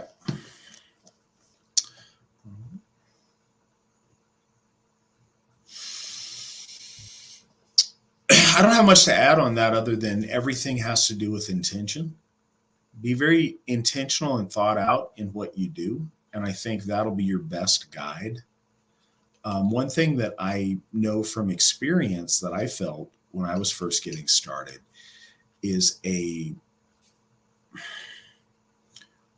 respectful reluctance to do things because I didn't want to do something wrong. So I would have, paralysis by analysis on that and contemplate, all the ways I could do something wrong and didn't want to mess it up. Honestly, I think go in with good intentions. What you do, as long as it's intentional and thought out, I think that won't lead you astray. Again, it's not a science project, so it's not like if you don't do the perfect thing, everything's going to blow up in your face or whatever. I think the forces that govern this universe are sentient. I think our gods are looking on when we use the runes, especially if we invoke them when we use them. And I think that they are able to, act based on the energy you're putting out. If you're being a jerk and you're strutting around like you're cocky on whatever, then they probably don't have your back. If you're trying to do the right thing and you're being respectful, then even if it's not perfect, you had the right intention. And I think that counts for a lot in this world and all others. I just saw something and I wanted to bring it up. There was a question that was laid down a long time ago, and I think we missed it. And it's a translation question. That's why it caught my eye. By Obsidian Skull back at like 11:30. No, it's still on here. It's just okay. It's just way. Yeah, was it the one about our blast vidast? Yeah, our blad vidast. Yes. Nope, it's still on the list. We'll get to that here. We are. That's 4 questions away. I was just asking wow. Nick. So we're backlogged. That's why good on the folks that wanted to go into the super chat because I got them up there quick. Um, are you familiar with the Book of Runes by Ralph Bloom? If so, do you have an opinion on it? Svan. Yes. Oh wow. I mean, if everybody that especially started getting into the runes in the 80s, late 70s, 80s, or was it late 70s? Maybe it was just 80s and 90s. The box set book with gold letters and the runes inside it. Ralph Bloom. Yeah, Ralph Bloom's book, I think, it gets wilder every time I read it. It gets crazier and just like, wow, this guy is just totally on his own thing. Um, in one sense, it's completely his interpretation. Every once in a while, he strikes something that's interesting to think about. But the other thing is just a lot of his blatant disregard for like rune lore at the time, or like the cumulative rune lore. And it's a perfect example. I think Ralph Bloom and Ed Fitch versus Nigel Pennick and Edward Thorson or Dr. Flowers is a perfect example why anybody that like scoffs at Edward Thorson or Nigel Pennick is probably somebody who graduated in like 2010 and is like a little kid comparatively. Because for us in the 80s and 90s in Asatru, any runic knowledge of that level, you had some absolute garbage mixed in with these diamonds in the rough. And Edward Thorson and Nigel Pennick are exact examples of that versus the ilk of Ralph Bloom. He's the one that created the blank rune and or what we call the in case you lost one rune. Um, but yeah, reading his stuff, every time I read it, I own it. It was not the inspiration like it has been for a lot of people. A lot of people got inspired by that book. Then they go and find another book, and then they realize, okay, wow, it's kind of weird. So they just push that off and hold it off as like a memorabilia book. But that was not the case for me. But I have it just so I can go back and read it and be like, man, that is some wild stuff. And he mixed Christianity with Odin and the runes. He was just kind of all over the place. So I've never read Bloom's book. I have read Fitch's. The reputation preceded it that it's just nonsense and ridiculous, and he is the father of the blank rune, which is silly. But Svan's idea is really good. That is a good option for, if you lose one and you need to make a replacement. I think that's sound. Solid plan. Yeah, no, that makes sense. Interesting story. I lost two of my runes, and they'd been with me for forever, and I lost them, and I didn't have them, and I couldn't figure out what happened to them, and so I did not. I asked one of our members to help me, and he made two of them for me, and I ended up blooding these and trying to match them to my set. I had them, and it turns out that they turned up.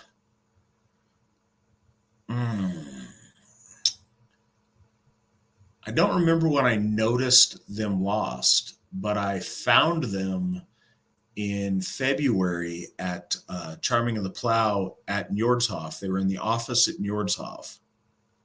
So I don't know if I set them down there at the dedication or just what, but I got my runes back, but it came up because I was saying, if you needed an extra, because I found myself needing an extra. But no, it was kind of special that they turned back up when I needed them. I don't recall taking them out there, but I was just, looking on the shelf, and there they were sitting there. So not really sure why that was, but I'll take it and be happy about it. Next question, is Julius Evola related to Asatru in any way? Yes, but the way requires a little bit of explanation. I don't agree with everything that Evola says or everything he's come up with, but I'm a big fan and I've read everything I can find of his that's been translated into English.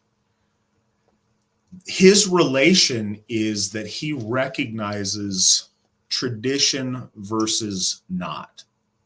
And his idea of tradition with a big T is a school of thought that united civilization up until relatively recently. I'd say up until the French Revolution and past, there was a way that civilization worked.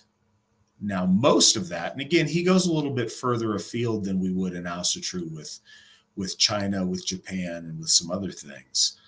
But there was a way the world functioned the way it was supposed to. And that was the world of tradition. And a lot of those traditional ideas were deliberately and specifically rejected and supplanted in various social upheaval movements from, the Enlightenment to quote unquote Enlightenment till today. I say until today and continuing today.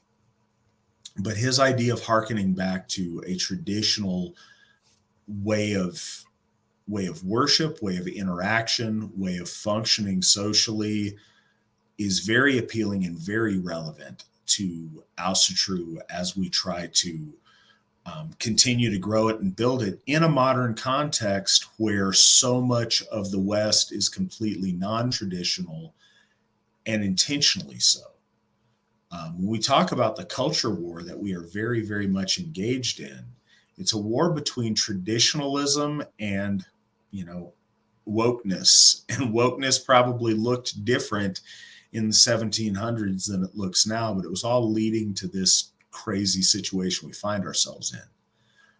Evola spoke about that very eloquently. And one of the things that is also related to Asatru is he would reference our lore in a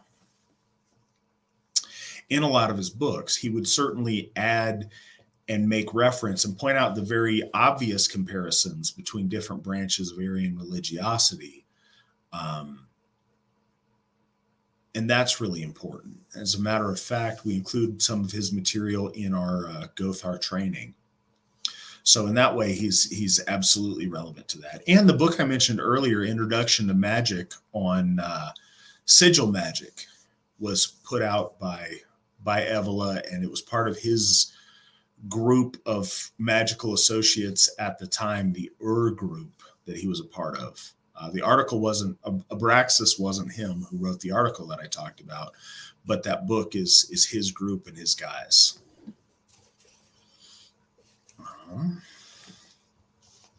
Next question. Happy birthday, Matt. How does it feel being 25? Well, I've been 25 for 17 years now. I'm getting good at it. Feels pretty good. But I appreciate that. What can you say about Mimir and any correlation on the runes? Svan, what do you have to say about Mimir and any correlation he might have to the runes? Well, I think there, to my knowledge right now, off the top of my head, I cannot think of any distinctness, except it is worth noting when you said in the Runetal with Odin, he said he learned his mysteries from Bolthorn. Bolthorn is Bestla's father, which would make that his grandfather, the primordial Bolthorn, who is a generation of Ymir, of Bur-Yelmer. So Bur-Yelmer is the source from Ymir, and then Bolthorn is from that original time. And he bears Bestla, and Bestla is, Vodun's mother. And Mimir is, again, of that same lineage. So the idea of the ancient primordial wisdom of the even before the gods as formulation stem from that time, and Mimir has that. Mimir is then, of course, I expounded on the fact that there is a locked mode of knowledge that was unattainable to the gods, and then in the loss of Mimir, his head is placed on that mode of information and made animate, and then is in essence the lock.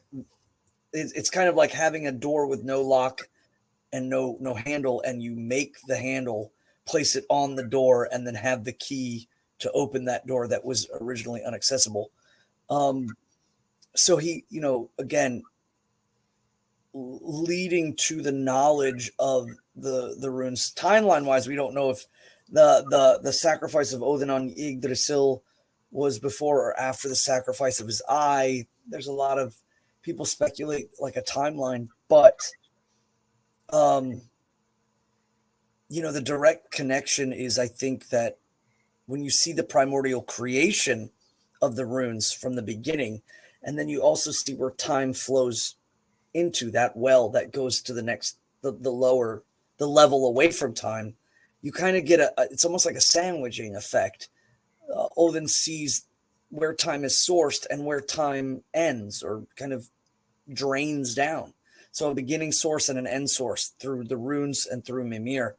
I think that's where the weaving of weird is made. From he looks down into the darkness of the well of earth hanging from Yggdrasil when he is in heaven. And that's where time sources and flows into the middle world. And then he places Mimir at the end of time. And so thus he encapsulates it.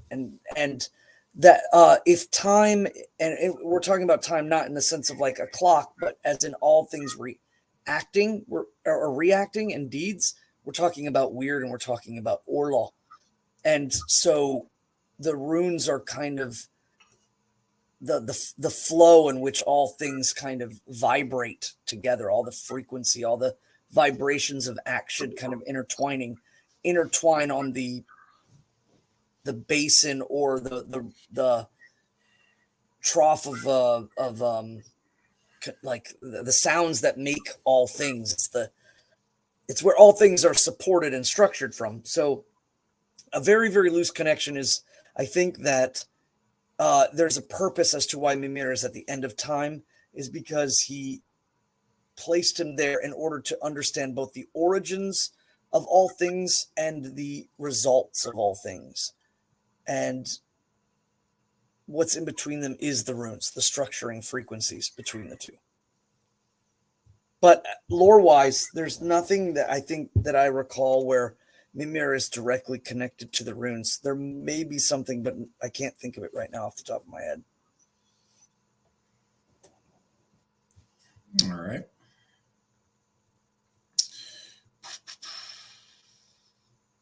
Question for Matt. Happy birthday. Taking into account the old Swedish rune poems, this would be the year of Our, which prophesies Our blath vithast. The year overflows with leaves. What does that say for you? First, I want to go to the experts here. Is that how that translates? Is there any note to the translation I should know before I answer the question? Are you talking to me? I am. Okay. Iceland's own Svan Herul. Is there maybe there's somebody else like I didn't immediately. No, Aur is a season. Aur also it can translate to year. Year and season are interchangeable. And yeah, it's let me see where let me find it real quick so I can. Yeah. Aur so is basically stating that the blades are wide. What it means is like the blade, like a blade of grass. It's referring to what we would, what is the top of a wheat called? The little cluster of grain. I know that we use the word corn too. It's a Germanic word. The corns, but it means like the blades or the stalks of grass or the stalks of wheat are wide. So what this really is kind of poetically saying is, imagine yourself standing in a wheat field as far as the eye can see, with the blades of grass or the blades of wheat kind of like are vast and overflow, if you will. I mean, I'm going to take the win when I see it. I could try to come up with something different, but it seems very obviously positive and overflowing with abundance and reaping a bountiful harvest. And I'm going to take that. That sounds pretty good to me. And Aur is always viewed positively. It's interesting because the rune itself in the younger, and we could definitely cover this, is the word is Yira, or the rune is Yira. And in Icelandic, the J is dropped as it's seen as not necessary and then it just becomes, instead of Yara, it's just the J is dropped and now it's Aur. But it could be Yaur if you think about it. It's just they drop the J. It's the rune Yira, and it's always about cycles and harvest and bounty. It's never ever seen in correlation to kind of like a foul thing. It's a beautiful thing. And the symbol in the younger Futhark versus the elder, it was really interesting. The younger Futhark has Nothies going, it's vertical with its arms like descending high to low from left to right. And Aur is reversed. And that was kind of the time, I think, where our ancestors were starting to play with the symbology of like mirror imaging and the idea that there's like constraint and then there's release, or there's work and toil, need. All work is based on need, and toil is based on need. And then there is the reward, the harvest. So something worth noting there too. Aur is always seen as like celebration of the big, wide fields as far as the eye can see, blades shimmering in the sun. I will take it. We talk a lot on drawing the runes for answers. However, is there a practice of searching out a rune in order to focus on your relationship with the gods or goddesses? Almost trying to build a relation. Closest thing I can think of that I know a lot of people do is they'll just do a rune pull without a lot of fancy other stuff. They will, perhaps in the morning, a rune to focus on during the day. I think the same could apply to a rune to focus on stuff you need to work on in your life, or things that you could do that would better help your connection with our gods. And I think something as simple as that, maybe saying a prayer with your intention before you did the rune draw, and then drawing a singular rune from that. I think that would be a good method to do that, to internalize that and help build that connection. What do you think, Svan? Yeah, I think this is exactly what you said, and I think I'm just going to add in that you could do an exercise that's pretty interesting. If you take one of the Aus or the Ausinir or the Austvinir of our folk and just choose one, maybe even one that you're not have a huge familiar relationship with, and think about that divine being, and then pull a rune and see how you can connect that, the meaning of the rune to the divine being. Like a perfect example would be like, and I'm just thinking randomly, think of like Snotra, the Ausinir of social more. That she is the goddess of what we call our cultural morals. And let's say you pick randomly the rune Dagas, because I mentioned it before. I don't know why it just hit me again. You could think of perhaps you think of Dagas, and Dagas is about darkness turning to light, things being exposed, the transitional states. So in relation to Snotra, one of the things I would say is our social mores is about being honest and being clear and non-deceptive. So perhaps that rune in correlation to Snotra is about the importance of finding truth and keeping the moral obligation of corrective action and speech in the light. Never, reducing yourself to subterfuge amongst your folk and amongst your people. That would be just one way to connect it. Building those things and creating connective tissues is one of the best ways you can train your brain to see how the gods work with their kind of leveraging messaging systems of signs and inclinations and words you hear. Everything's kind of all interwoven. And so the more of your ability to kind of make connective things where there aren't connections, or at least not perceived right away connections, is a great way to both learn the gods and the runes at the same time. So just a good exercise.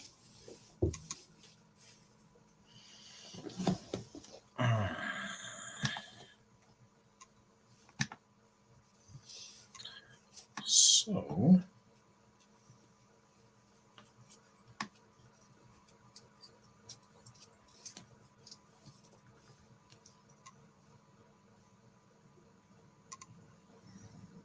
did we lose it, or some of these? No, we're doing good. I'm just finding where we're at. All right. Okay, here we are.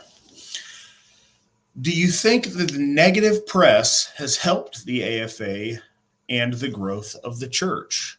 I don't think that. I know that. In lots and lots of ways. So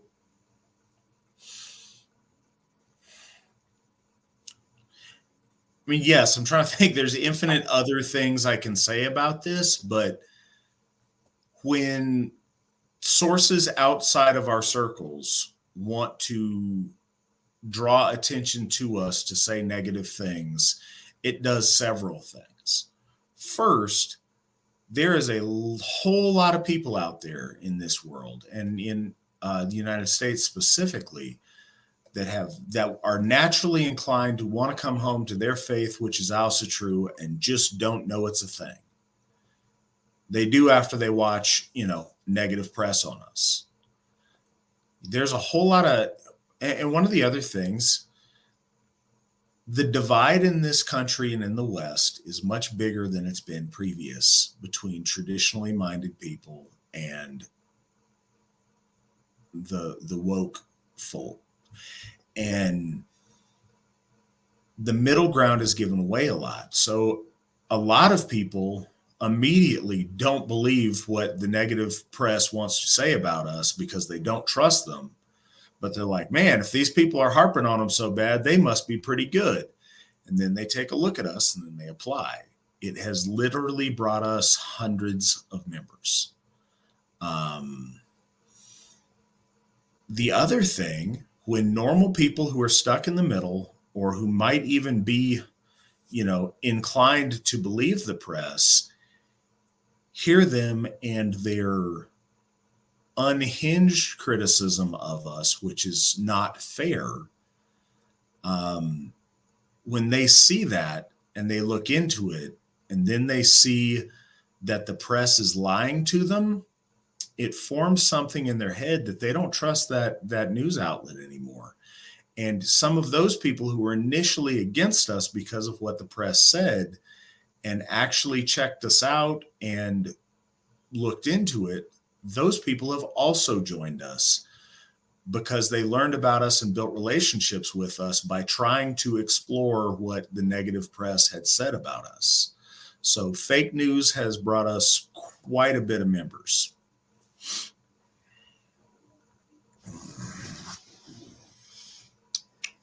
What else do we got?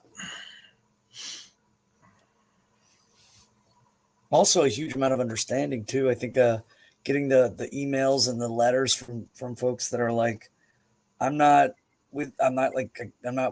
you guys, but I totally see that you have every right to do that. And it's like coming from like all kinds of people. Yes, I have been very positively surprised about that. Where we get some of the support we get, it comes from the least likely of sources, and I'm very thankful of that. Old black church ladies often, Yeah, they're that was. a big source of support. I remember receiving a series of emails like that, and I was like, "This is surprisingly cool." Yeah, I really We were appreciate going there.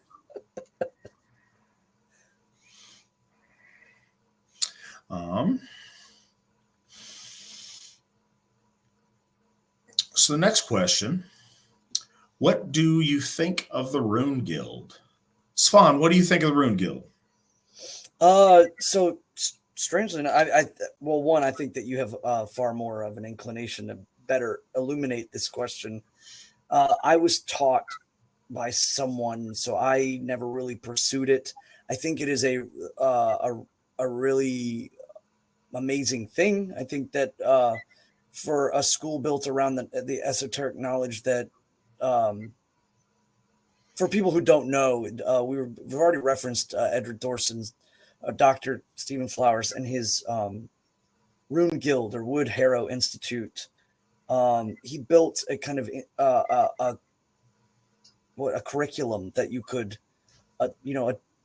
join if you were accepted, and then could kind of work further on. I don't know beyond that because I was never accepted. I never really went into it, but I imagine that they're doing good works. I don't know beyond like what kind of publications they may have moved into. And I think it's esoteric knowledge that would be interesting if I could have a glimpse. But in learning from my teacher, I have formulated a bias of my own tradition. And that tradition is very, very structured.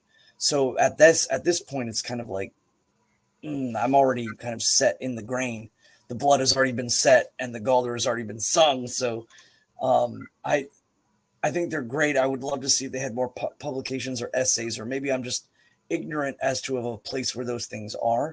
Or maybe they hoard it. They hoard that esoteric knowledge, and that's an interesting and intriguing thing.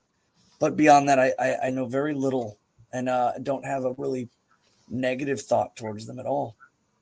Okay, so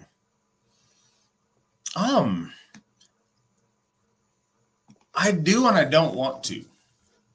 I think that there are people within the Rune Guild that are great and that know a lot of things and that are experts. And then I think there are a lot of basement wizards that are completely useless at a lot of things.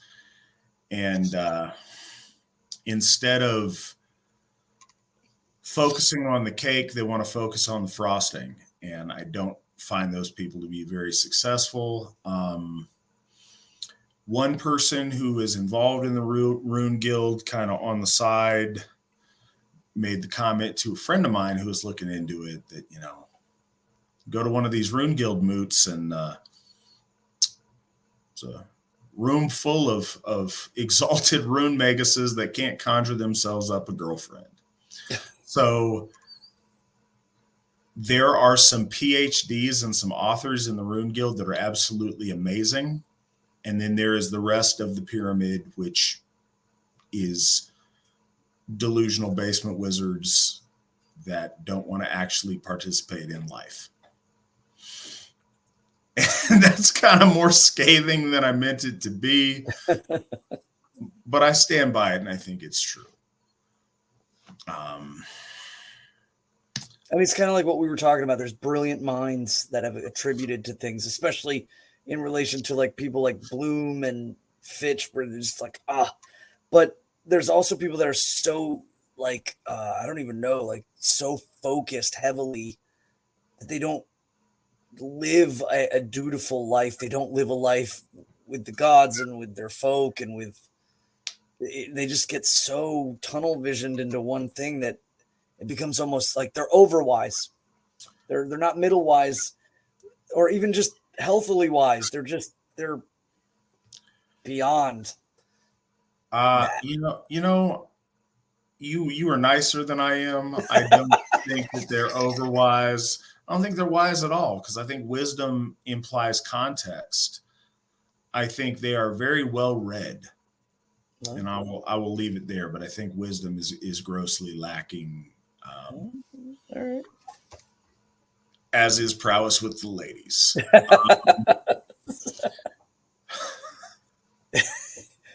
So Sorry, no, I'll just leave that there. Matt and Svan, thoughts on the rune Thurisaz? I've considered carving it into an axe I use as a tool more than a weapon. Svan, what are your thoughts on Thurisaz? Well, I mean, right out the gate, the rune poems that are associated with Thurisaz. So Thurisaz is the reconstructed name of the TH rune, the rune, and that rune is very well known.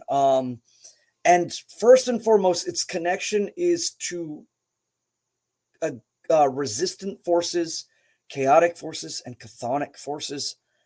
It's always mentioned as thus, except in one poem in the Anglo-Saxon where it's referred to as the thorn, but even then it's given with great warning.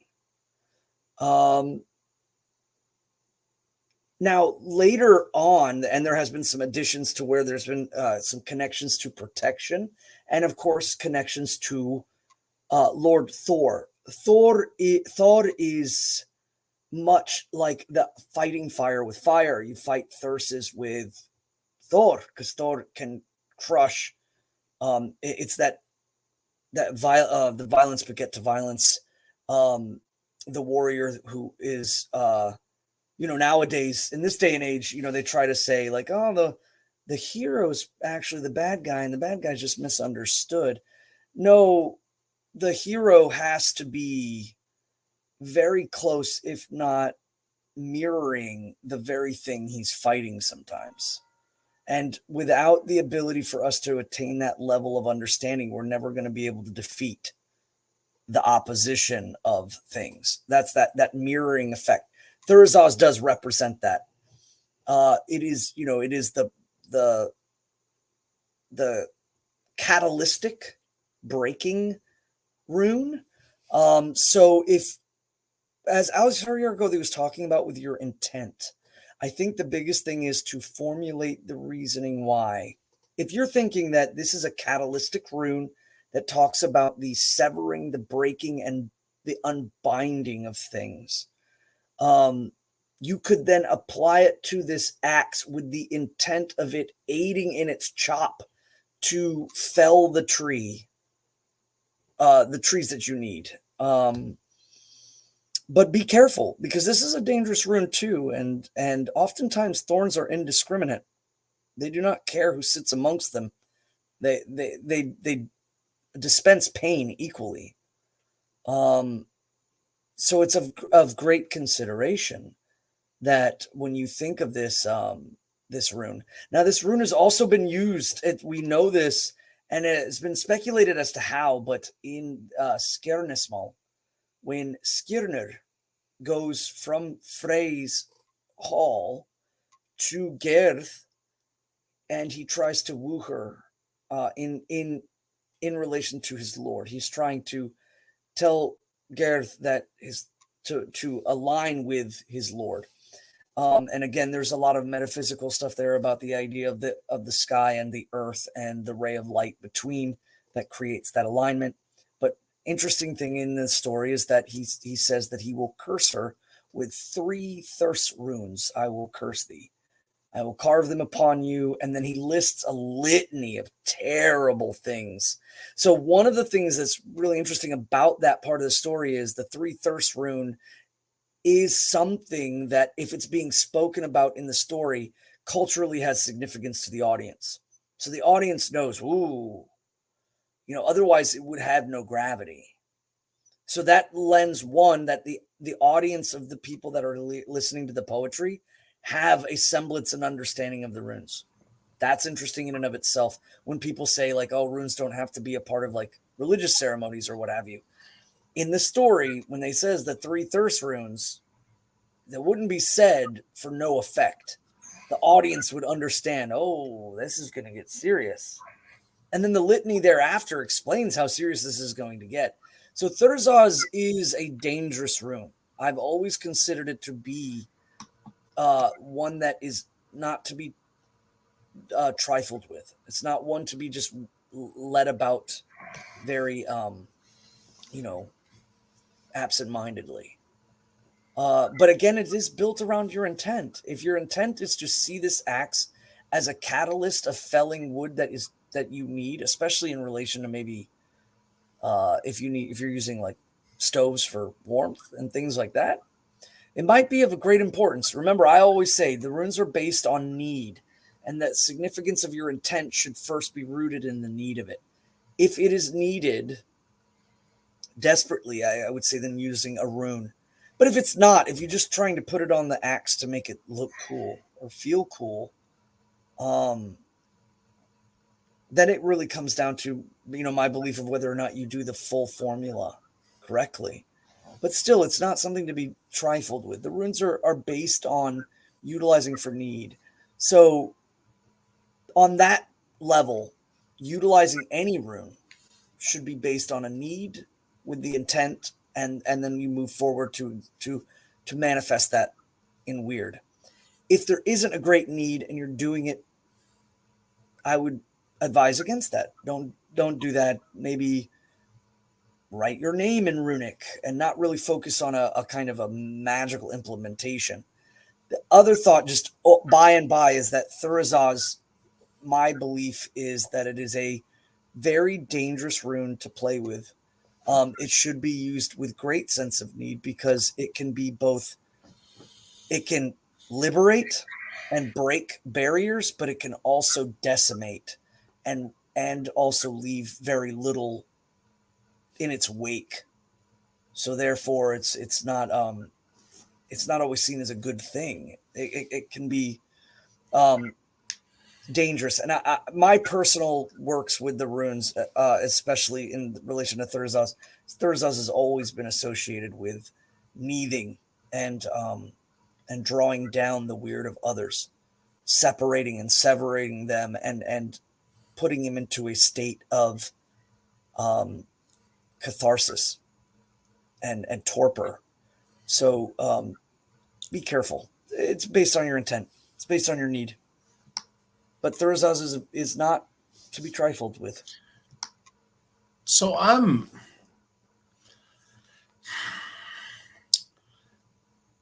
Svan learned his runes from an ascended master that now resides in Agartha somewhere. I'm not sure, but he's got this secret source of his rune school. And again, I talk about how intent is so much a part of it, because his understanding of the runes is built with all of these rules in place. Those rules are extremely relevant for him. And I think that's limiting in a way, but I also think it's enhancing in a way when they're followed. Right.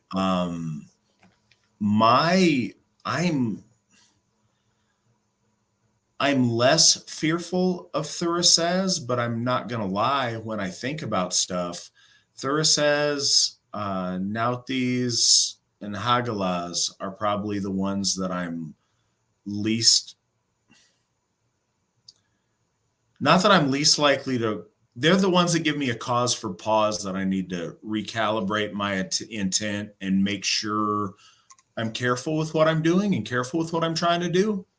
I don't think that they're bad. I think that they're just the circumstance matters, the intent matters. So I think that there's,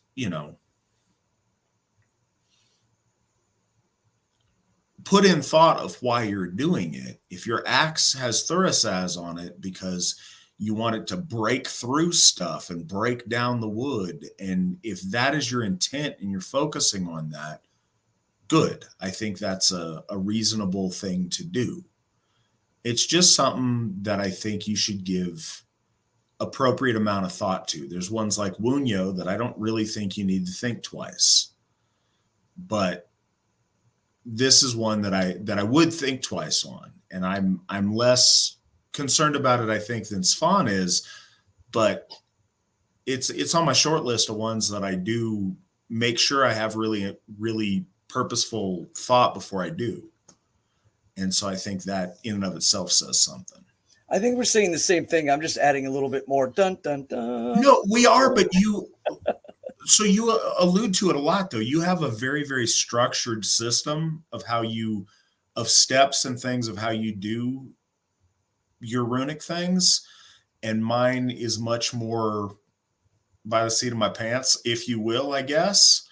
And I think that there's pluses and minuses to either, right, honestly.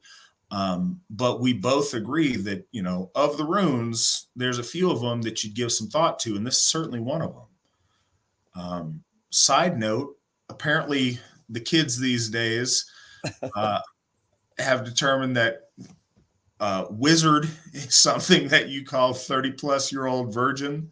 I see that over in the chat in the internet lingo. And good, that's exactly the way that I meant it. So maybe putting basement in front of wizard was redundant. But I'm glad apparently I got my ear to the streets. So wizard. All right. Hey, Matt, what is your take on France as far as the riots? I didn't see that one. France is a mess. I think that France has been leading the way in being a mess since the storming of the Bastille. I think this is where that leads. I hope this is a catalyst for fixing some stuff if they can be fixed. And I hope that other places see the ridiculousness that is France, that France has become, and heed those warnings. I don't think it would be very easy to turn this into a political discussion usually, and there's a lot of political topics we could talk about. I don't even think that's bad, but it's not kind of the purpose of the program. But what I will say, the protection and the advancement of our folk and our folk's development is a religious imperative, and it's in our declaration of purpose. To that end, there's very little in modern France, especially compared to other nations, that is French. And that's really unfortunate. I think, I shared some French fries this morning with my daughter, and that makes me much more of a Frenchman than a lot of folks who live in France right now. And I think that's saying something, unfortunately. And preserving your culture, preserving your traditions, and preserving your people is a duty that we have to our gods, to our ancestors, and to our descendants. And I think that the folk of France have been very remiss in that duty. And hopefully some things can change in a positive way. They had Marina, and they had Marine Le Pen, and they had the identitarian movement. They had all these signs telling them this was going to go. And then Macron gets into power, and it just continues to burn. It's and you know what? We can all laugh at it, but I think the laughter hides just the tragedy of it. It's so sad that there's nothing to do but laugh.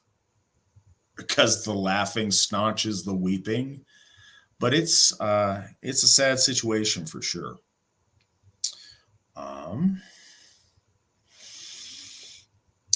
Any thoughts on Rodnovery compared to Asatru?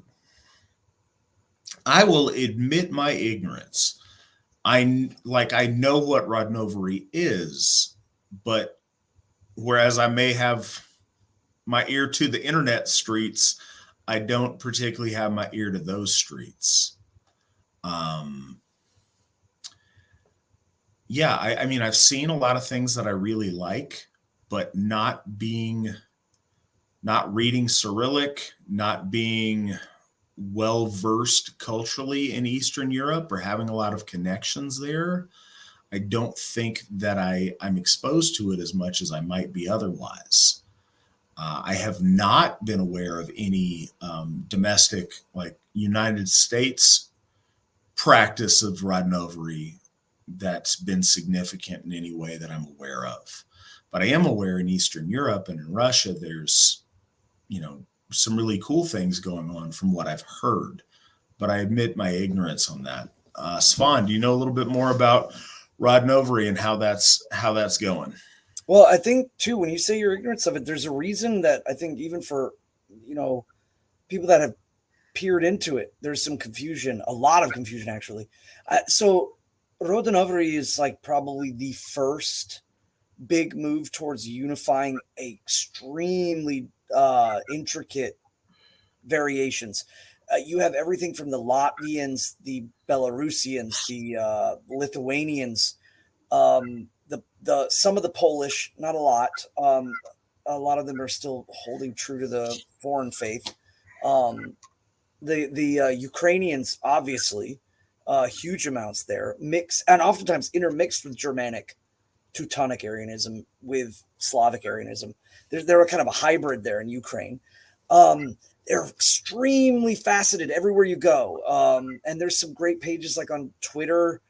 There's I believe they're Latvian, and their style is called Dievs. I believe is named after their stasis god of tripartite. And it's extremely interesting.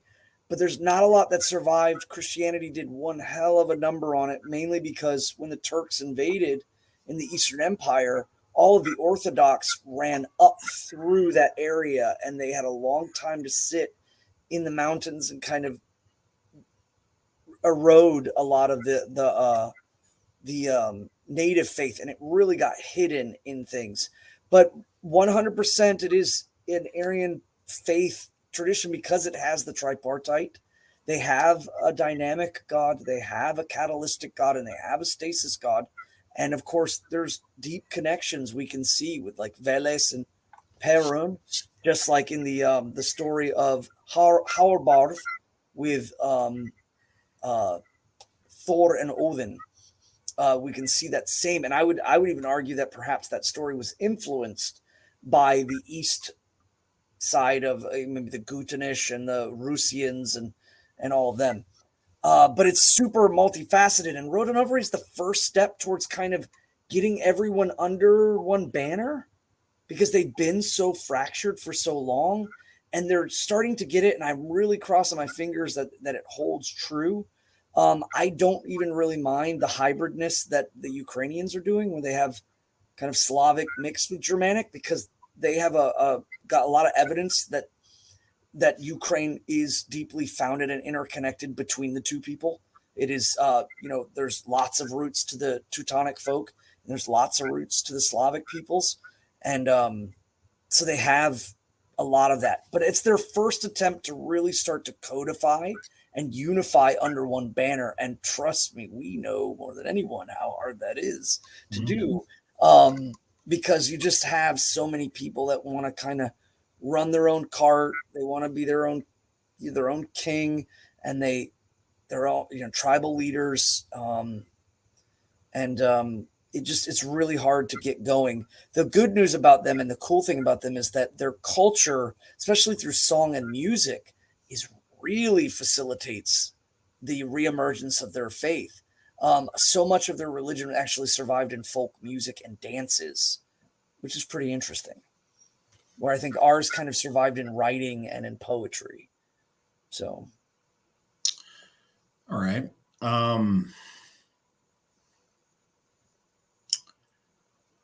So the next question, I know a lot of people do an English alphabet to Elder Futhark. I know it's not perfect, but does the AFA have a certain way they do that? Svan, do you understand what's being asked?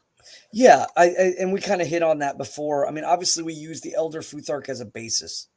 And for most every instance, we would write in comparative to English. But there are certain situations where we would not, and it would be phonetically based. Into Folk Futhark is what I'm talking about. The idea of spelling the word city with Kenaz being a k sound and Sowillo being a s sound, it's written in English with a C. So we would add the S as it would be Sity. Consider, though, the Latin in Latin, even though we would, because we're so familiar with it, it would be civitas. The C would make a hard K sound, though we don't like to hear that as modern. No, I know. So we've kind of made our own what we pretend Latin sounded like. Right. And yeah, I mean the k sound is still there. I think if we made a move towards understanding Latin a little bit better, then we could easily put Kenaz back as what it needs to be. But in certain cases, there's other things. For instance, the EA, the IE, EI sounds, those are very confusing.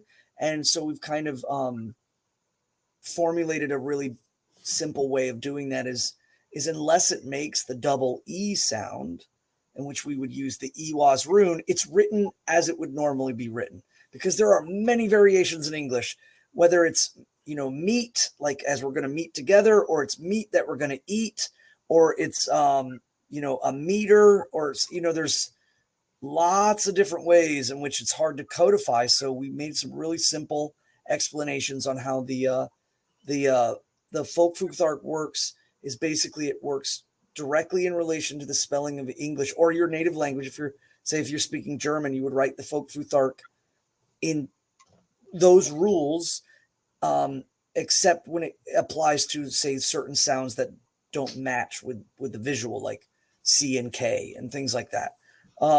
Otherwise, you can never go wrong by just kind of placing those unilaterally. There's other rules, obviously, like when for instance, the vowel sounds for urus. Urus usually is used for the U, double O sound, but also the like as in up, but not O, like as in hope or scope. That's the Othala rune, even though technically both of them are kind of an O sound. So it gets a lot of people get confused. And the other one that really confuses people, I think, is the short E, the long E, and the soft E. Isa is short, like as in Island or ice. It's the I and I. And then the long double E in Iwas. And then Ehwas is the horse rune, which is like close to like Equos or Equa, the equestrian. It's a short dropped sound. So in a way, we kind of have three E sounds. And that sounds very crazy, but I just explained how we kind of have three O sounds as well. And English and languages are like that, where they seem very, very confusing. So you look for context, look for collaborative relation with your native language, and then the last and final thing you do is fall on phonetic if you need to. And that helps with context. So, all right. Thoughts on the web of weird symbol? It's made of 9 lines and symmetrical. Not sure where it started. I don't know the origins of that as well. I know there was kind of a snowflakey design that was in a hexagon that was very similar and had a similar intent, but I don't really know where where that came about. I've seen that places. I don't have anything particularly negative. I think it's kind of cool. Svan, do you have any thoughts or any insight on that as a symbol? Yeah. Well, my esoteric teacher, um, he's passed away as of late. So where he has ended up, who knows? What roads he's on now. He used that symbol a lot because it encapsulated all the runes in it. So the 3 staves up, 3 staves left, 3 staves right, all interlaced, was a huge focal point in my runic like training. So one of the things that we used to do is make that image on a piece of white cardboard or white board, and then think of a rune, say the rune, and then picture it in the grid, as we called it, the grid. And it was like you could see that rune, and then you would hold on to that image, even though you're looking at the grid itself. I know it's sometimes referred to as other things, but we always called it the grid. And you would try to find the rune and picture it in there. And then when you say another rune, you would then picture the next rune. But it contains all the runes within it. And oftentimes in all of their variational forms, no matter what Futhark, whether it's Armanen or Elder, they're all there.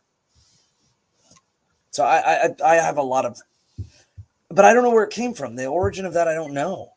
I remember seeing it. I think the oldest thing I've ever seen it was in a book, and it was drawn as twigs, like actual staves with little twigs and leaves, and it looked like an old print.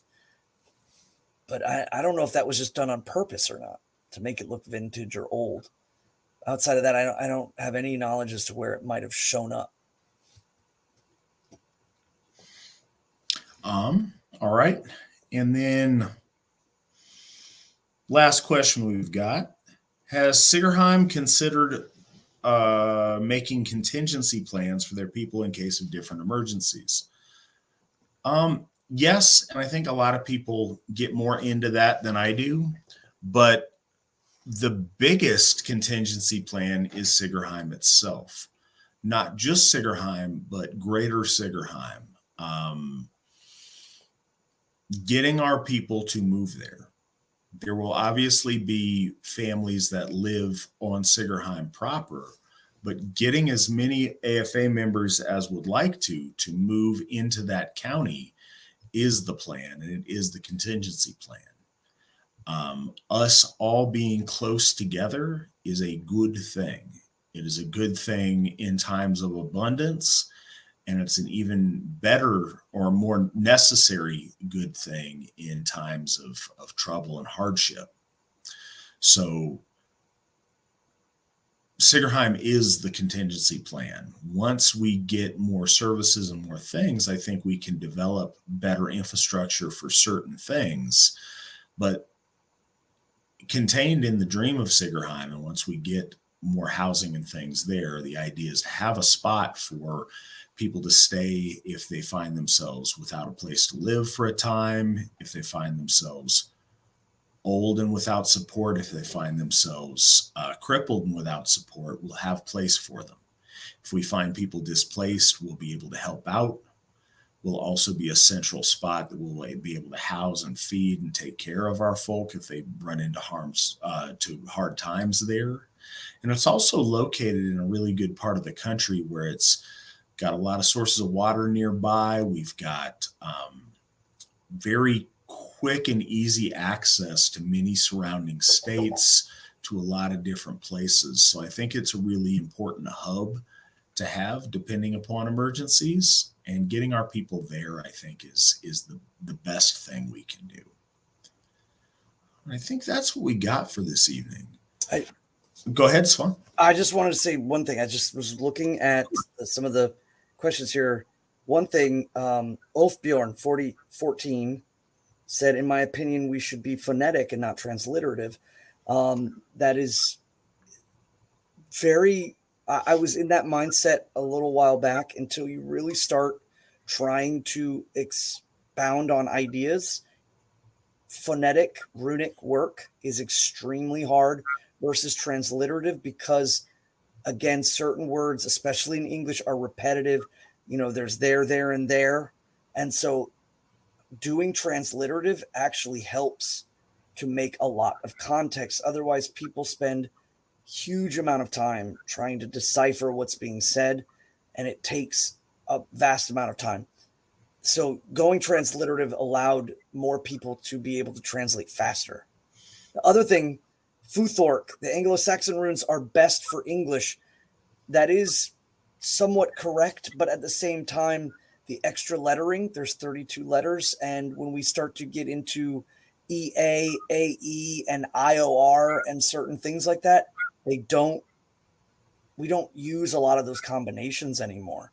And so, the other problem is not a lot of people know the Anglo Futhorc, and some of the other runes are really mixed up. Whereas in the Futhorc, the rune that most everyone knows in every form is now more of an O sound, and that would really throw people off. So I like the Futhorc. I'm not downing it at all, and I think there's a mystery to it. But perhaps, if there was a need be, perhaps we could incorporate more into that. But right now, everyone's mainstay was the Elder Futhark. So the Elder Futhark became the mainstay of the Folk Futhark as far as its usage. I just wanted to cover those 2 points because I saw those. I know they're probably long gone and asleep by now. But if they listen to this and they listen to the end, the secrets are waiting there. There we go. All right, guys. Thank you all so much for being on tonight. Svan, thank you once again for being here and sharing your wisdom with us. We appreciate it. Thanks for having me. It's been a good year. I'm excited for the year to come. I appreciate our audience. You guys are great. I look forward to it. And I will be at Sigerheim or very close to Sigerheim doing my broadcast next week. So I will talk to you guys then.